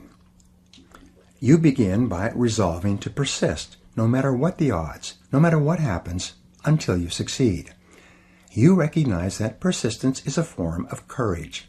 It's the courage to endure in the face of adversity and disappointment, and it is the one quality which guarantees that ultimately you will be successful. Calvin Coolidge, President of the United States, summed this up when he wrote, "Nothing in the world can take the place of persistence. Talent will not. Nothing is more common than unsuccessful men with talent. Genius will not. Unrewarded genius is almost a proverb. Education will not. The world is full of educated derelicts. Persistence and determination alone are omnipotent." Courage and persistence. Persistence is self-discipline in action. Each time you exert the self-discipline to persist in the face of adversity and disappointment, your self-esteem goes up. When you practice persistence, you build up your resistance to taking the easy way out. You create the friction that comes from going against your natural tendencies. You generate the heat that crystallizes your character at a new, higher level. And with this higher level of persistence, self-discipline, and character, your self-esteem, self-respect, and personal pride increase. Your belief in yourself serves as a deep foundation of confidence upon which you build a great life. You become more positive, more optimistic, and more unstoppable in everything you do. And you do this because, as Churchill said, you never give up. Never, never give up. Now here are some exercises that you can use to apply these ideas. Number 1, identify one major adversity that you dealt with and recovered from. What did you learn that has helped you to become a better person? Number 2, determine the worst possible thing that could happen in your business or career. What could you do now to minimize the negative effects if it did occur? Number 3, what are the 3 worst things that could happen in your personal and family life, and what could you do to prepare against them? Number 4, what are the 3 biggest mistakes that you have made, and what did you learn from each one? Number 5, what is the most effective way you could respond to your biggest problem today? Number 6, in what areas should you be prepared to take action and move forward rather than playing it safe? And number 7, what one action are you going to take immediately to face your fears and to move forward toward the achievement of one of your most important goals? Chapter 7, Self-Confidence in Action. James Allen said, "Above all, be of a single aim. Have a legitimate and useful purpose, and devote yourself unreservedly to it." One of the most valuable experiences you can engage in accomplishing any goal you can set for yourself, is to ask yourself, what is my limiting step? What is the one factor that determines the speed at which I achieve my goal, or whether I achieve it at all? Your ability to identify your limiting step is one of the best demonstrations of your intelligence. And your capacity to eliminate this limiting step is one of the best demonstrations of your overall competence in achieving anything you want. Self-confidence is critical. In studying everything that has been written or said about personal success, the conclusion I came to was that your level of self-confidence is probably the critical factor in everything you accomplish. When you have enough self-confidence, you will try almost anything. Because success is largely a matter of averages or probabilities, the more things you try, the more likely it is that you will achieve greatly. For many years, Amoco Petroleum was famous amongst oil companies for having consistently developed and maintained higher levels of oil and gas reserves than any other major oil company. The president of Amoco was asked why his company was so successful in this area. He replied simply that we drill more holes. They didn't purport to be better or smarter than their competitors. They just focused on drilling more wells. And by the law of averages, they ended up drilling up more successful wells and becoming one of the most profitable oil companies in the world. Try more things. The same is true for you. When you set more goals, try more things, engage in more activities, and explore more opportunities, your probabilities of success increase dramatically. The only real limiting step that you might have is your level of self-confidence. When you reach the point where you believe in yourself absolutely, the barriers that exist in your external world will not stop you. The major obstacles to success always lie within the mind of the individual. They are not contained in external circumstances, situations, or people. As soon as you win the inner battle, the outer battle seems to take care of itself. The development of self-confidence has been the turning point in my own life. The reason I feel so strongly about the subject is because of what it has meant to me. The development of greater self-confidence has enabled me to go from rags to riches, from limited means and worries about money to national and international renown. I've been able to go from living in a small, rented, one-bedroom apartment and being deeply in debt to living in a beautiful home on a golf course and driving a new Mercedes. An inauspicious beginning. Talent and ambition have been very helpful, but without the development of self-confidence, my inborn abilities would have lain dormant and unused, as they did for many years. Before I gained enough self-confidence to commit completely to my goals, I was going nowhere with my life. I started with few advantages. I came from a home with 3 younger brothers, and while I was growing up, we never seemed to have any money. My father was a good man, but he was not always employed. I remember from my earliest days that we could never afford anything. My mother used to dress us by buying used clothes from the Goodwill and the St. Vincent de Paul rescue missions. We would wear pants and shirts that had been given away by other families. Sometimes the kids at school recognized that the clothes I was wearing were their old clothes that their parents had given away. Christmases and birthdays were not occasions of great celebration. We had little to give and little to share. Early behavior problems. I became a behavior problem at an early age. I see now that I was just rebelling against my upbringing, but at the time I was a real problem for everyone around me. I was constantly being kicked out of classes for misbehavior. I was suspended or expelled from 4 schools during my junior high and high school years. I had the sorry distinction of being the worst behaved kid in school, with more detentions, demerits, and failed classes than any other kid in the 9th, 10th, 11th, and 12th grades. I learned later that my teachers had voted me the most likely to end up in prison. I began working at a young age. I worked at a part-time job and then full-time jobs to earn my own money, buy my own clothes, and eventually get my own car. I worked as a dishwasher in a small hotel for 8 to 10 hours a day during my 12th grade year, and although I didn't drop out of high school, I failed out. Failure from the beginning. I continued going to school until the year was over, but I failed 6 out of my last 7 courses. During the graduation ceremonies, they allowed me to go up on the stage in a gown in front of the audience and receive a certificate from the principal. The person in front of me received a diploma. The person in back of me also received a diploma, but what I got was a leaving certificate. A leaving certificate is just a polite way for the school to say, "Goodbye, please don't ever come back." Laboring jobs. While many of my friends who had graduated from high school went on to university to complete their educations, I began working at laboring jobs. Over the next few years, I worked as a dishwasher and a kitchen helper. I worked in sawmills and factories. I worked on construction crews and as a laborer. In one job, I dug wells. That's where you start from ground level and work down rather than up. I worked at washing cars and as a galley boy on a ship. I worked in gas stations and as a mechanic's helper. When I answered employment ads in the paper, I never even got a reply from anyone. My job applications were just thrown in the wastebasket. When I was 23 years old, I was an itinerant farm worker, sleeping on the hay in the farmer's barn and getting up when it was pitch black to eat with the farmer's family before the workday started. Selling from door to door. In my mid-20s, I was still drifting, and in order to eat, I began selling office supplies from door to door.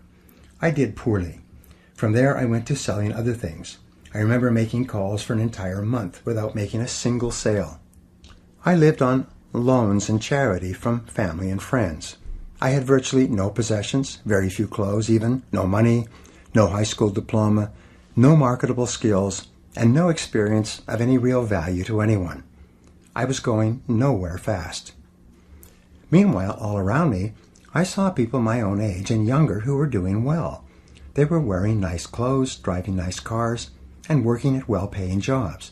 They were moving onward and upward in their careers. They had offices, and some of them had staffs. Several of them had gotten married and had homes and families and cars and furniture and what appeared to be pretty good lives. The big question. From the age of 15, I had been wondering why it was that some people were more successful than others. While I wasn't making much progress on the outside, I continued to read and search for the answers to this question, and I began to experiment with some of the ideas I discovered. My first turning point came when I realized that my problems at school and in getting along with other people were as a direct result of my own personality. I realized that if I wanted things to change, I would have to change. I began to understand that my unhappiness and anger and frustration at my childhood experiences had caused me to develop a negative personality that turned many people off. And I accepted that any change that was going to take place had to begin with me and was up to me alone. No one was going to do it for me. No one would help me. No one else really cared. If I wanted to be successful and popular with others, I would have to go to work on myself and become a different person. The big turning point. The second turning point for me came when I was poor and 20 years old, living in a one-bedroom apartment and working at a laboring job during the day. I realized that I was completely responsible for my life and for everything that happened to me from then on. If I wasn't happy with my income or my work or my education, or my future prospects. It was up to me to go to work on myself and make the necessary changes. They wouldn't happen by themselves. The importance of goals. The third turning point came for me when I discovered the importance of setting goals and of making clear decisions about what I really wanted in each area of my life. When I first stumbled across the subject of goals, I thought they were something that they had in sports. The idea of setting them for myself wasn't quite believable. I had so many problems and excuses that I felt that goal setting was really just an exercise in futility. It might be a pleasant entertainment, but nothing would come of it, considering my situation. Because I had low self-esteem and limited self-confidence, the first goals I set were not very high. They were consistent with what we talked about in the second part of this program. But I looked upon the exercise as more of an entertainment than as an important stepping stone to success. I remember sitting in someone's cheap hotel room many years ago.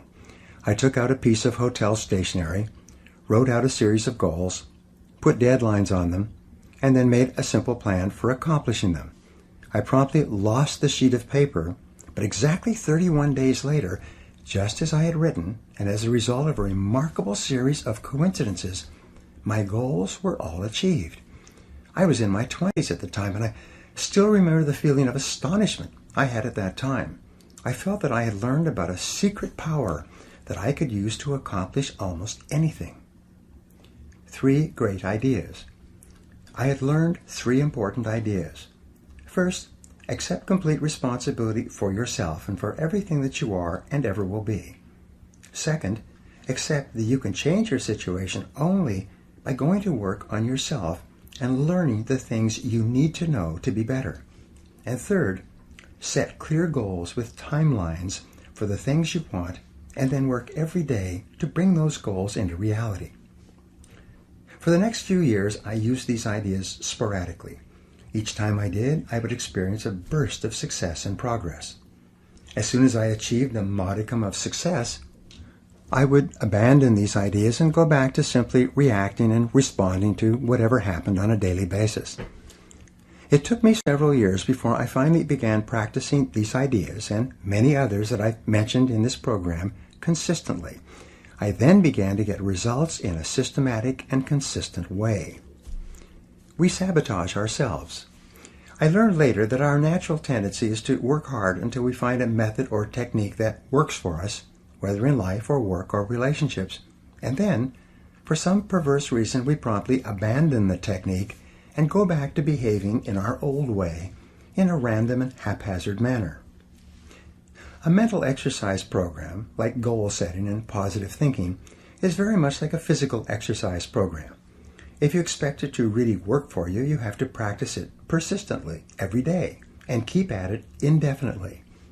When I began to apply these proven success principles to my life and worked on them every day, I was able to bring about almost miraculous changes in every area of my life. And so can you. And here's the point. I learned, in retrospect, that the reason why I suffered so many frustrations and why I drifted away from using these principles so often was because I lacked self-confidence.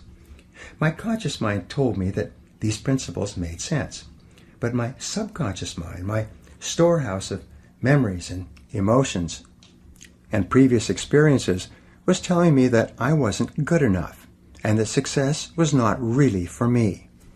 As my friend Zig Ziglar says, I was engineered for success but programmed for failure. I wanted success on the outside, but I didn't believe I was capable of it on the inside. You can develop any quality. The fourth turning point for me, and the reason that I have recorded this program for you, was my discovery that I could develop any quality that I thought was necessary for my success and happiness. I learned that by hard work and repetition, I could overcome and override my feelings of inferiority and undeservingness and build up my feelings of self-esteem and self-confidence. I could identify and then alleviate my own bottlenecks or limiting steps. By working on myself every day, I could build myself up into the high-achieving, happy person that I really wanted to be. by taking my foot off my own subconscious brakes and putting them onto my conscious accelerator, I could begin to move ahead rapidly in life. And the key, the spark plug, was the conscious and purposeful development and maintenance of high levels of self-confidence and the self-esteem that goes with it. The secret of success. Every successful man or woman that I've ever talked to or read about has come to pretty much the same conclusion.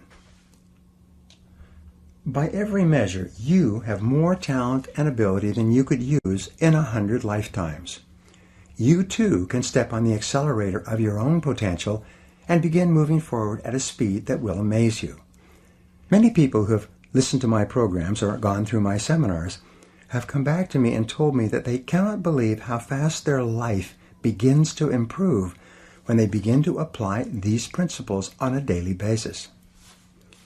The 4 Ds of success and self-confidence. Here's the question.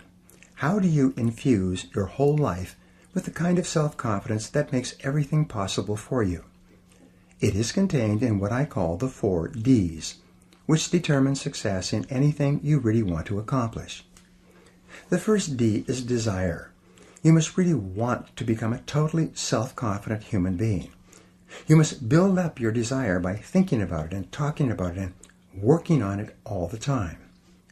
Your desire must become so intense that it overrides your fears of failure and rejection and inferiority, and it becomes the dominant emotion governing your behaviors. Intense desire is the starting point of all personality modification and goal attainment. The second D is decision. You must make a do-or-die decision that you will go to work on yourself and keep at it until you achieve the kind of self-confidence that enables you to do and be and say whatever you want. You must burn your mental bridges. Many people want things, but they never make the clear, unequivocal decision that they are going to do whatever it takes to get them. The third D is determination. Once you have started to make significant changes in the way you act, your internal gyroscope will try to take over and bring you back into your comfort zone, into your old ways of acting. Sometimes progress will be slow, and often you will see no progress at all. Nonetheless, you must persist in the positive and constructive behaviors that you know will lead to making you into the kind of person you wish to become. Your determination must be as unshakable as the self-confidence that you desire. The fourth D is discipline. Underlying and surrounding all great achievement in life is the quality of self-discipline. This is the ability to make yourself do what you should do, when you should do it, whether you feel like it or not. Every practice of self-discipline strengthens your discipline in every other area of your life. As Napoleon Hill said, after more than 20 years of research into the lives of successful men and women, self-discipline is the master key to riches. It is self-discipline that makes everything else possible. If you have the desire to change, the decisiveness to take action, the determination to persist on your forward track, and the discipline to make yourself do whatever you need to do, your self-confidence and your success are inevitable. Positive knowing versus positive thinking. We said earlier that self-confidence comes from positive knowing rather than from just positive thinking or hoping. It is only when you have a firm conviction or belief in your abilities, based on experience, that you really know that your self-confidence is not an act. This is why every act of self-confidence builds your self-confidence. Every success you experience builds your self-confidence and your ability to achieve further successes. Every mental exercise that you engage in to improve and strengthen your personality builds your self-confidence. And everything that you learn and practice from the lives of other self-confident people improves your own self-image, increases your self-esteem, and raises your own self-confidence. The Gallup Success Survey.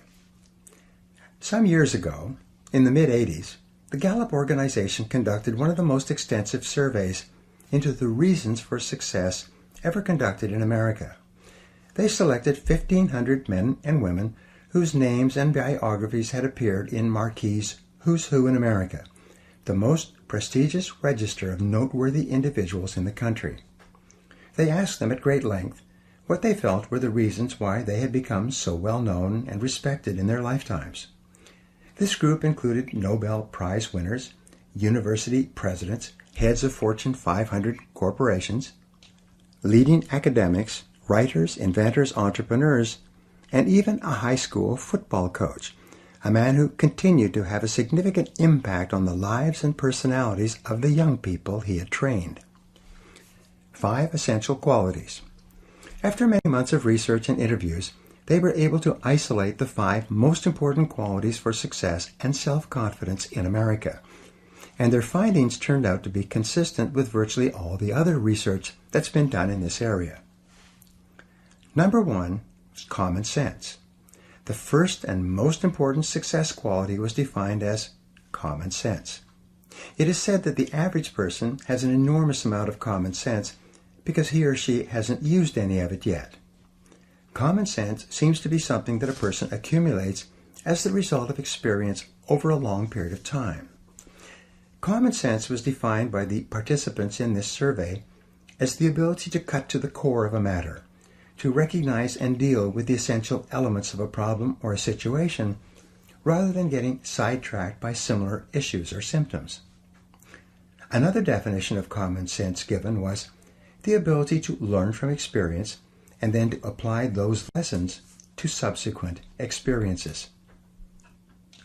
Common sense was seen as a core quality that enabled a person to become increasingly more effective over time. Perhaps another word for common sense is wisdom. Aristotle once defined wisdom as an equal combination of experience plus reflection.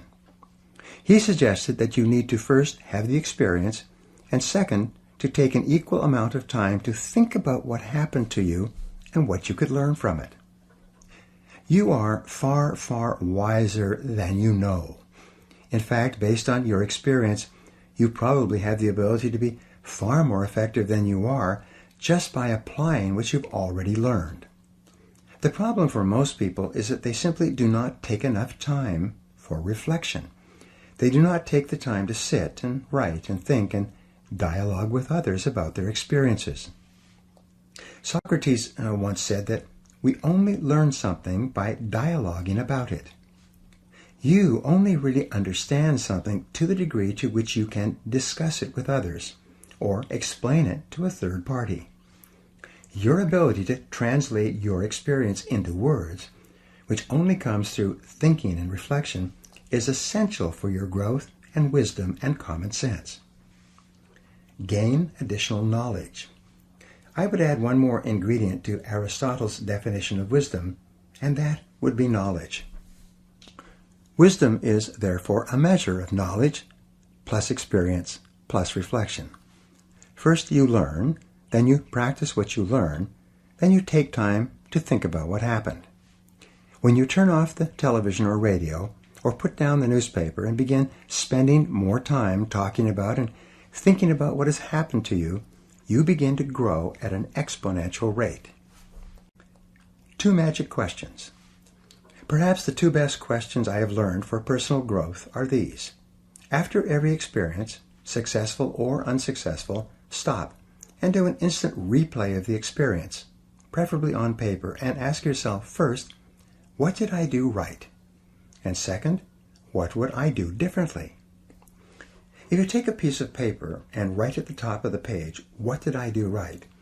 And then write down every single part of the experience that you did correctly, you will be accelerating your development of common sense.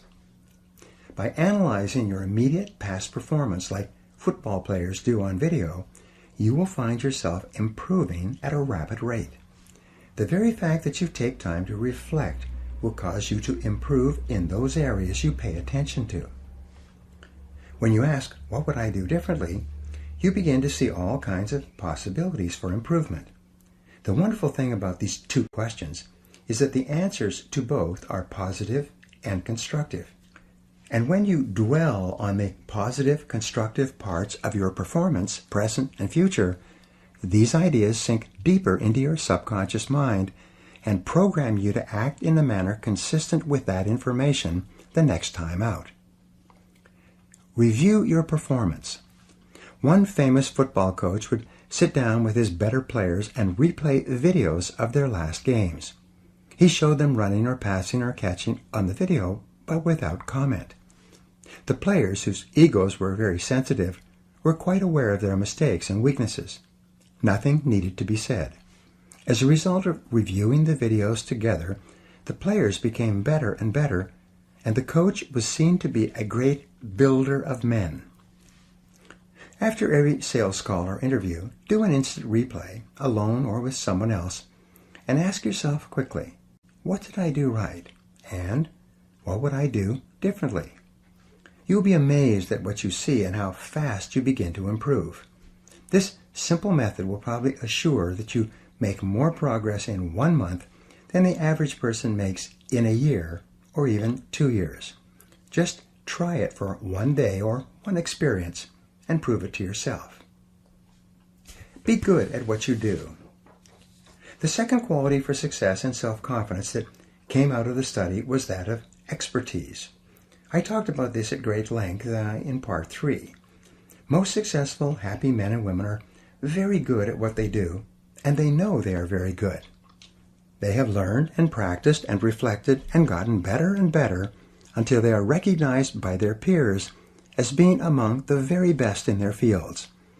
And this feeling of being the best is an absolute prerequisite for deep and lasting self-confidence.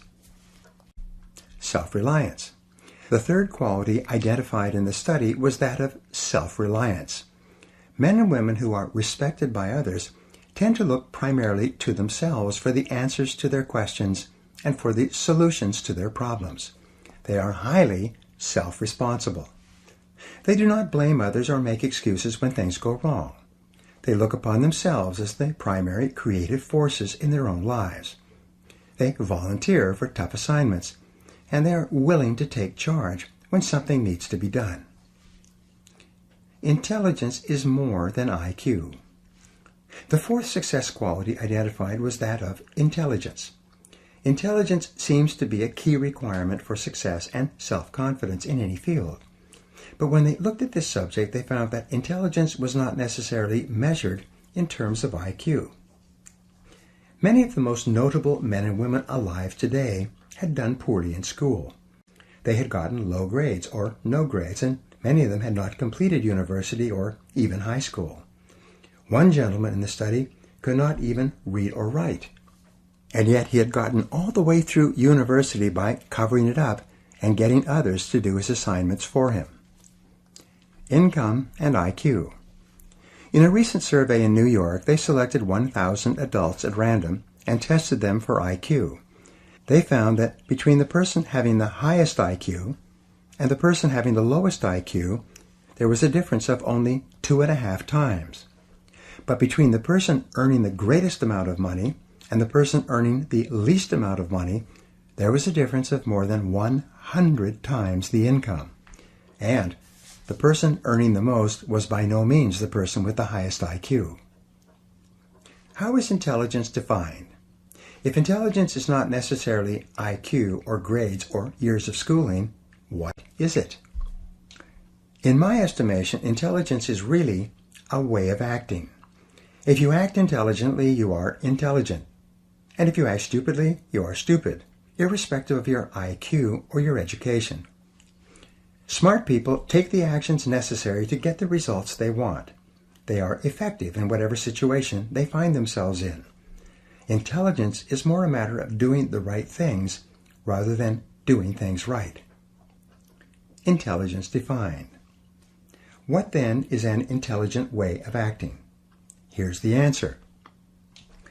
An intelligent way of acting is acting in a manner that is consistent with the achievement of your own self-professed goals.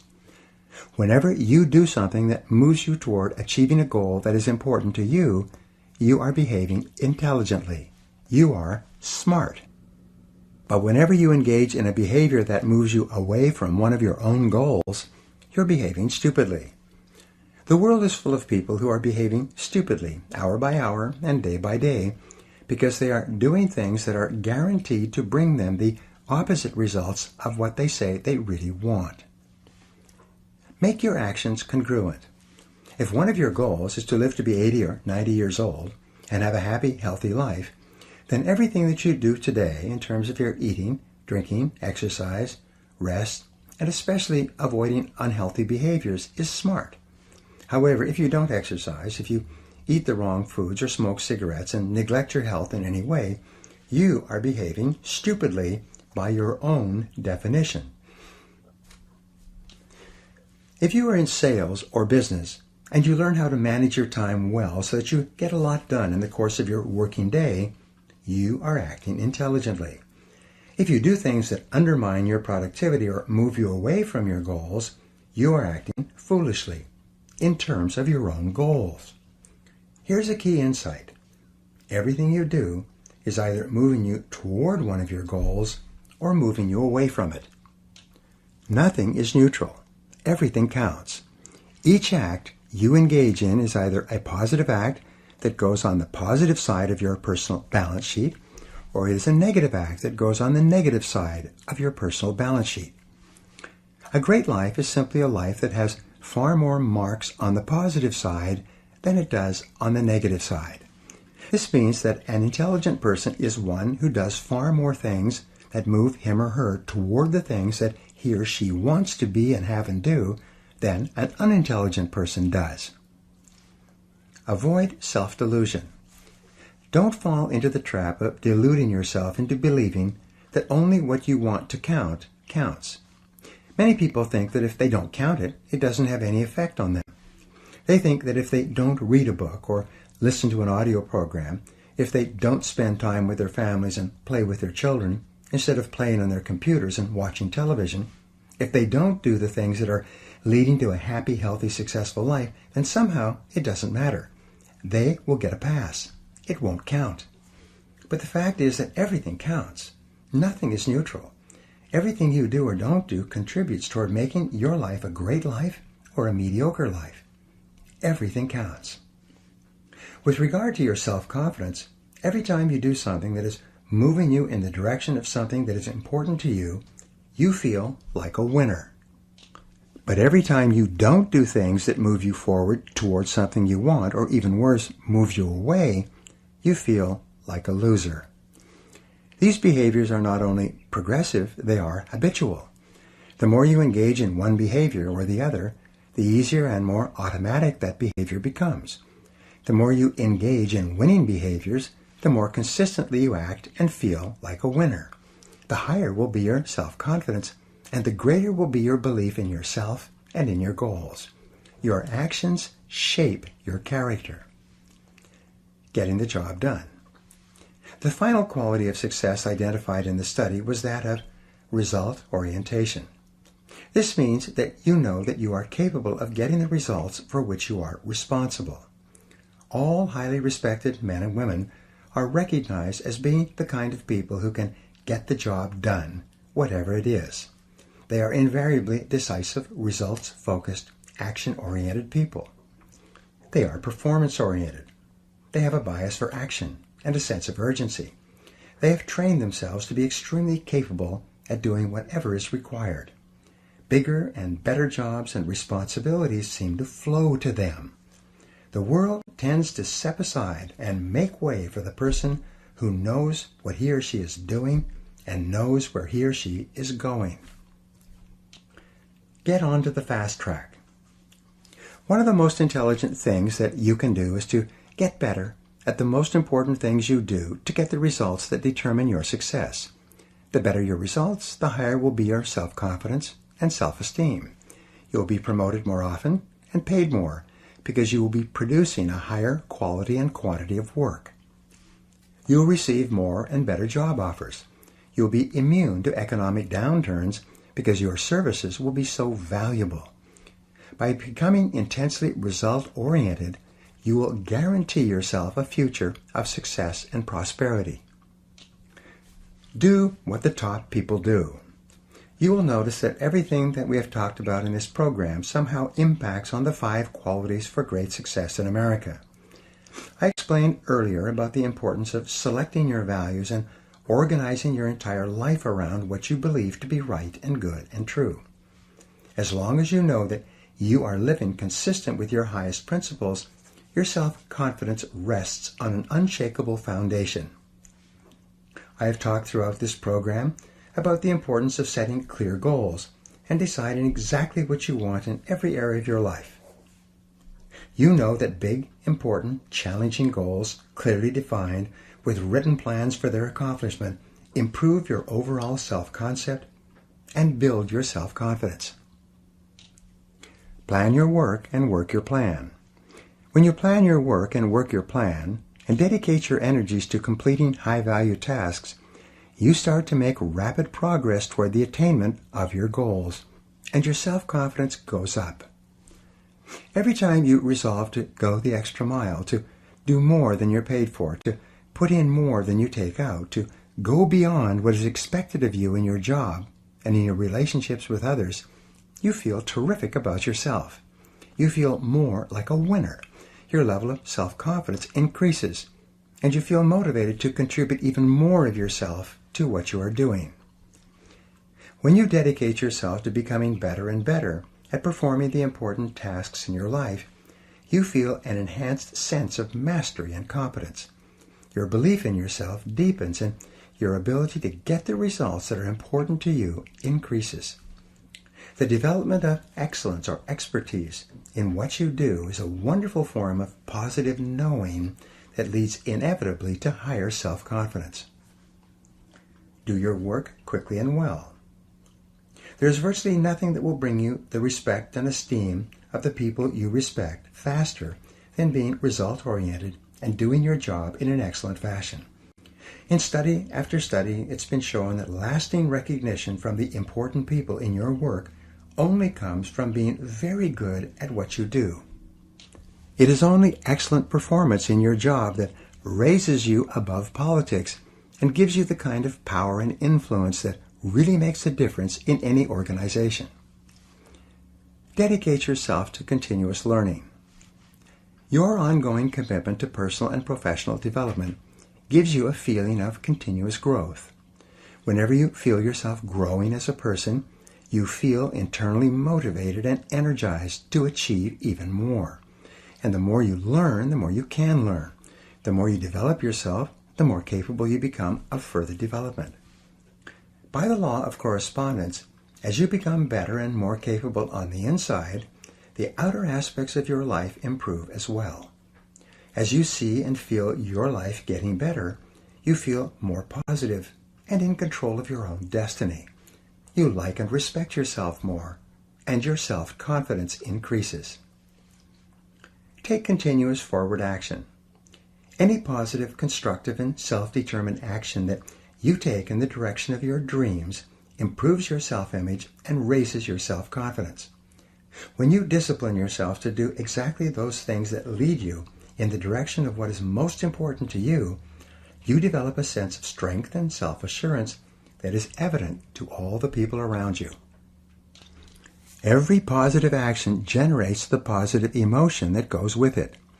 When you keep your thoughts and your actions consistent with your highest aspirations and your most valued goals, you are progressively building the unshakable kind of self-confidence that enables you to accomplish almost anything. Be your own cheerleader. When you get up each morning, say to yourself, "This is going to be a great day." Make the development of a positive personality your overarching goal and organize all your behaviors in that one direction. Remember, you are demonstrating the highest intelligence when everything you do contributes toward generating the feelings of self-confidence and self-esteem that you desire. Talk to yourself positively all the time. Say to yourself, "I can do it, I can do it." Or say, "I feel healthy, I feel happy, I feel terrific." In your conversations with others, keep your words positive and upbeat. Get away from people who complain and criticize. Make it a game to find something nice to say about everyone and everything. Positive words lead to a positive mental attitude. Create a positive, suggestive environment around yourself. Create clear mental pictures of the person you want to be and the things you want to have. Read books that expand your mind and increase your abilities. Listen to educational audio programs in your car. Get around positive people and get away from negative people. Control your mental pictures. Prior to every event of importance, mentally rehearse and see yourself performing at your best in the upcoming situation. Recall and relive a previous excellent performance. Before falling asleep, think about the things you did right during the day and the things you are going to do better in the days to come. Soak your mind in positive images of you at your personal best. What you see is what you get. Whenever something happens that throws you off balance, stabilize yourself by thinking about your goals. Because of the law of substitution, you can only think one thought at a time, and if you think about your goals, your mind will instantly become positive again. Make a game of rising above the petty frustrations of people and traffic and unexpected setbacks. Say to yourself, what can't be cured must be endured, and get back to thinking about your goals and about what you can do right now to move toward them. Develop discipline and courage. Whenever you have the choice of doing what is fun and easy rather than what is hard and necessary, force yourself out of your comfort zone in the direction of your dreams. Consciously resist the temptation to go easy on yourself. Remember that the comfort zone is the greatest enemy of human performance and human potential. It is only in the area of challenge and risk where you force yourself just beyond what is comfortable and easy for you that the possibilities of success await. Each act of courage and boldness on your part not only builds additional courage and boldness, but it also builds your self-confidence. The more often you dare to go forward, even in the face of uncertainty, the more likely it is that this type of courageous behavior will become a habit for you. You can gradually act yourself into feeling unafraid in almost all situations. There will be very little that you won't risk or try. You will develop such confidence in yourself that you absolutely believe in your ability to succeed, even against difficult odds. And because success is based on the law of averages, you will ultimately succeed and succeed greatly. Take excellent care of yourself. Be sure to take good care of yourself physically every hour and every day. Eat the right foods, drink lots of fluids, get lots of sleep, and exercise regularly. If you're not happy with your physical appearance, go to work to improve it. Set a series of goals to be at your perfect weight, to wear the ideal clothes for you, and to be perfectly groomed in every respect. Your self-confidence is strongly affected by your self-image. Your self-image, on the other hand, is largely determined by the way you think that other people see you. When you work hard on yourself and take the time to produce an image that you know that is attractive to other people, you feel wonderful about yourself and your self-confidence goes straight up. And it doesn't matter where you're starting from, your main job is to decide where it is you want to go and then make a plan to get there. Speak up with confidence and clarity. In your conversations with others, be sure to speak up clearly and express yourself openly and honestly. In one-on-one conversations, in meetings, or with groups, the more competent you are at speaking out, the more competent and more confident you will feel. If shyness is a problem for you, set it as a goal to get over it. Take a Dale Carnegie course on human relationships, or join Toastmasters and learn to speak on your feet. Either one or both will make you a far more positive, outgoing, and self-confident person. Practice no-limit thinking. You can develop unshakable self-confidence if you really want to and if you put your mind to it. You can develop within yourself any personality characteristic that you really want. You're always free to choose. Everything you are and everything you become is under your own control. The final key to self-confidence was put forth by Dorothea Brande in 1935 when she said, "The high road to success is to act as if it were impossible to fail, and it shall be." The real difference between the winners and losers in life is the difference between taking action and making excuses. It is between the people who do and the people who talk about doing.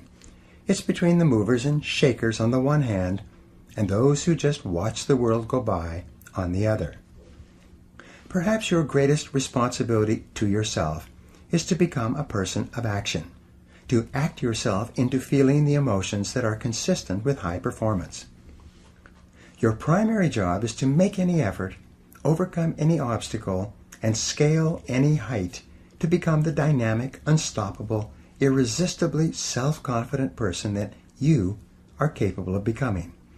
And when you have developed in yourself this unshakable, irresistible quality of self-confidence, everything else will be possible for you. Now here are some action exercises to put these final ideas to work in your life. 1. Resolve today to act as if you had all the self-confidence in the world. Say what you think, ask for what you want, and persist until you succeed. Number 2. Write down your 3 most important goals in life right now. Then, write down 3 steps you could take to achieve each of these goals and take immediate action on at least one step. 3. Identify the 3 most important results you achieve in your work and resolve today to work on those activities most of the time. 4. Create a clear mental picture of yourself performing at your best, calm, confident, and optimistic, and replay this picture over and over throughout the day. 5. Dedicate yourself to continuous personal and professional improvement, getting better every day. 6.